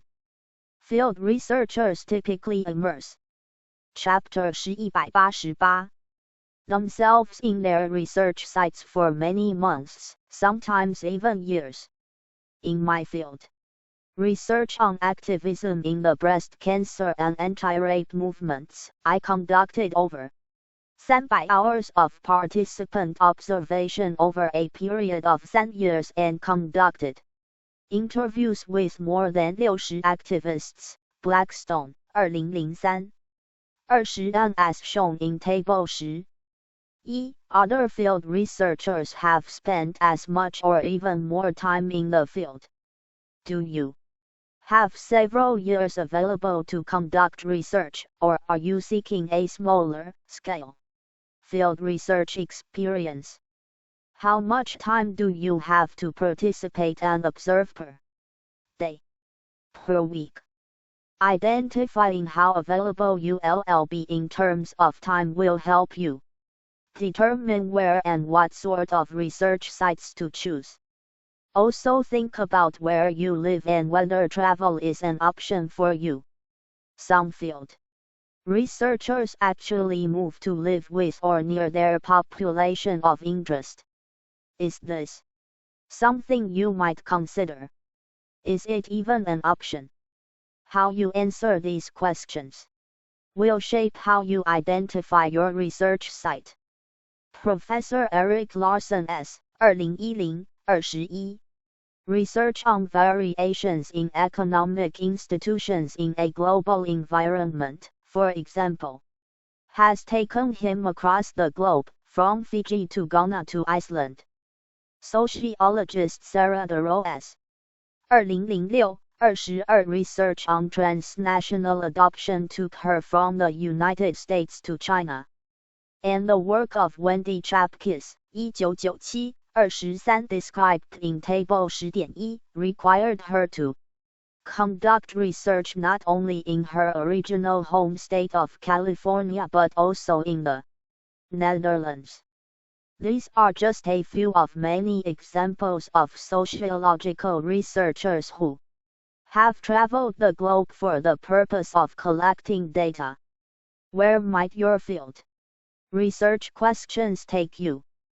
In choosing a site, also consider how your social location might limit what or where you can study. The ascribed aspects of our locations are those that are involuntary, such as our age or race or mobility. How might my ascribed status as a middle-aged woman, for example, shape my ability to conduct complete participation in a study of children's birthday parties? The achieved aspects of our locations, on the other hand, are those that we have some choice about. In field research, we may also have some choice about whether or the extent to which we reveal the achieved aspects of our identities. There are numerous examples of field researchers whose achieved statuses granted them access to field sites into which they might not have otherwise been allowed. Jennifer Pierce, 1995, 24, for example, utilized her achieved status as a paralegal to gain entry into 2 law offices for her ethnographic study of the gendered division of labor in corporate law firms. In Lorraine LeBlanc's 1999, 25 case, the achieved status of her appearance, including tattoos and a punk hairstyle and color, helped her gain the acceptance of research participants in her study of punk girls. The preceding discussion should not be taken to mean that sociologists cannot, should not, or do not study those from whom we differ. In fact, there have been plenty of successful field studies conducted by researchers who may have looked out of place in the sites they chose to investigate. Teresa Gowan, a self-described small 20. Blackstone, A. 2003. Racing for the Cure and Taking Back the Night, Constructing Gender, Politics, and Public Participation in Women as Activists斜线 Volunteer Work, Unpublished Doctoral Dissertation. Department of Sociology, University of Minnesota. Minneapolis, MN. 21. Larson, E. 2010. Time and the Constitution of Markets, Internal Dynamics and External Relations of Stock Exchanges in Fiji, Ghana, and Iceland. Economy and Society, 39, 460-487. 22. Duro, S. 2006. Transnational Adoption, A Cultural Economy of Race, Gender, and Kinship. New York, NY, New York. University Press. 23. Chapkis, W. 1997. Live Sex Acts, Women Performing Erotic Labor. New York, NY, Routledge. 24. Pierce, J.L. 1995. Gender Trials, Emotional Lives in Contemporary Law Firms. Berkeley, University of California Press. 25. LeBlanc, L. 1999. Pretty in Punk, Girls' Gender Resistance in a Boys' Subculture. New Brunswick, NJ, Rutgers University Press. 189. White English Woman, 2010, p. 16, 26 conducted field research with homeless men in some of San Francisco's most notoriously rough neighborhoods. The aim here is not to reveal the socially constructed categories upon which our society places so much emphasis in organizing itself. Rather, the point is to be aware of which ascribed and achieved aspects of your identity may shape your decisions about field sites. Finally, in choosing a research site, consider whether your research will be a collaborative project or whether you are on your own. Douglas, 1976. 27. Collaborating with others has many benefits. You can cover more ground and therefore collect more data than you can on your own. And having collaborators in any research project, but especially field research, means having others with whom to share your trials and tribulations in the field. However, collaborative research comes with its own set of challenges, such as possible personality conflicts among researchers, competing commitments in terms of time and contributions to the project, and differences in methodological or theoretical perspectives. Schaffer, Marshall, and Haas, 1979. 28. If you are considering collaborative field research, you are in good company. Many fascinating examples precede you. David Snow and Leon Anderson, 1993, 29. Conducted a collaborative study of homelessness in Austin, Texas. And researchers at the University of Minnesota recently conducted a large-scale, cross-country field study of how forms of difference such as race and religion shape American life and experience. http://www.soc.edu/research-amp.html When considering something that is of interest to you, consider also whether you have possible collaborators. How might having collaborators shape the decisions you make about Where to conduct participant observation. I began this discussion by asking you to think about limitations that might shape your field site decisions. But it makes sense to also think about the opportunities, social, geographic, and otherwise, that your location affords. Perhaps you are already a member of an organization where you'd like to conduct research. Maybe you know someone who knows someone else who might be able to help you access a site. Perhaps you have a friend you could stay with, enabling you to conduct participant observations away from home. Choosing a site for participation is shaped by all these factors: your research question and area of interest, a few limitations, some opportunities, and sometimes a bit of being in the right place at the right time. 10年1月3日2 Choosing a role. Available under Creative Commons, Non-Commercial, Share-alike 4.0 International License, http://. Creative Commons org licenses by NC.SA /4.0 As with choosing a research site, some limitations and opportunities beyond your control might shape the role you take once you begin your participant observation. You'll also need to make some deliberate decisions about how you enter the field and who you'll be once you re-in. 26. Cohen, T. 2010. Hobos, Hustlers, and Backsliders, Homeless in San Francisco. Minneapolis, University of Minnesota Press. 27. Douglas, J.D. 1976.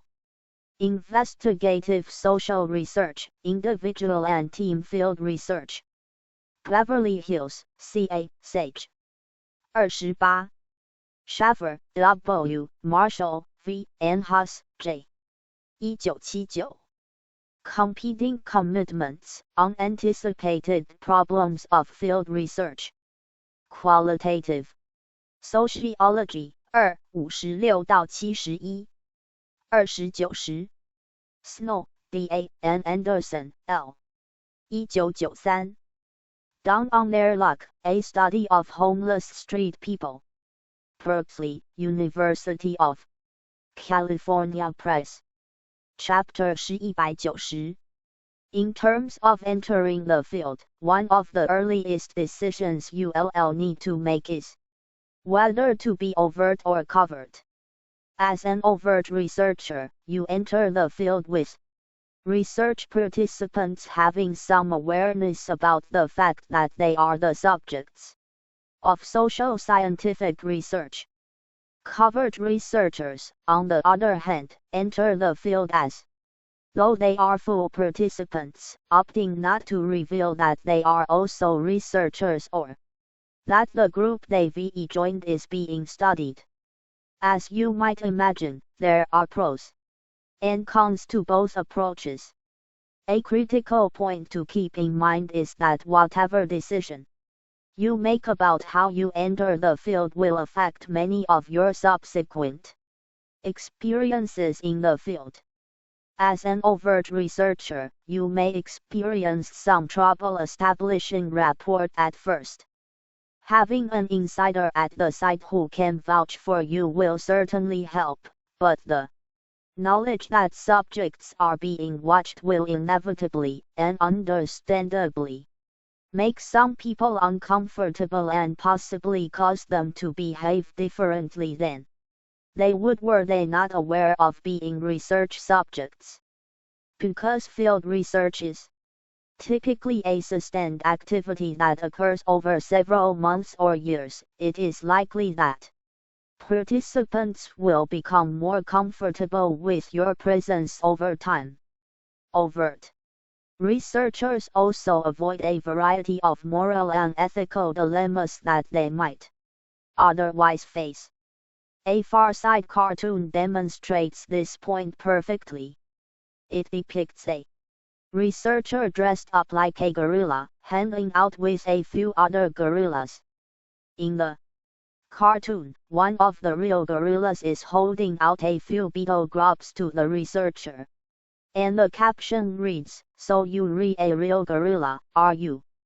Well, I guess you wouldn't mind munching down a few beetle grubs, would you? In fact, we wanna see you choke." And http://www.1.net/asa/online-service/product details ASPX product ID等于ASAO710N04. As a covered researcher, getting in your site might be easier, but then you might face other issues. For how long would you plan to conceal your identity? How might participants respond once they discover you've been studying them? And how will you respond if asked to engage in activities you find unsettling or unsafe? Field researcher Richard Mitchell, 1991-30, was forced to consider these very questions during his covered research among right-wing survivalists when he was asked to participate in the swapping of violently racist and homophobic stories, an experience over which he later expressed profound grief and deep regret. Beyond your own personal level of comfort with deceiving participants and willingness to take risks, it is possible that the decision about whether to enter the field covertly will be made for you. If you are conducting research while associated with any federally funded agency, and even many private entities, your Institutional Review Board, IRB, probably will have something to say about any planned deception of research subjects. Some IRBs approve deception, but others look warily upon a field researcher engaging in covert participation. The extent to which your research site is a public location, where people may not have an expectation of privacy, might also play a role in helping you decide whether covert research is a reasonable approach. I mentioned that having an insider at your site who can vouch for you is helpful. Such insiders, with whom a researcher may have some prior connection or a closer relationship than with other site participants, are called key informants. A key 30. Mitchell, R.G., Jr. 1991. Secrecy and Disclosure in Fieldwork. In W.B. Schaffer and R.A. Stebbins, eds. Experiencing Fieldwork, an inside view of qualitative research, pp. 97-108. Newbury Park, CA, Sage. 191. Informant can provide a framework for your observations, help translate what you observe, and give you important insight into a group's culture. If possible, having more than one key informant at a site is ideal, as one informant's perspective may vary from another's. Once you've made a decision about how to enter your field site, you'll need to think about the role you'll adopt while there. Aside from being overt or covert, how close will you be to participants? In the words of Fred Davis, 1973, who coined these terms in reference to researchers' roles, will you be a Martian, a convert, or a bit of both? Davis describes the Martian role as one in which a field researcher stands back a bit, not fully immersed in the lives of his subjects, in order to better problematize, categorize, and see with the eyes of a newcomer what is being observed. From the Martian perspective, a researcher should remain disentangled from too much engagement with participants. The convert, on the other hand, intentionally dives right into life as a participant. From this perspective, it is through total immersion that understanding is gained. Which approach do you feel best suits you? In the preceding section, we examined how ascribed and achieved statuses might shape how or which sites you choose for your field research. They also shape the role you adopt in your field site.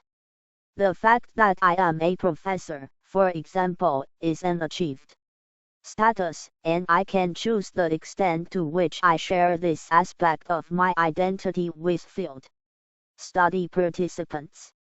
In some cases, perhaps sharing that I am a professor would enhance my ability to establish rapport. In other field sites, it might stifle conversation and rapport building. As you've seen from the examples provided throughout this chapter, different field researchers have taken different approaches when it comes to using their social locations to help establish rapport and dealing with ascribed statuses that differ from those of their subjects. Whatever role you choose, many of the points made in interviews, qualitative and quantitative approaches, page 160, about power and relationships with participants, apply to field research as well. In fact, the researched relationship is even more complex in field studies, where interactions with participants last far longer than the hour or two it might take to interview someone. Moreover, the potential for exploitation on the part of the researcher is even greater in field studies, as relationships are usually closer and lines between research and personal or of the record interaction may get blurred. These precautions should be seriously considered before deciding to embark upon a field research project. Key takeaways.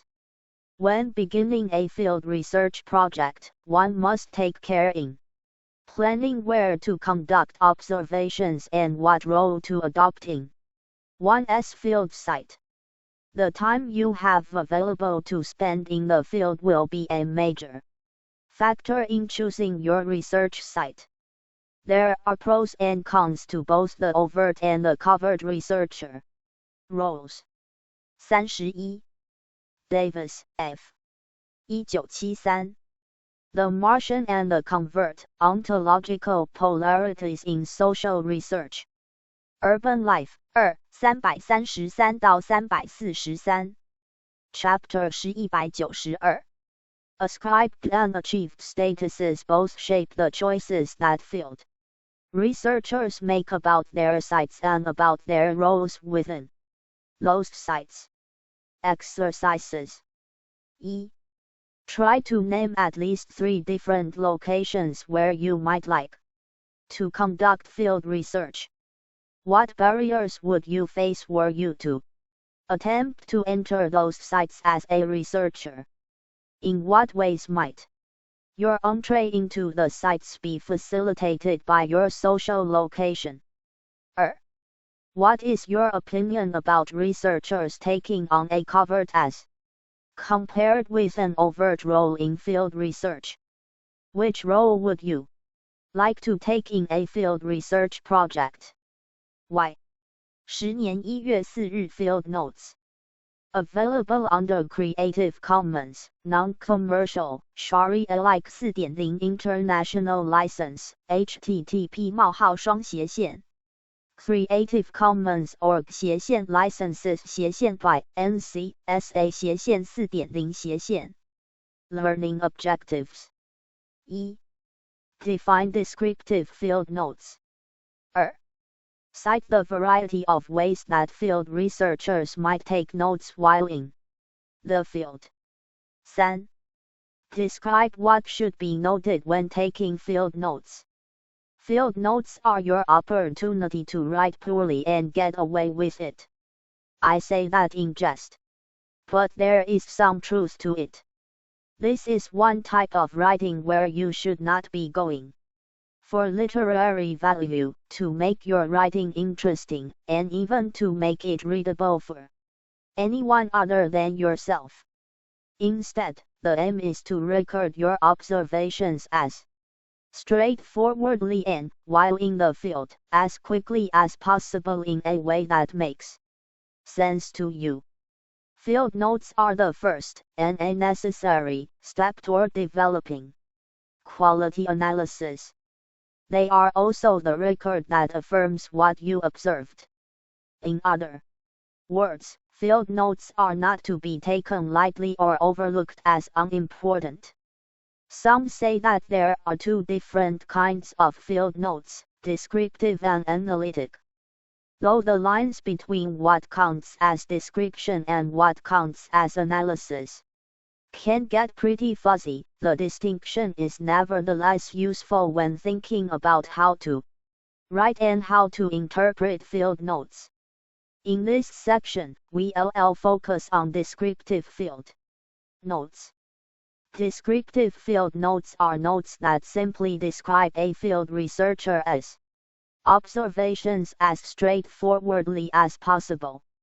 These notes typically do not contain explanations of or comments about those observations. Instead, the observations are presented on their own, as clearly as possible. In the following section, we'll examine the uses and writing of analytic field notes more closely. 193. 10年1月4日Writing in the field.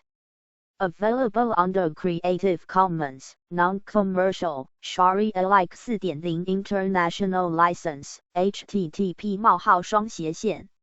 Creative Commons org licenses by NC.SA 4.0 Field researchers use a variety of strategies to take notes while in the field.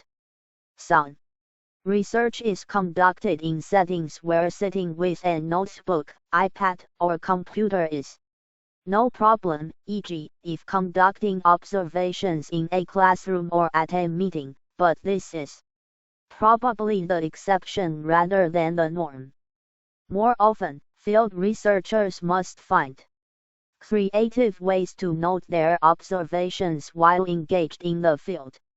I've heard about field researchers jotting notes on their hands and arms, keeping very small notebooks in their pockets and occasionally jotting notes there, carrying small recorders to make quick observations, and even writing notes on toilet paper during visits to the restroom.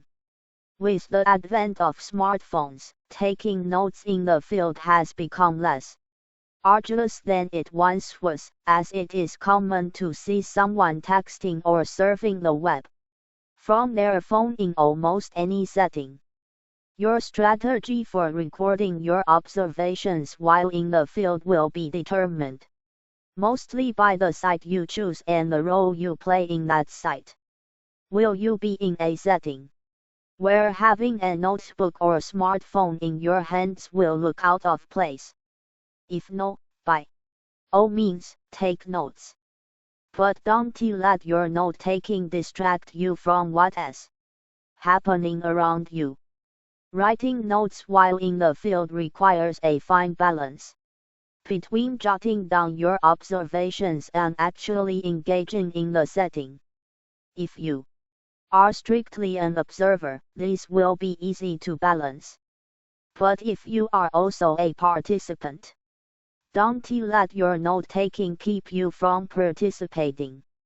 If you do happen to be in a location where taking notes in the moment would be too obvious, rude, or distracting, you may still be able to occasionally jot down a few things very quickly.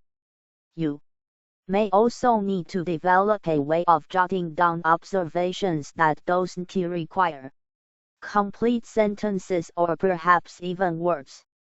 I know several field researchers who developed their own version of shorthand to take notes, using some combination of abbreviations and symbols, without taking too much time away from their participation in the field. As with other proficiencies one develops, writing field notes is a skill that can be improved with practice. Recall the discussion in Introduction, page 3, about the dangers of informal observation. Conducting field research and taking field notes are decidedly not informal activities. In field research, observation is deliberate, not haphazard. That said, for a first-time field researcher, taking field notes can feel like a pretty haphazard activity. Understanding when to write, what to write, where to write, and how to write are all skills that field researchers develop with experience. I demonstrate this point to students early in our discussion of field methods by sending them out of the classroom in groups of 2 or 3 each and having them take notes about what they observe over a 15-minute period of time. No problem, they say. How hard can it be? Pretty tough, as it turns out. Students typically return from their 15 minutes of observation frustrated, confused, and annoyed with me for putting them through the experience. So why torture my students in this way? It isn't just to be a jerk, I promise. When students return to the classroom, I ask them to compare notes with their group. Chapter 194. Members and discuss what strategies they used in making and recording observations. Typically, students have some overlap in the kinds of things noted, but inevitably one person will have paid more attention to conversations overheard, another to actions and unspoken physical expressions such how people walked or dressed, and yet another to non-human surroundings such as the landscape, sounds, and scents. Students conducting this exercise also often use different note-taking strategies, some drawing more pictures, others writing incomplete sentences, others using abbreviations. I ask them to talk about what they've learned from the experience. And the following 2 lessons are among the most frequently cited. A. Taking field notes is hard, and B. It would have been nice to have some more direction before the exercise so they knew what to zero in on. I am always glad to hear that students recognize the difficulty of the task, and it is true that I give them very few instructions prior to the field note exercise. This is intentional. In part, I hope to make the point that while field research projects often occur inductively, this doesn't mean that field researchers enter the field with absolutely no idea about what they plan to observe. Having a research question or topic in mind helps a researcher focus her or his observations. At the same time, it is important that field researchers not allow their original question or topic blind them to occurrences in the field that may not seem particularly important at the time. As I share with my students, you never know whether or how some observation might be important down the line. We'll take a closer look at this point in analysis of field research data, page 198. No matter how difficult it can be to write notes while in the field, it is worth the effort. Field researchers rely on the notes they take in the field to develop more complete notes later and, eventually, to develop analysis. Have you heard the popular philosophical question about trees falling? It goes something like this: if a tree falls in the woods but nobody hears it, did it actually make a sound? I don't have a good answer for you from a philosophical perspective, but I can say that when it comes to field research, if you observe something but neglect to note it, it might as well not have happened. This is because you, like any other human being, cannot possibly be expected to remember everything that you see happen over the hours, days, months, or years that you spend collecting data in the field. For this reason, writing notes in the field, to the extent possible, is important, as is filling in those notes as soon as you are in a location where you can focus on more formal note-taking. We examine this more formal aspect of note-taking next. 10年1月4日2 Writing out of the field. Available under Creative Commons, Non-Commercial, Sharia-alike 4.0 International License, http://. Creative Commons org licenses by NC.SA 4.0 Immediately upon leaving any observation in the field, you should take the time to complete the brief notes you took while in the field. Even if you feel that the notes you've taken in the field are complete, you'll be surprised by how much more you'll recall once you sit down without distractions and read through what you've jotted down. You'll also have the opportunity to add your own reflections or observations about your observations when you write up more complete notes.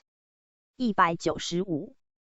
When you type up notes upon returning from an observation, you should fill in the blanks and write as much as possible about what you've just observed. Even if it seems mundane, I think it is fair to say that one's field notes can never contain too much detail. Writing as much as possible, in as much detail as possible, should also help you avoid generalizing in your field notes. Be specific about what you observe. Rather than saying that everyone said or did something, make note of exactly who said or did X, or note that you're really not sure exactly who did so but that it seemed as if most everyone did. Rather than saying that someone you observed was angry, describe what gave you that impression. For example, was that person yelling, red in the face, or shaking her fist? Don't forget to describe exactly where you were and detail your surroundings, in addition to describing the interactions and conversations you observed and participated in. Early in a field research project, you may focus slightly more on describing the lay of the land than you do later on.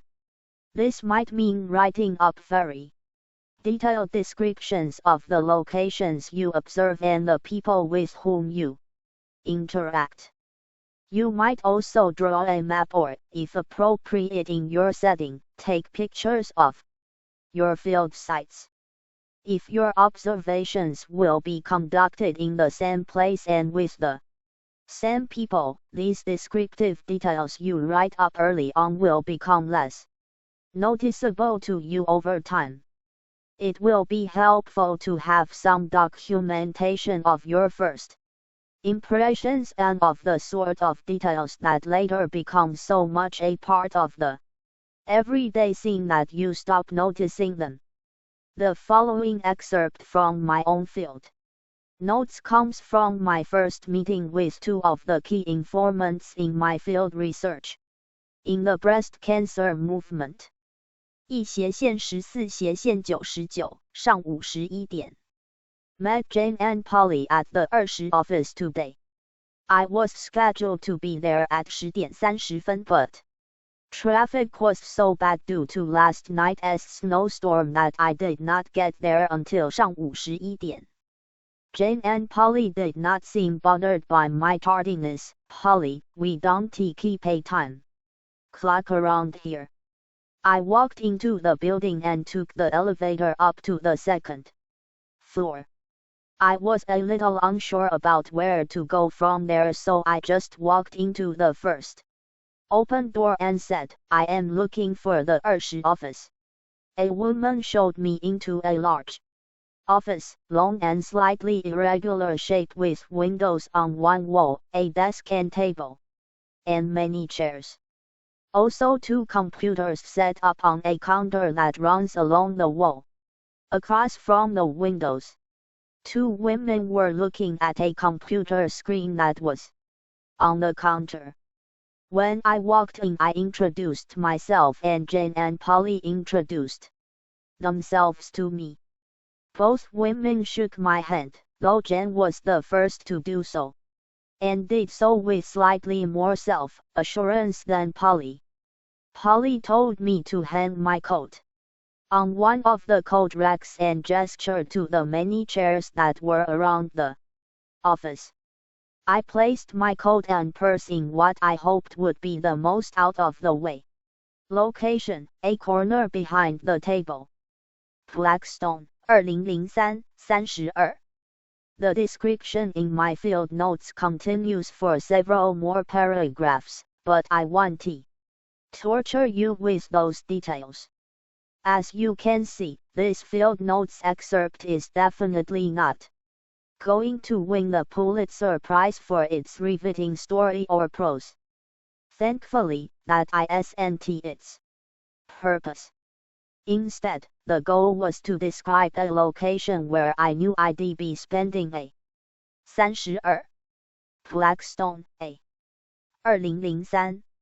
Racing for the cure and taking back the night, constructing gender, politics, and public participation in women as activists 斜线 volunteer work, unpublished doctoral dissertation.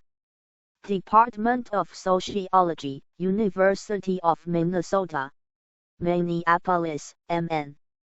Chapter 196. Fair amount of time and to describe my first impressions of the 2 women I knew would be likely candidates for key informants. One thing you'll notice is that I used quotation marks every time I directly quoted a person. Including as many direct quotes as you can is a good idea, as such quotes provide support for the analytic points you'll make when you later describe patterns in your data. This is another reason that taking notes in the field, to the extent possible, is a good idea. Direct quotes may be difficult to remember hours or even minutes after hearing them. For this reason, you may wish to write verbatim quotes while in the field and then take the time to describe the circumstances under which something was said later on when you write up your full notes after leaving the scene. Another thing you might find were you to read through the many pages of field notes I took during my participant observation is that I use all capital letters and brackets in some places. This is the strategy I developed for expressing my own personal feelings and impressions in my field notes. While the distinction between what one actually observed and what one thinks about what he or she observed is not always easy to make, most field researchers do attempt to distinguish between these 2 categories of information. The bracketed portions of your field notes may never be used, but in some cases they will become the very early stages in your analysis of data. My notes from 3 years of participant observation include bracketed notes of both types. Sometimes, I used bracketed notes to express emotion or purge difficult thoughts or feelings. This was especially helpful when I felt upset about or annoyed by something that had occurred in the field. Because field research requires developing personal relationships with subjects, and because interpersonal relationships all experience various highs and lows, it is important to express your feelings about those relationships in your notes. Writing these more personal reflections may become important for analysis later, or they may simply be cathartic at the moment. They might also reveal biases you have about the participants that you should confront and be honest about. Every field researcher's approach to writing up field notes will vary according to whatever strategy works best for that individual. Where I used brackets to document personal feelings and reflections on bits of data, other field researchers may use the comments function in a word processing program or use a different font type, size, or color to distinguish observations from reflections.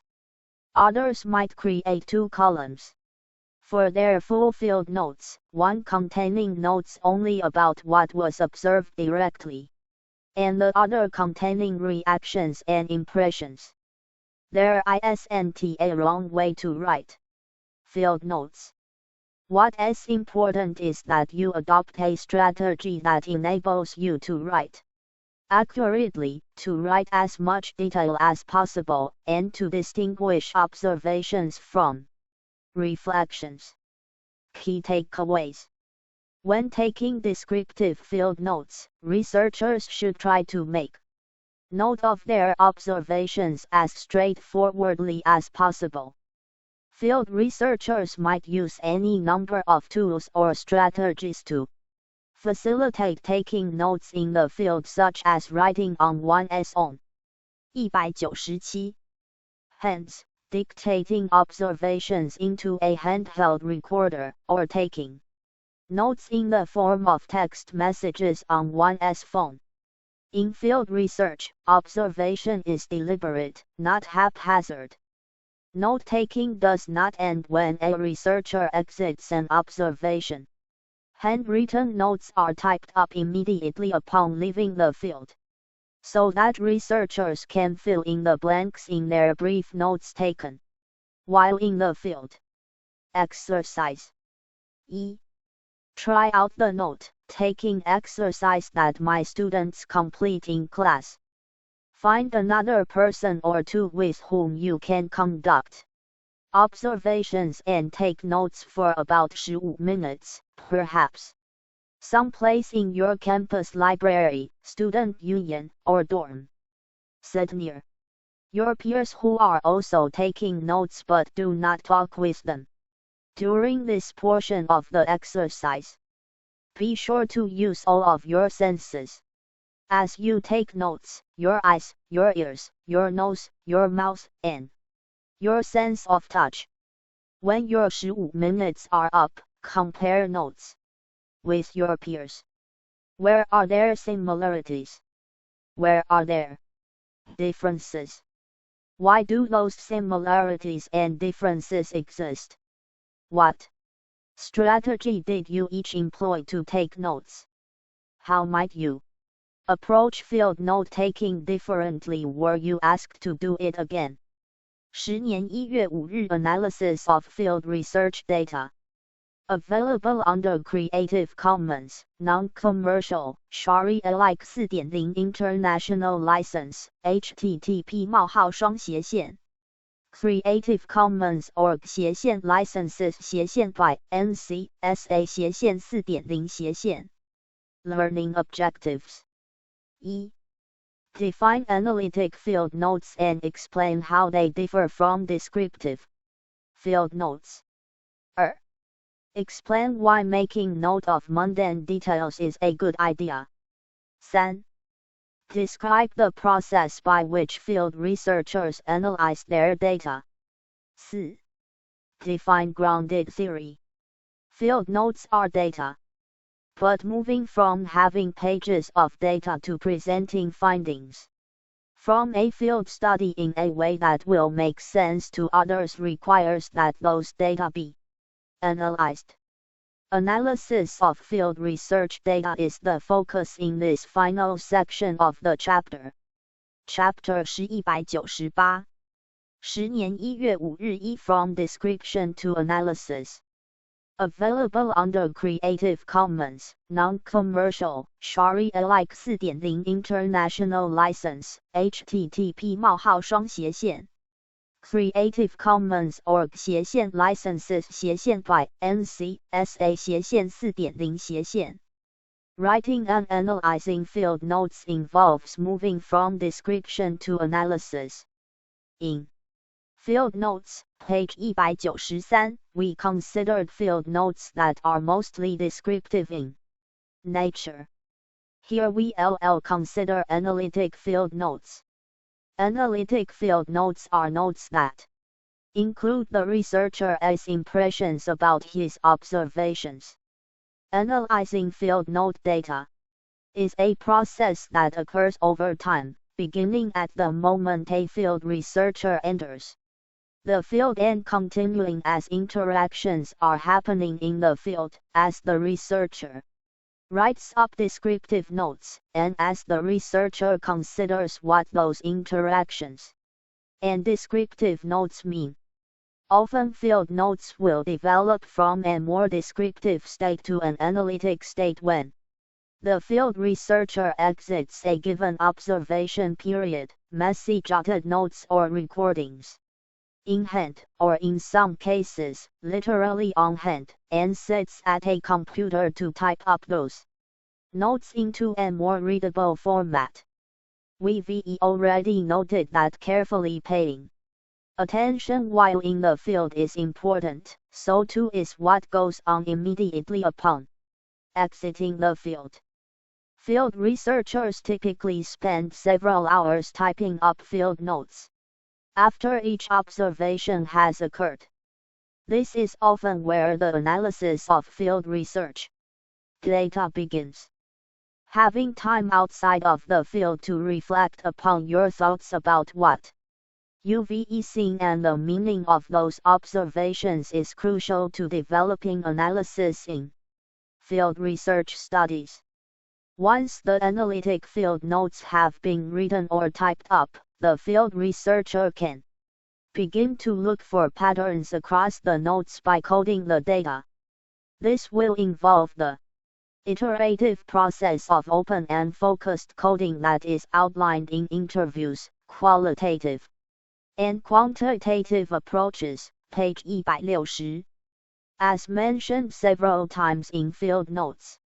Page 193, it is important to note as much as you possibly can while in the field and as much as you can recall after leaving the field, because you never know what might become important.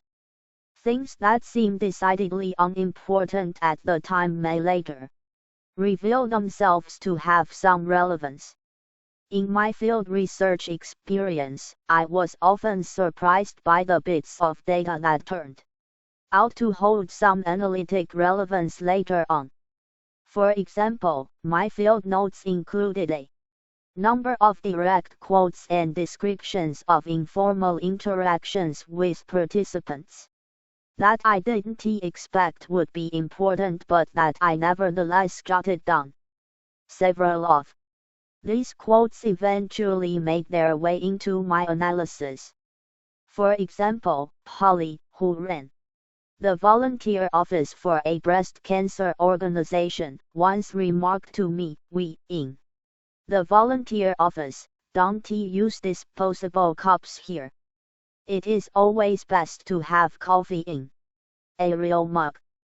It is much nicer that way." Blackstone, 2004, p. 187. 33 It didn't occur to me at the time that this was just one of many tasks that Polly and other women volunteers do that remains largely invisible to the beneficiaries of their work. Because it is much nicer for volunteers to drink out of a real mug instead of a disposable cup. Polly actually spends a large amount of time washing mugs every day and throughout the day, so that a clean, real mug is always available to the many volunteers who show up for brief volunteer shifts at the office each day. Had I not made a note of the coffee. 33. Blackstone, A. 2004. Sociability, Work, and Gender. Equal Opportunities International, 23, 29-44. 199. Cop interaction with Polly, which at the time seemed rather mundane. I may have missed an important analytic point about the invisibility of some components of women's volunteer labor that I was later able to make in presentations and publications of the work. Sometimes the analytic process of field researchers and others who conduct inductive analysis is referred to as grounded theory. Chermas, 2006, Glaser and Strauss, 1967. 34. Grounded theory occurs, as you might imagine, from the ground up. It requires that one begin with an open-ended and open-minded desire to understand a social situation or setting, and involves a systematic process whereby the researcher lets the data guide her rather than guiding the data by preset hypotheses. The goal when employing a grounded theory approach is, perhaps not surprisingly, to generate theory. Its name not only implies that discoveries are made from the ground up but also that theoretical developments are grounded in a researcher's empirical observations and a group's tangible experiences. As exciting as it might sound to generate theory from the ground up, the experience can also be quite intimidating and anxiety-producing, as the open nature of the process can sometimes feel a little out of control. Without hypotheses to guide their analysis, researchers engaged in grounded theory work may experience some feelings of frustration or angst. The good news is that the process of developing a coherent theory that is grounded in empirical observations can be quite rewarding, not only to researchers but also to their peers who can contribute to the further development of new theories through additional research, and to research participants who may appreciate getting a bird's eye view of their everyday experiences. Key takeaways. In analytic field notes, a researcher makes note of impressions about her or his observations. Details that may seem unimportant in the moment may turn out to be important during later analysis. It is therefore crucial that field researchers make note of these observations when conducting field research. In analyzing their data, many field researchers conduct grounded theory. Grounded theory involves generating theory from the ground up. Exercise. E. Interested in learning more about grounded theory? Read all about it at the Grounded Theory Institute's website, http://www.groundedtheory.com/. What do you think about grounded theory? Is this way of conducting research something that is of interest to you? Why or why not? 34. Glaser, B.G., and Strauss, A.L. 1967. The Discovery of Grounded Theory, Strategies for Qualitative Research. Chicago, I.L. Odine. Chermas, K. 2006. Constructing Grounded Theory, A Practical Guide Through Qualitative Analysis. Thousand Oaks, C.A. Sage. Chapter 1200. Chapter 11 Unobtrusive Research. Qualitative and Quantitative Approaches. 11.1 Why Unobtrusive Research? Available under Creative Commons, Non-Commercial, Sharia-like 4.0 International License, http://. Creative Commons org licenses by NC.SA 4.0 Are female and male athletes at the professional and college levels treated equally? You might think, 40 years since the passing of Title IX, the civil rights law that prohibits sex discrimination in education including athletics, and with the growing visibility of women athletes in sports such as golf, basketball, hockey, and tennis, that the answer would be an easy yes. But Professor Michael Messner's 2002 unobtrusive research shows otherwise, as does Professors Joanne M. Bice and Melissa Sheridan Empzer. Herbert S. 2004 Content Analysis of College Athletics Media Guide Photographs.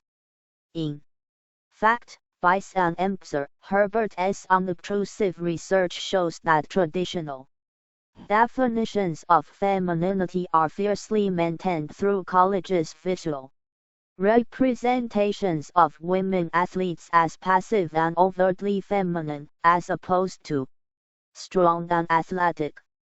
In addition, Messner and colleagues, Messner, Duncan, and Jensen, 1993 Content Analysis of Verbal Commentary in Televised Coverage of Men's and Women's Sports shows that announcers' comments vary depending on an athlete's gender identity.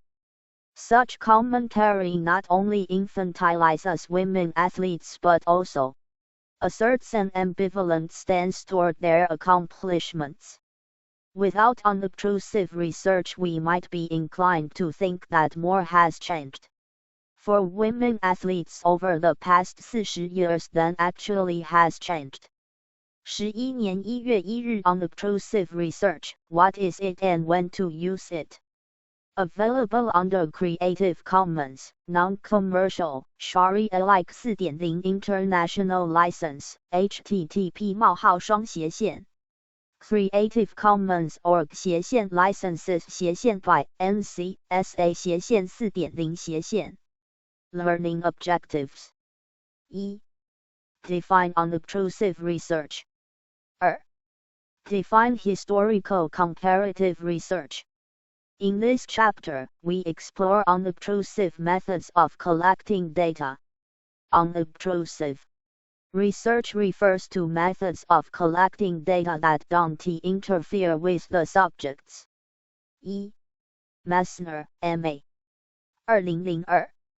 Taking the Field, Women, Men, and Sports.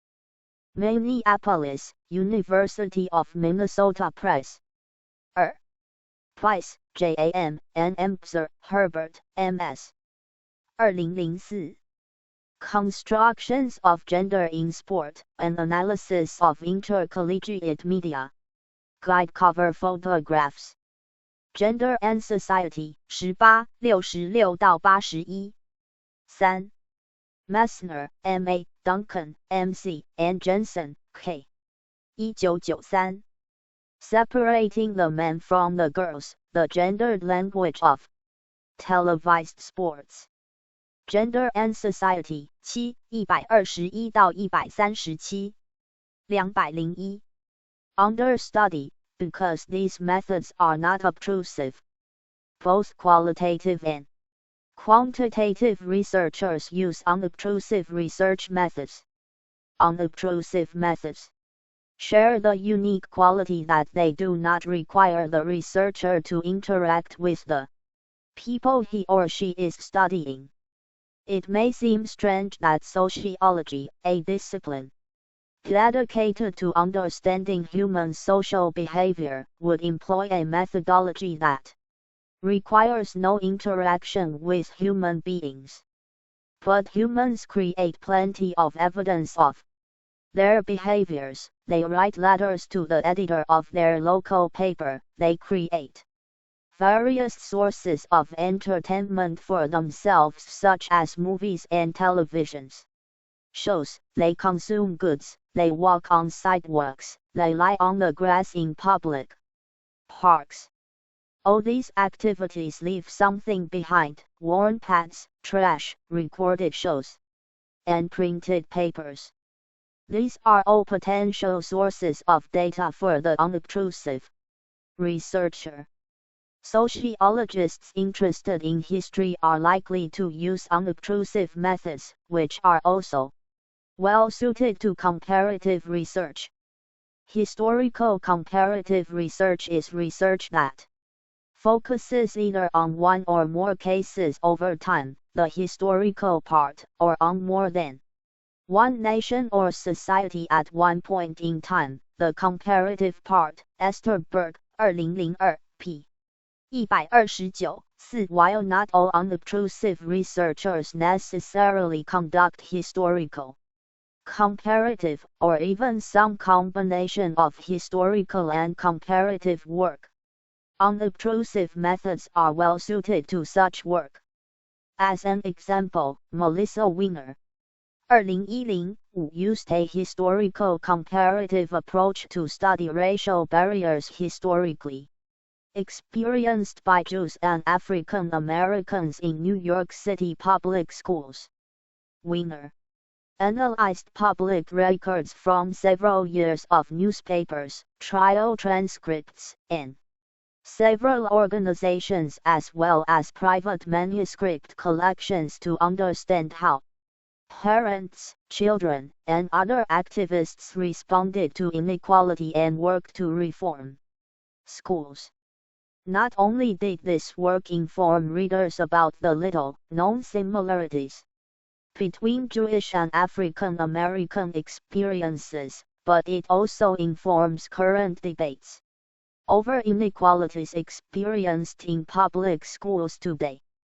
In this chapter, we'll examine content analysis as well as analysis of data collected by others.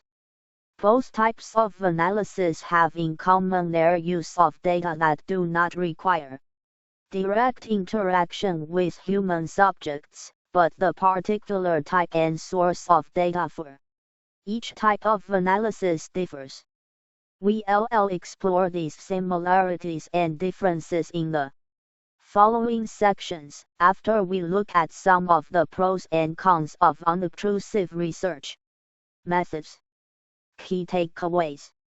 Unobtrusive methods allow researchers to collect data without interfering with the subjects under study.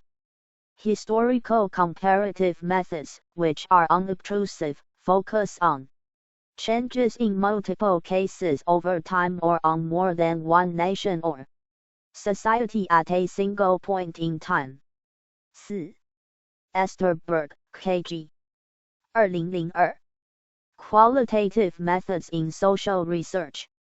Boston, M.A., McGraw-Hill. 5. Wiener, M. 2010. Power, Protest, and the Public Schools, Jewish and African American Struggles in New York City. Piscataway. N.J., Rutgers University Press. Chapter 11 202. Exercises. E. What are some additional sources of unobtrusive data, aside from those already mentioned, that sociologists might take interest in examining? What locations might you like to compare in your own research? Are there changes that occur over time that you might be interested in exploring? Explain. 11年1月2日 Pros and Cons of Unobtrusive Research. Available under Creative Commons, Non-Commercial, Sharia-alike 4.0 International License, http:// Creative Commons org licenses by NC SA 4.0 Learning Objectives. E.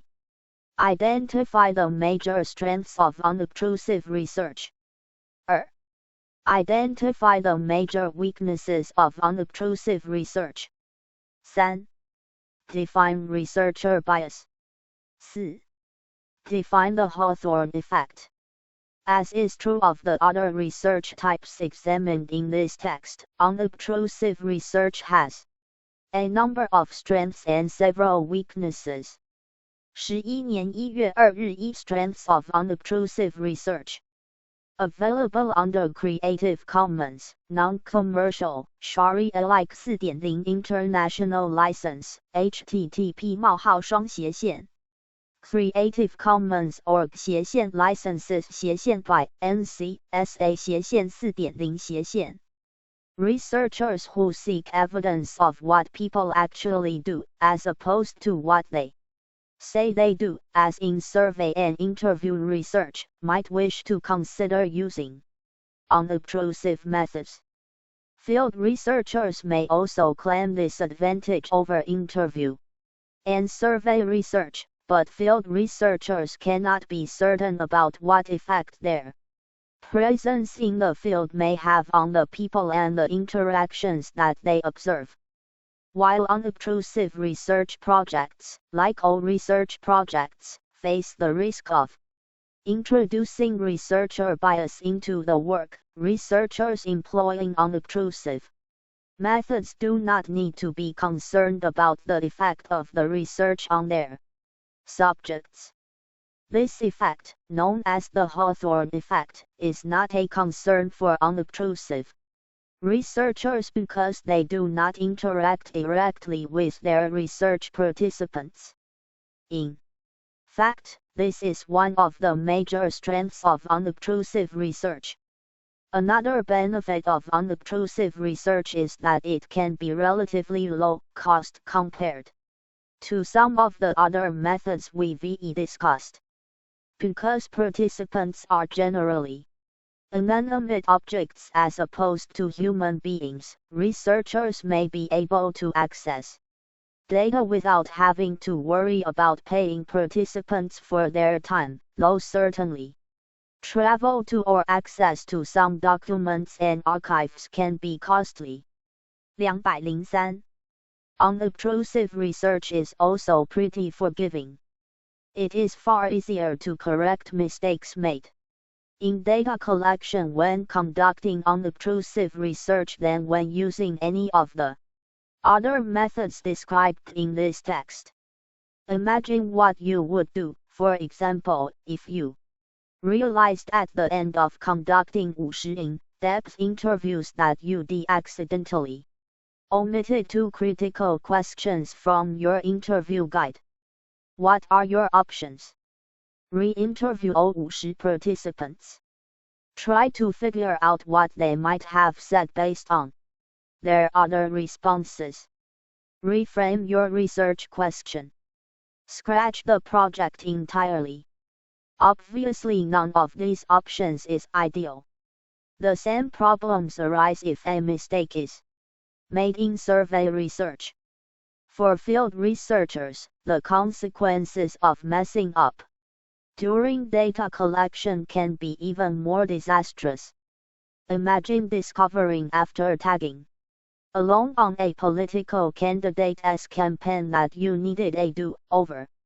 In this case, that simply isn't an option. The campaign is over, and you need to find a new source of data. Fortunately for unobtrusive researchers, going back to the source of the data to gather more information or correct some problem in the original data collection is a relatively straightforward prospect. Finally, as described in unobtrusive research, what is it and when to use it?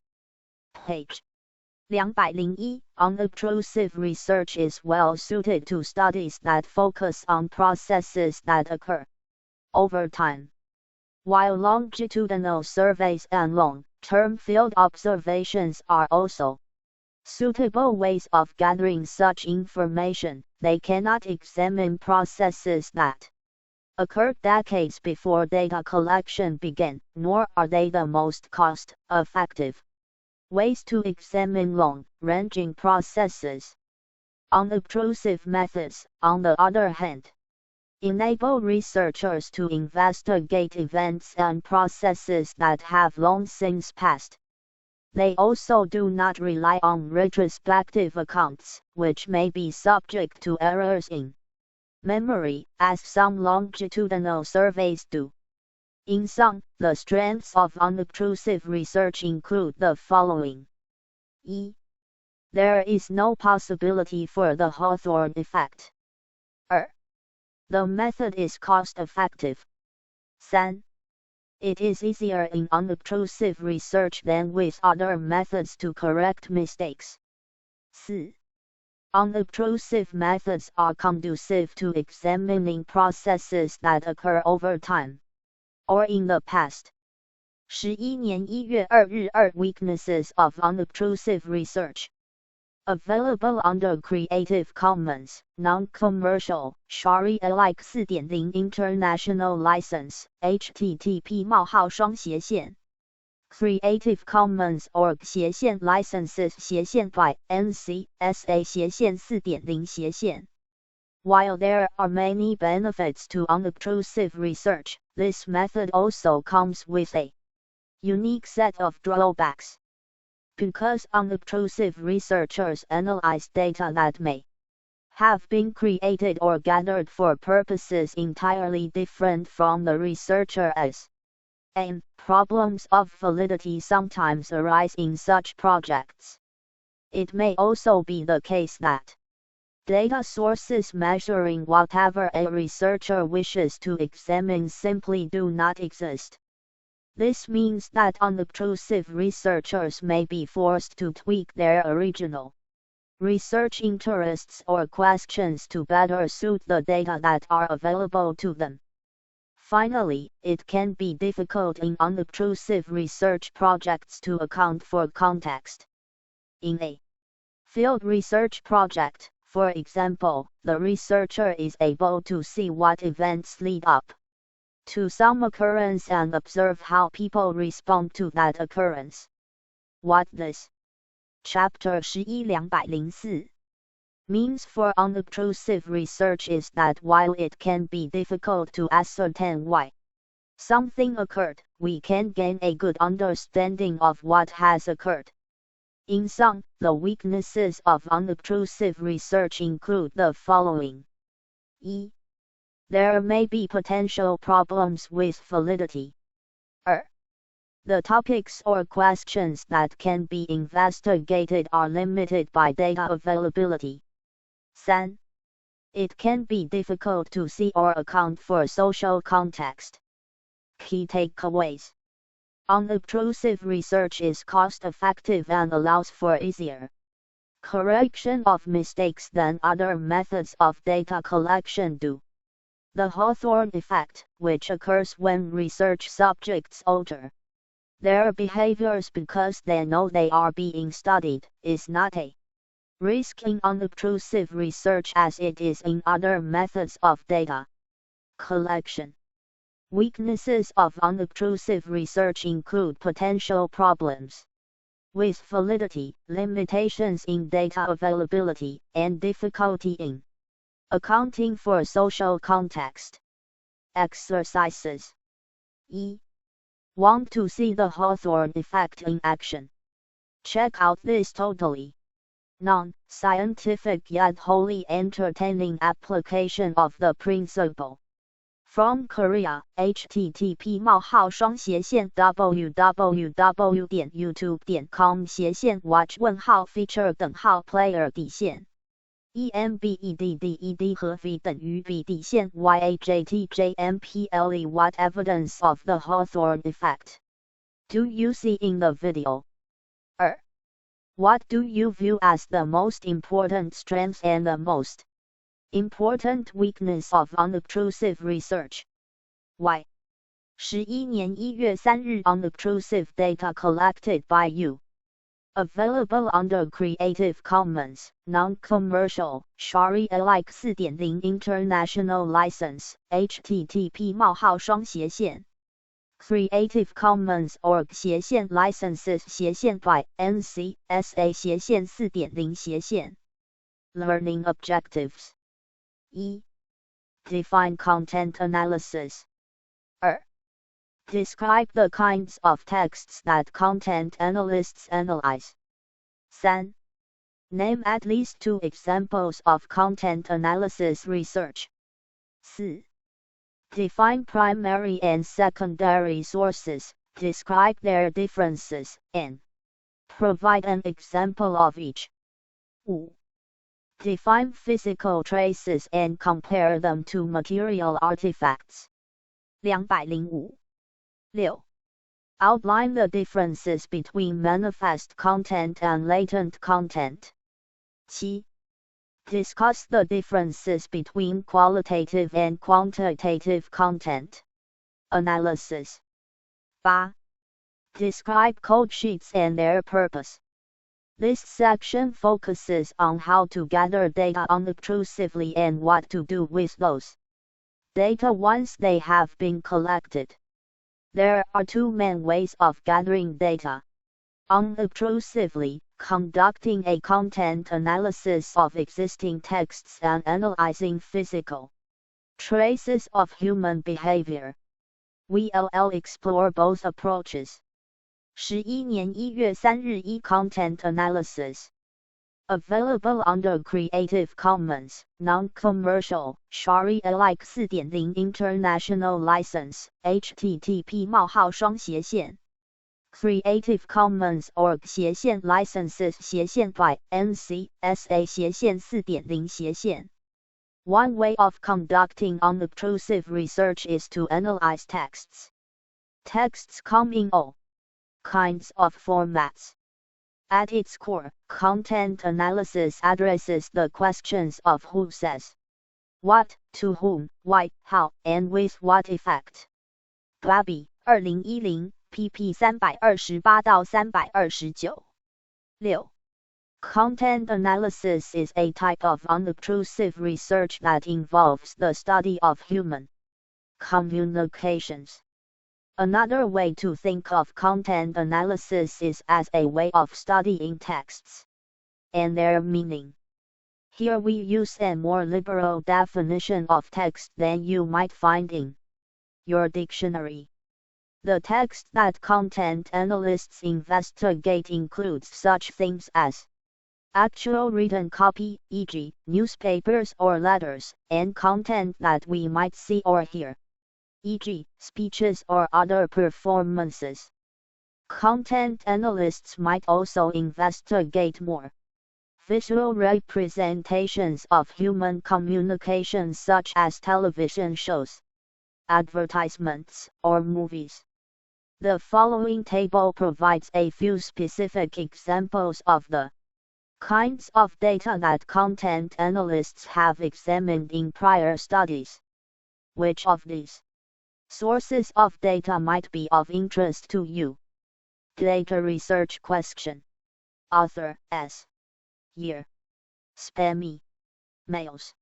What is the form, content, and quantity of unsolicited email as persons? 2009-7. James Bond films. How are female characters portrayed in James Bond films? And what broader lessons can be drawn from these portrayals? Ludendorff, Kor, D'Alessandro, Jenstova, and Snyder.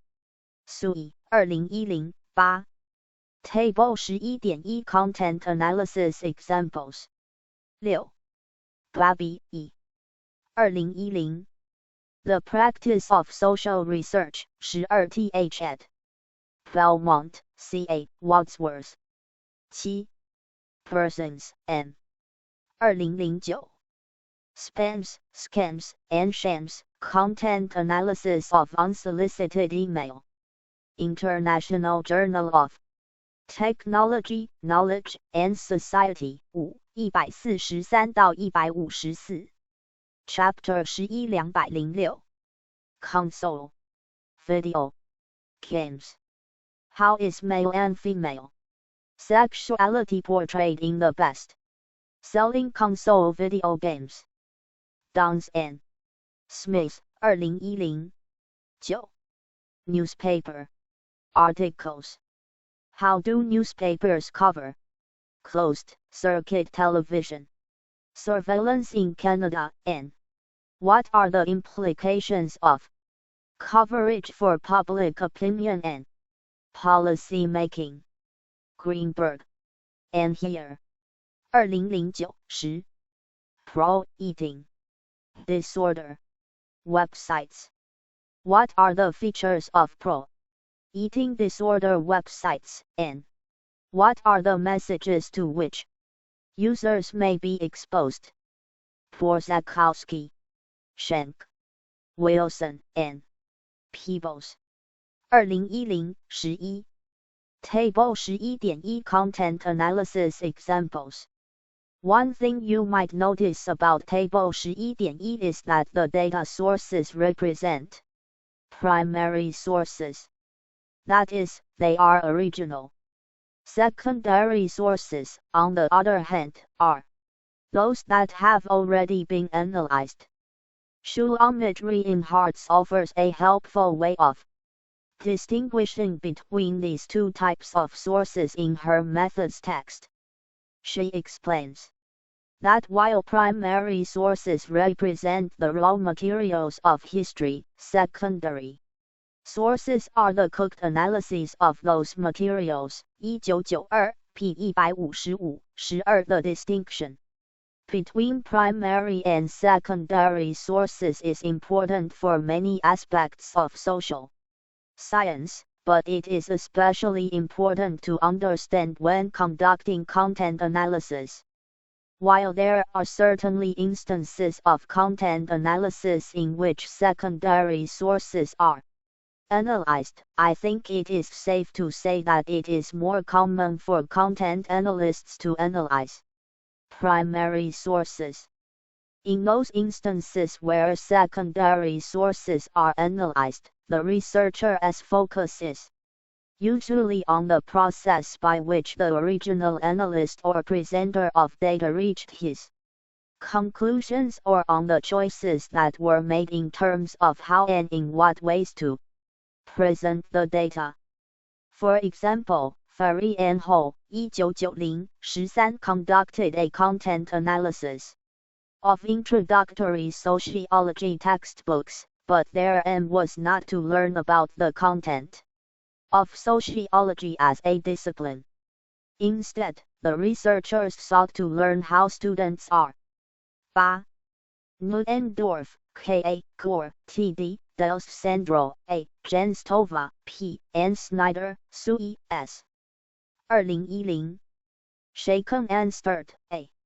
Content Analysis of Women's Portrayals in James Bond Films. Sex Roles, 62 747-761. 9. Downs, E. and Smith, S.L. 2010. Keeping Abreast of Hypersexuality, a video game character content analysis. Sex Roles, 62 721-733. 10. Greenberg, J. and here, S. 2009. CCTV Surveillance and the Poverty of Media Discourse, a content analysis of Canadian newspaper coverage. Canadian Journal of Communication, 34 461-486. 11. Borzakowski, D.L.G., Schenk, S., Wilson, J.L., and Peebles, R. 2010, Anna Annie, Mia, a content analysis of pro-eating disorder websites. American Journal of Public Health, 100, 1526-1534. 12. Reinhardt, S. 1992. Feminist Methods in Social Research. New York, NY, Oxford University Press. 13. Ferry, M.M., and Ho, E.J. 1990. Visual Images of American Society, Gender and Race in Introductory Sociology. Textbooks. Gender and Society, 4, 500-533. 207. taught the subject of sociology and understand what images are presented to students. As representative of sociology as a discipline, sometimes students new to research methods struggle to grasp the difference between a content analysis of secondary sources and a review of literature, which is discussed in Research Design, page 72. In a review of literature, researchers analyze secondary materials to try to understand what we know and what we don't know about a particular topic.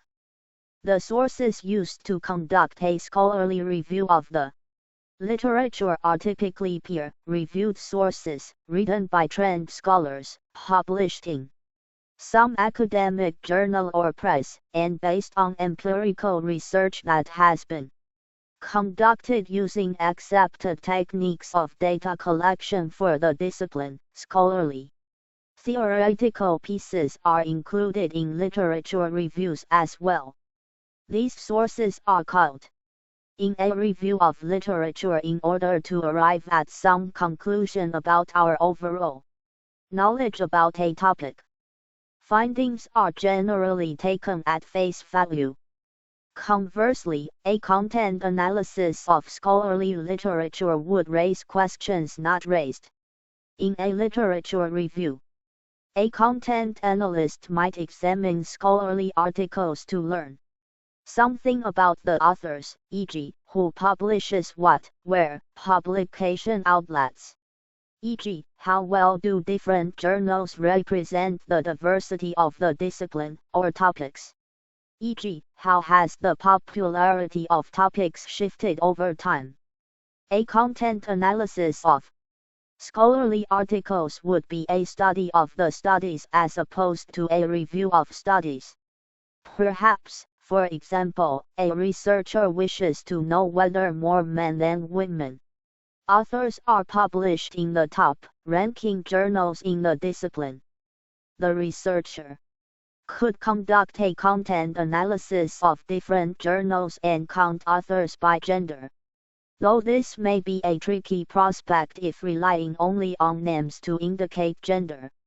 Or perhaps a researcher would like to learn whether or how various topics of investigation go in and out of style. She could investigate changes over time in topical coverage in various journals.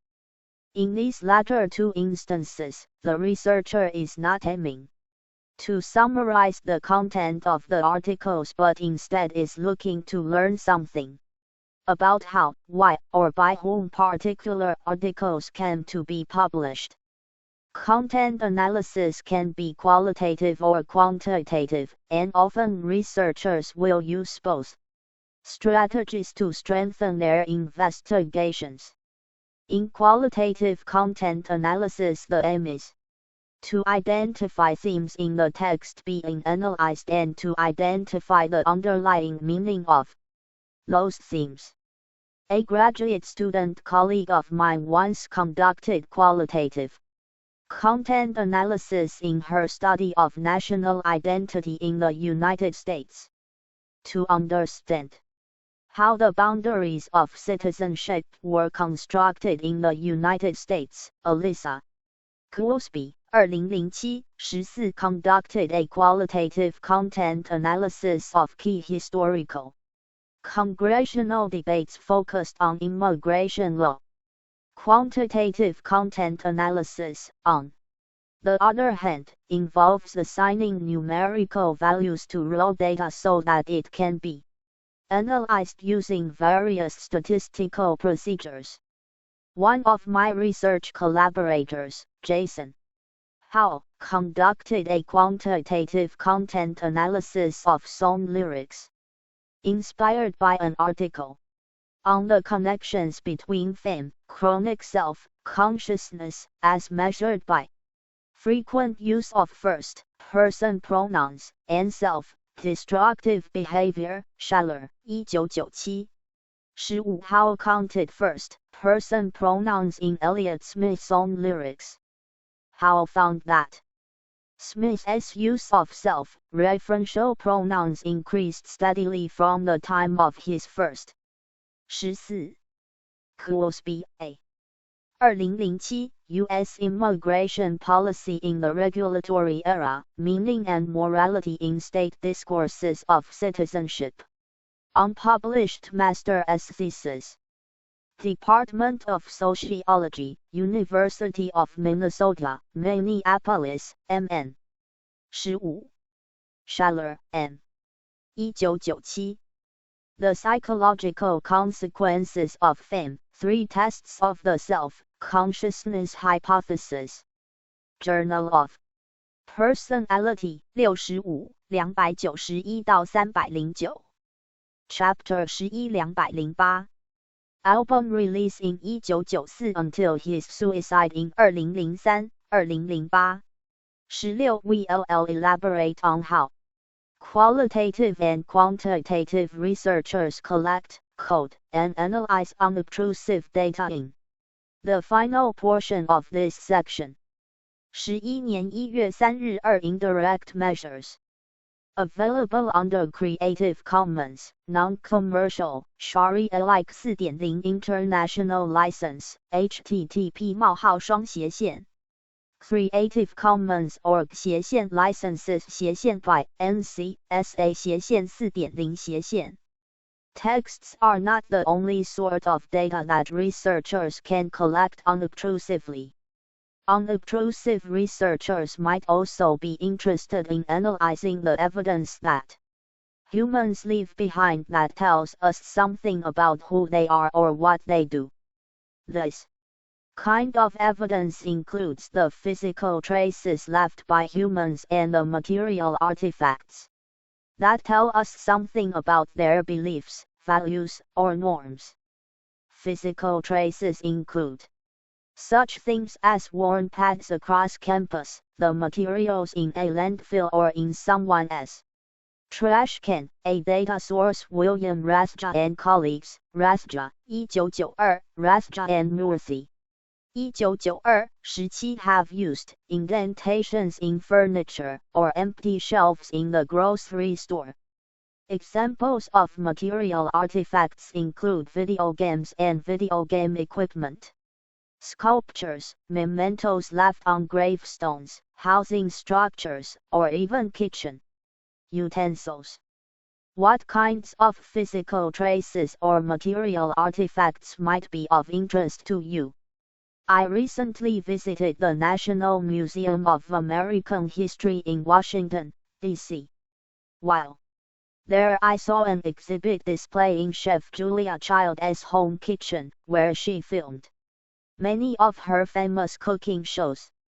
Seeing the kitchen made me wonder how cooking has changed over the past few decades since Child's shows were on air.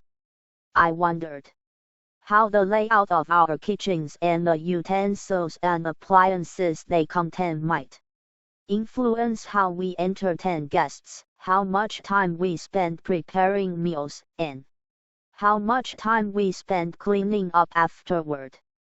Our use of particular kitchen gadgets and utensils might even indicate something about our social class identities. 18. Answers to these questions have bearing on our norms and interactions as humans. Thus they are just the sorts of questions sociologists using unobtrusive methods might be interested in answering. I snapped a few photos of the kitchen while at the museum. Though the glass surrounding the exhibit prevents ideal picture taking, I hope the photos in Figure 11.1 give you an idea of what I saw. Might the organizational scheme used in this kitchen, or the appliances that are either present or missing from it, shape the answers to the questions I pose above about human behaviors and interactions. Figure 11.1 exhibit displaying Chef Julia Child's home kitchen, missing in original. One challenge with analyzing physical traces and material artifacts is that you generally don't have access to the people who left the traces or created the artifacts. 16. How, J. 2008. Elliott Smith's self-referential pronouns by album year. Prepared for teaching SOC 207, Research. Methods, at Pennsylvania State University, Department of Sociology. 17. Rathja, W. 1992. How much alcohol do we drink?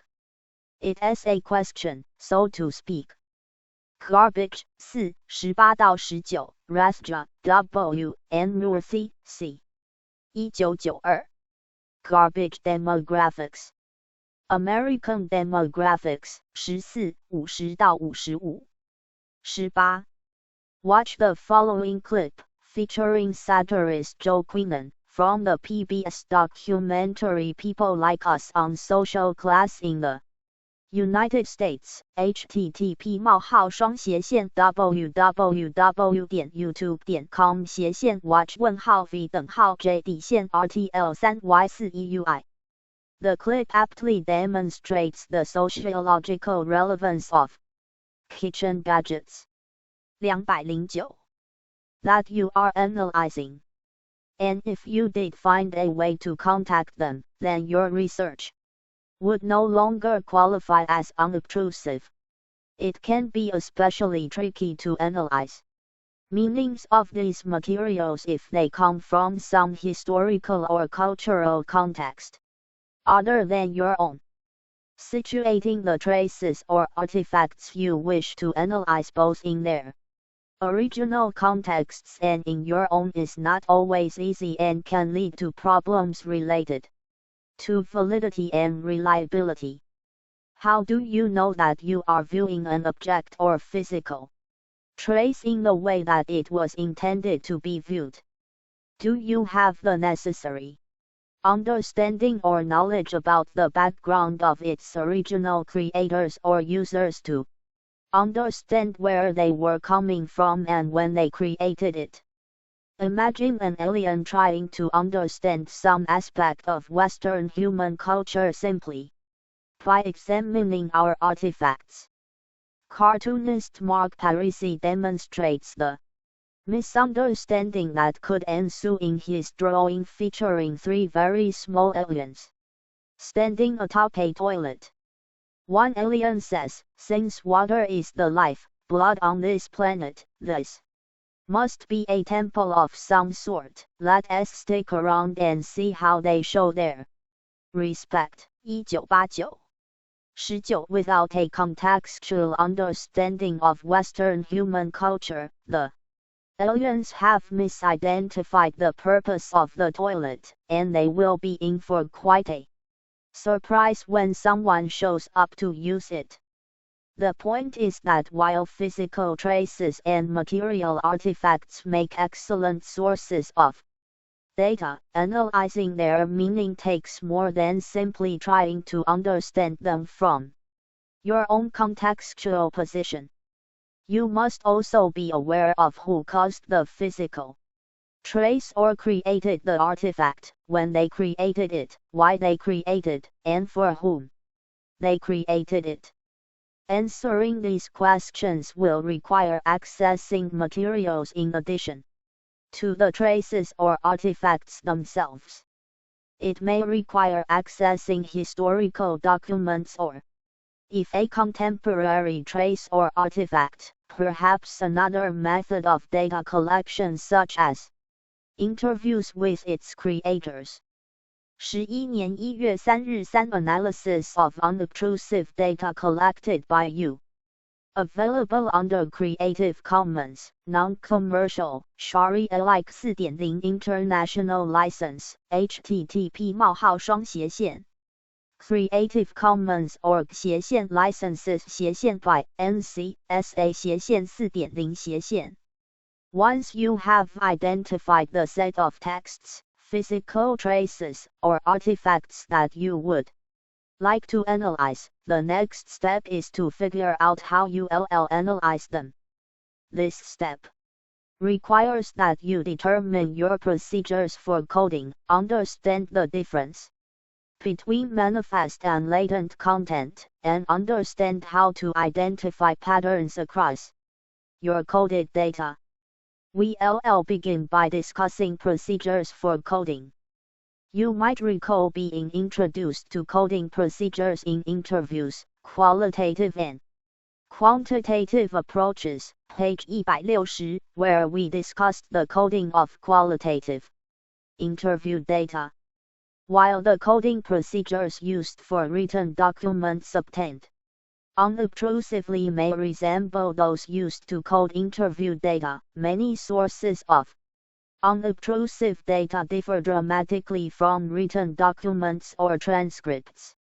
What if your data are sculptures or worn pads, or perhaps kitchen utensils, as in the previously discussed example? The idea of conducting open coding and focused coding on these sources as you would for a written document sounds a little silly, not to mention impossible. So how do we begin to identify patterns across the sculptures? 19. Paris M. 1989. Alien Cartoon 6. Off the Mark. Retrieved from http://www.offthemark.com/aliens/06.htm Chapter 11 210 or worn pads or utensils we wish to analyze. One option is to take field notes as we observe our data and then code patterns in those notes. Let us say, for example, that we'd like to analyze kitchen utensils. Taking field notes might be a useful approach. Were we conducting observations of people actually using utensils in a documentary or on a television program? Remember, if we're observing people in person, then our method is no longer unobtrusive.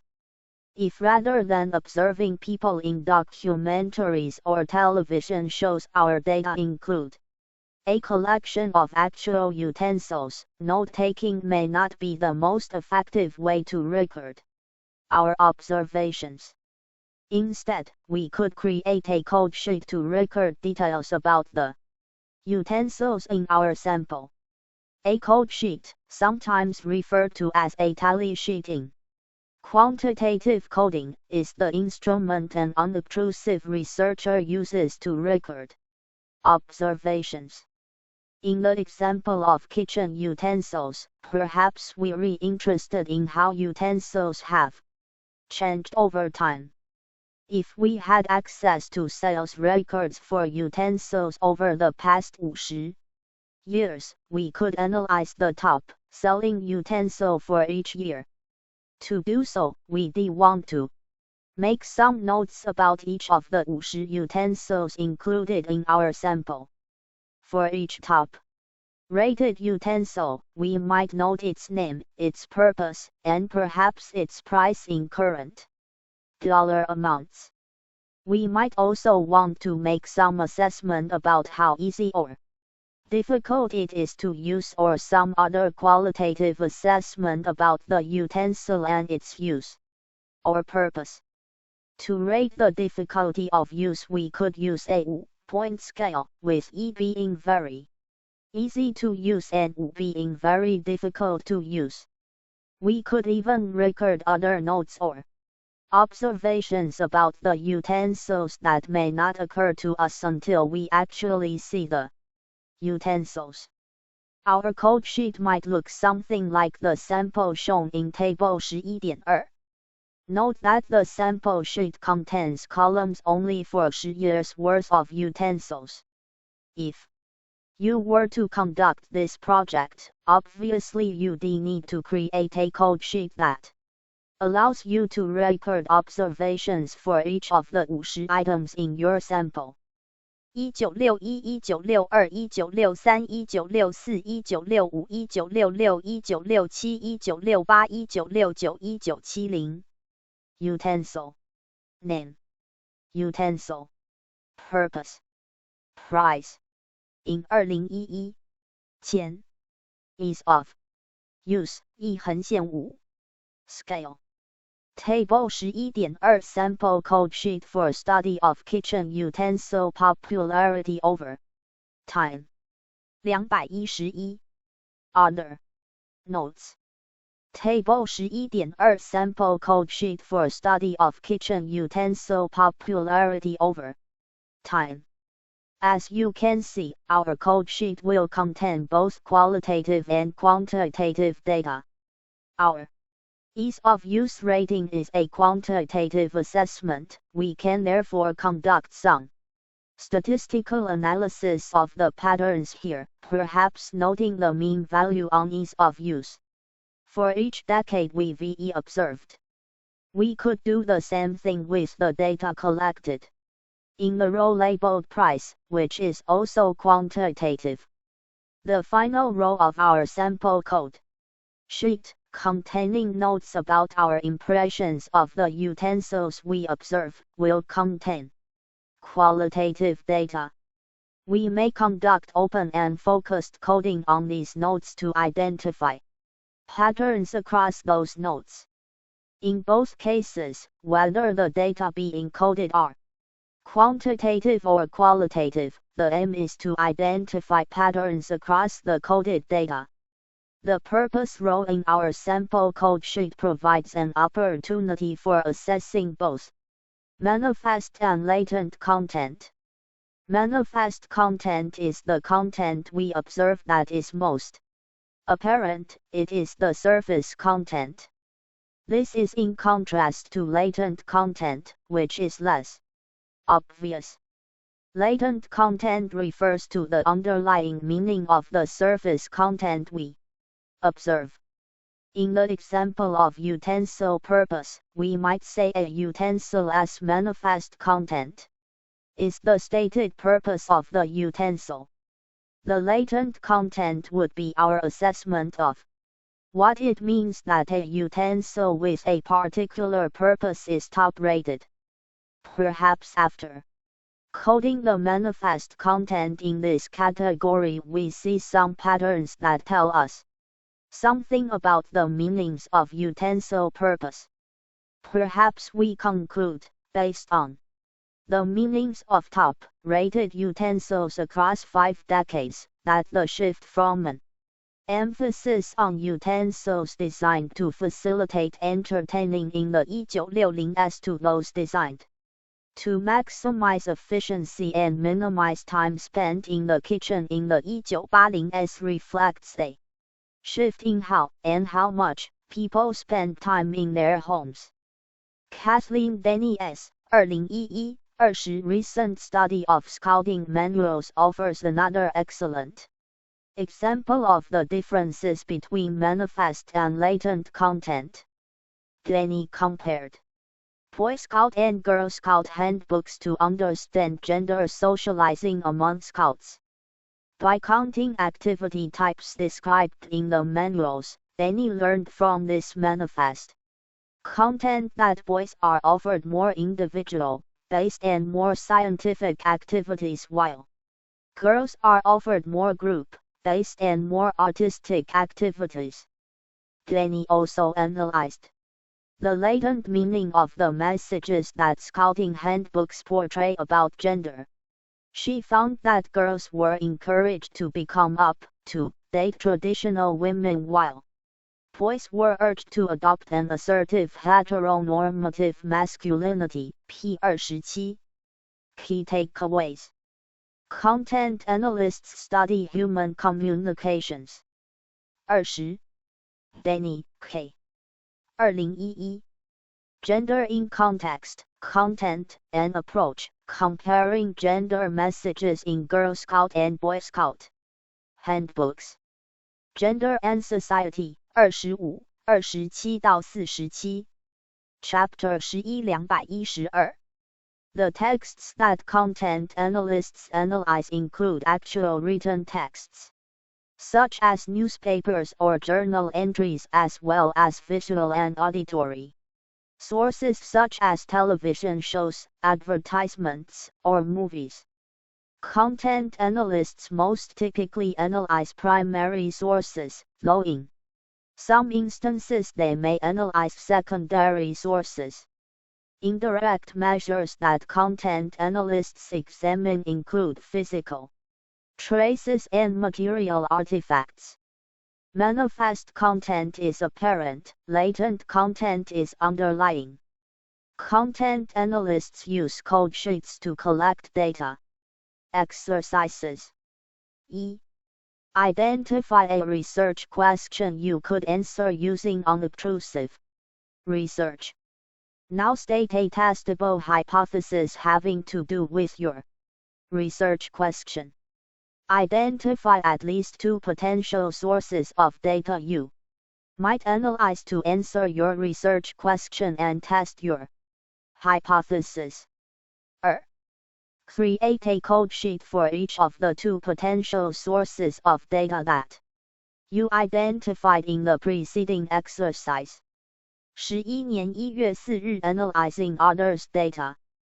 Available under Creative Commons, Non-Commercial, Sharia-alike 4.0 International License, http:// Creative Commons org licenses by NC.SA 4.0 Learning Objectives. E. Name at least 2 sources of publicly available quantitative data. Name at least 2 sources of publicly available qualitative data.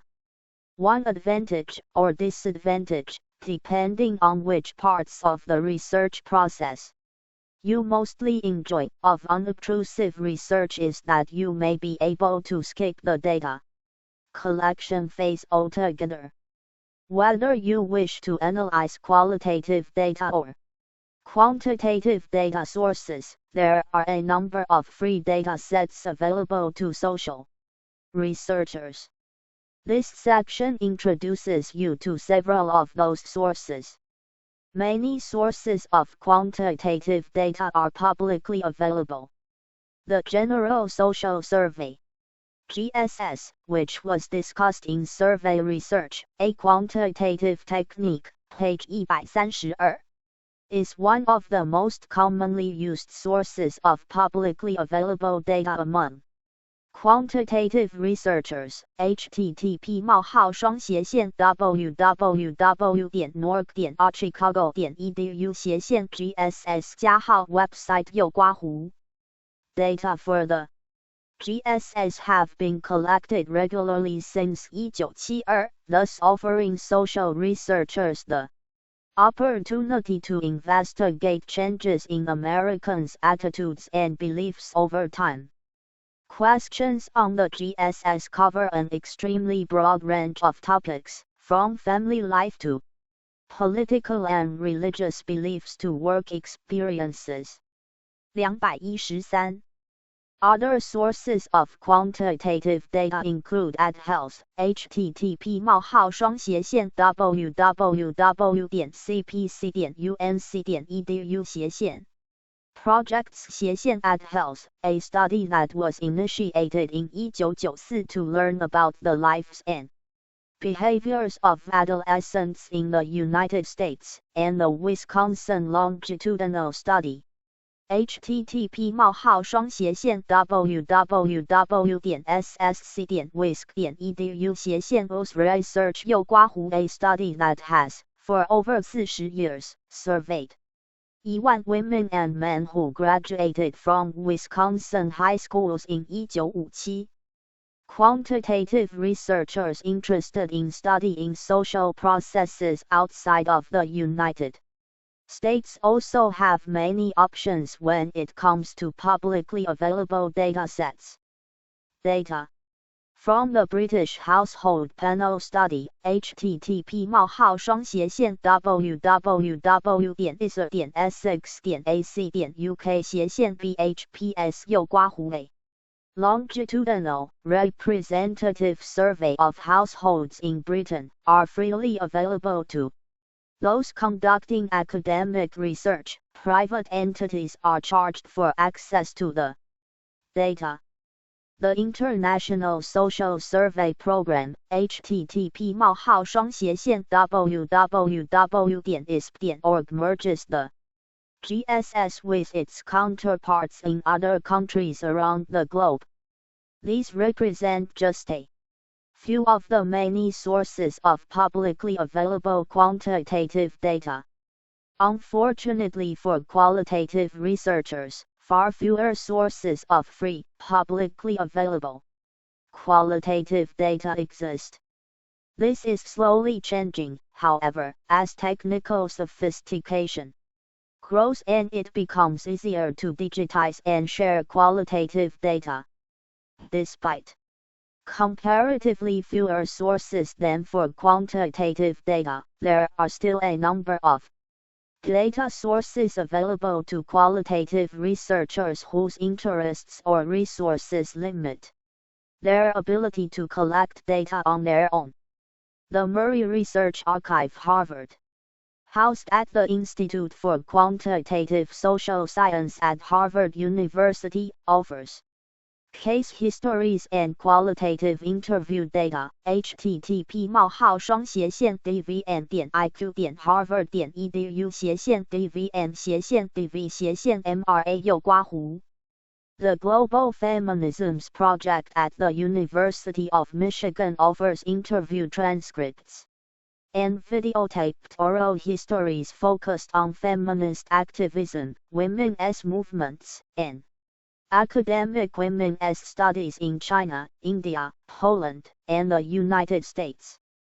21 At the University of Connecticut, the Oral History Office provides links to a number of other oral history sites. http://www.oralhistory.yukon.edu/links.html Not all the links offer publicly available data, but many do. Finally, the Southern Historical Collection at University of North Carolina Chapel Hill offers digital versions of many primary documents online, such as journals, letters, correspondence, and other papers that document the history and culture of the American South. http://dc.lig.unc.edu/ead/archival home.php //ad. Keep in mind that the resources mentioned here represent just a snapshot of the many sources of publicly available data that can be easily accessed via the web. Table 11.3 summarizes the data sources discussed in this section. Organizational Home Focus /Topic Data Web Address National Opinion Research Center General Social Survey Demographic Behavioral Attitudinal Quantitative http://www.norc chicago.edu/GSS+website/ Table 11.3 Sources of publicly available data 21. These data are not free, though they are available at a reasonable price. See the Global Feminism S Order site for more. On pricing, http://www.umich.edu/连接号/global/dvd.html http://www.umich.edu/连接号/global/index.html Chapter 11 214 and Special Interest Questions National Sample Carolina Population Center At Health Longitudinal Social Economic Psychological and Physical Well-being of Cohorting Grade 7到12 in 1994 Quantitative http://www.cpc.unc.edu/ projects/ at Health Center for Demography of Health and Aging, Wisconsin. Longitudinal study life course study of cohorts who graduated from high school in 1957. Quantitative http://www.ssc.wisc.edu/ Both Research/ Institute for Social and Economic Research, British Household Panel Survey, longitudinal study of British lives and well-being. Quantitative http://www.isr/Essex/UK/BHPS International Social Survey Program. International data similar to GSS. Quantitative http://www.isp.org/, The Institute for Quantitative Social Science, large archive of written data, audio, and video.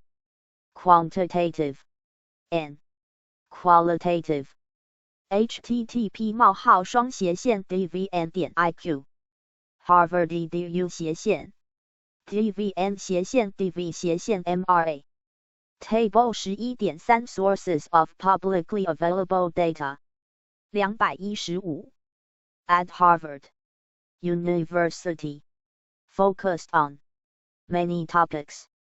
Institute for Research on Women and Gender, Global Feminisms Project, interview, transcripts, and oral histories on feminism and women as activism. Qualitative http://www.umich.edu/ Koblofong/index HTML Oral history, office descriptions, and links to numerous oral history archives. Qualitative http://www.oralhistory.uconn.edu/ links HTML UNC Wilson Library digitized manuscript collection from the Southern Historical Collection. Qualitative http://dc.lit.unc.edu/ead/ archival home php //ead Table 11.3 Sources of publicly available data. While the public and free sharing of data has become increasingly common over the years, and it is an increasingly common requirement of those who fund research, Harvard researchers recently learned of the potential dangers of making one's data available to all. Harry, 2011 22/2008, Professor Nicholas Christakis, Jason Kaufman, and colleagues of Harvard's Berkman Center for Internet and Society rolled out the first wave of their data collected from the profiles of 1,700 Facebook users, 2008 23, but shortly thereafter, the researchers were forced to deny public access to the data after it was discovered that subjects could easily be identified with some careful mining of the dataset. Perhaps only time and additional experience will tell what the future holds for increased access to data collected by others. 22. Perry, M. 2011 July 10. Harvard researchers accused of breaching students' privacy. The Chronicle of Higher Education. Retrieved from http://chronicle.com/ article/ Harvard privacy meltdown 1281666 23. Berkman Center for Internet and Society. 2008 September 25. Tastes, Ties, and Time, Facebook data release. Retrieved from http://cyber.law.harvard.edu/node/4682 Chapter 11 216 Key takeaways.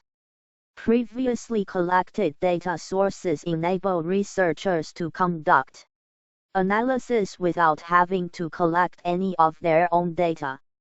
Some publicly available data sources are quantitative, others are qualitative. Exercises. E.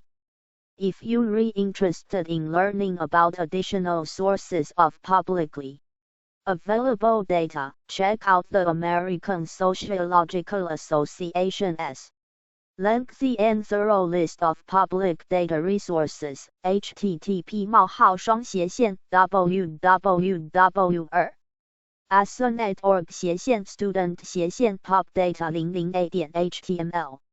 Which of those that you read about on the site are of most interest to you? Why? Read the Chronicle of Higher Education article on Harvard's recent privacy meltdown. http://chronicle.com/ article/ Harvard privacy meltdown 1281666 What do you think the future holds for the public sharing of data? How might the incident described in the Chronicle article shape how, when, and whether public sharing of social scientific data occurs? 11年1月5日 Reliability in Unobtrusive Research. Available under Creative Commons, Non-Commercial, Share-alike 4.0 International License, http://Creative Commons.org/licenses/ by NC/SA/ 4.0/ Learning Objectives. E. Define stability and describe strategies for overcoming problems of stability. Define reproducibility and describe strategies for overcoming problems of reproducibility. 3. Define accuracy and describe strategies for overcoming problems of accuracy.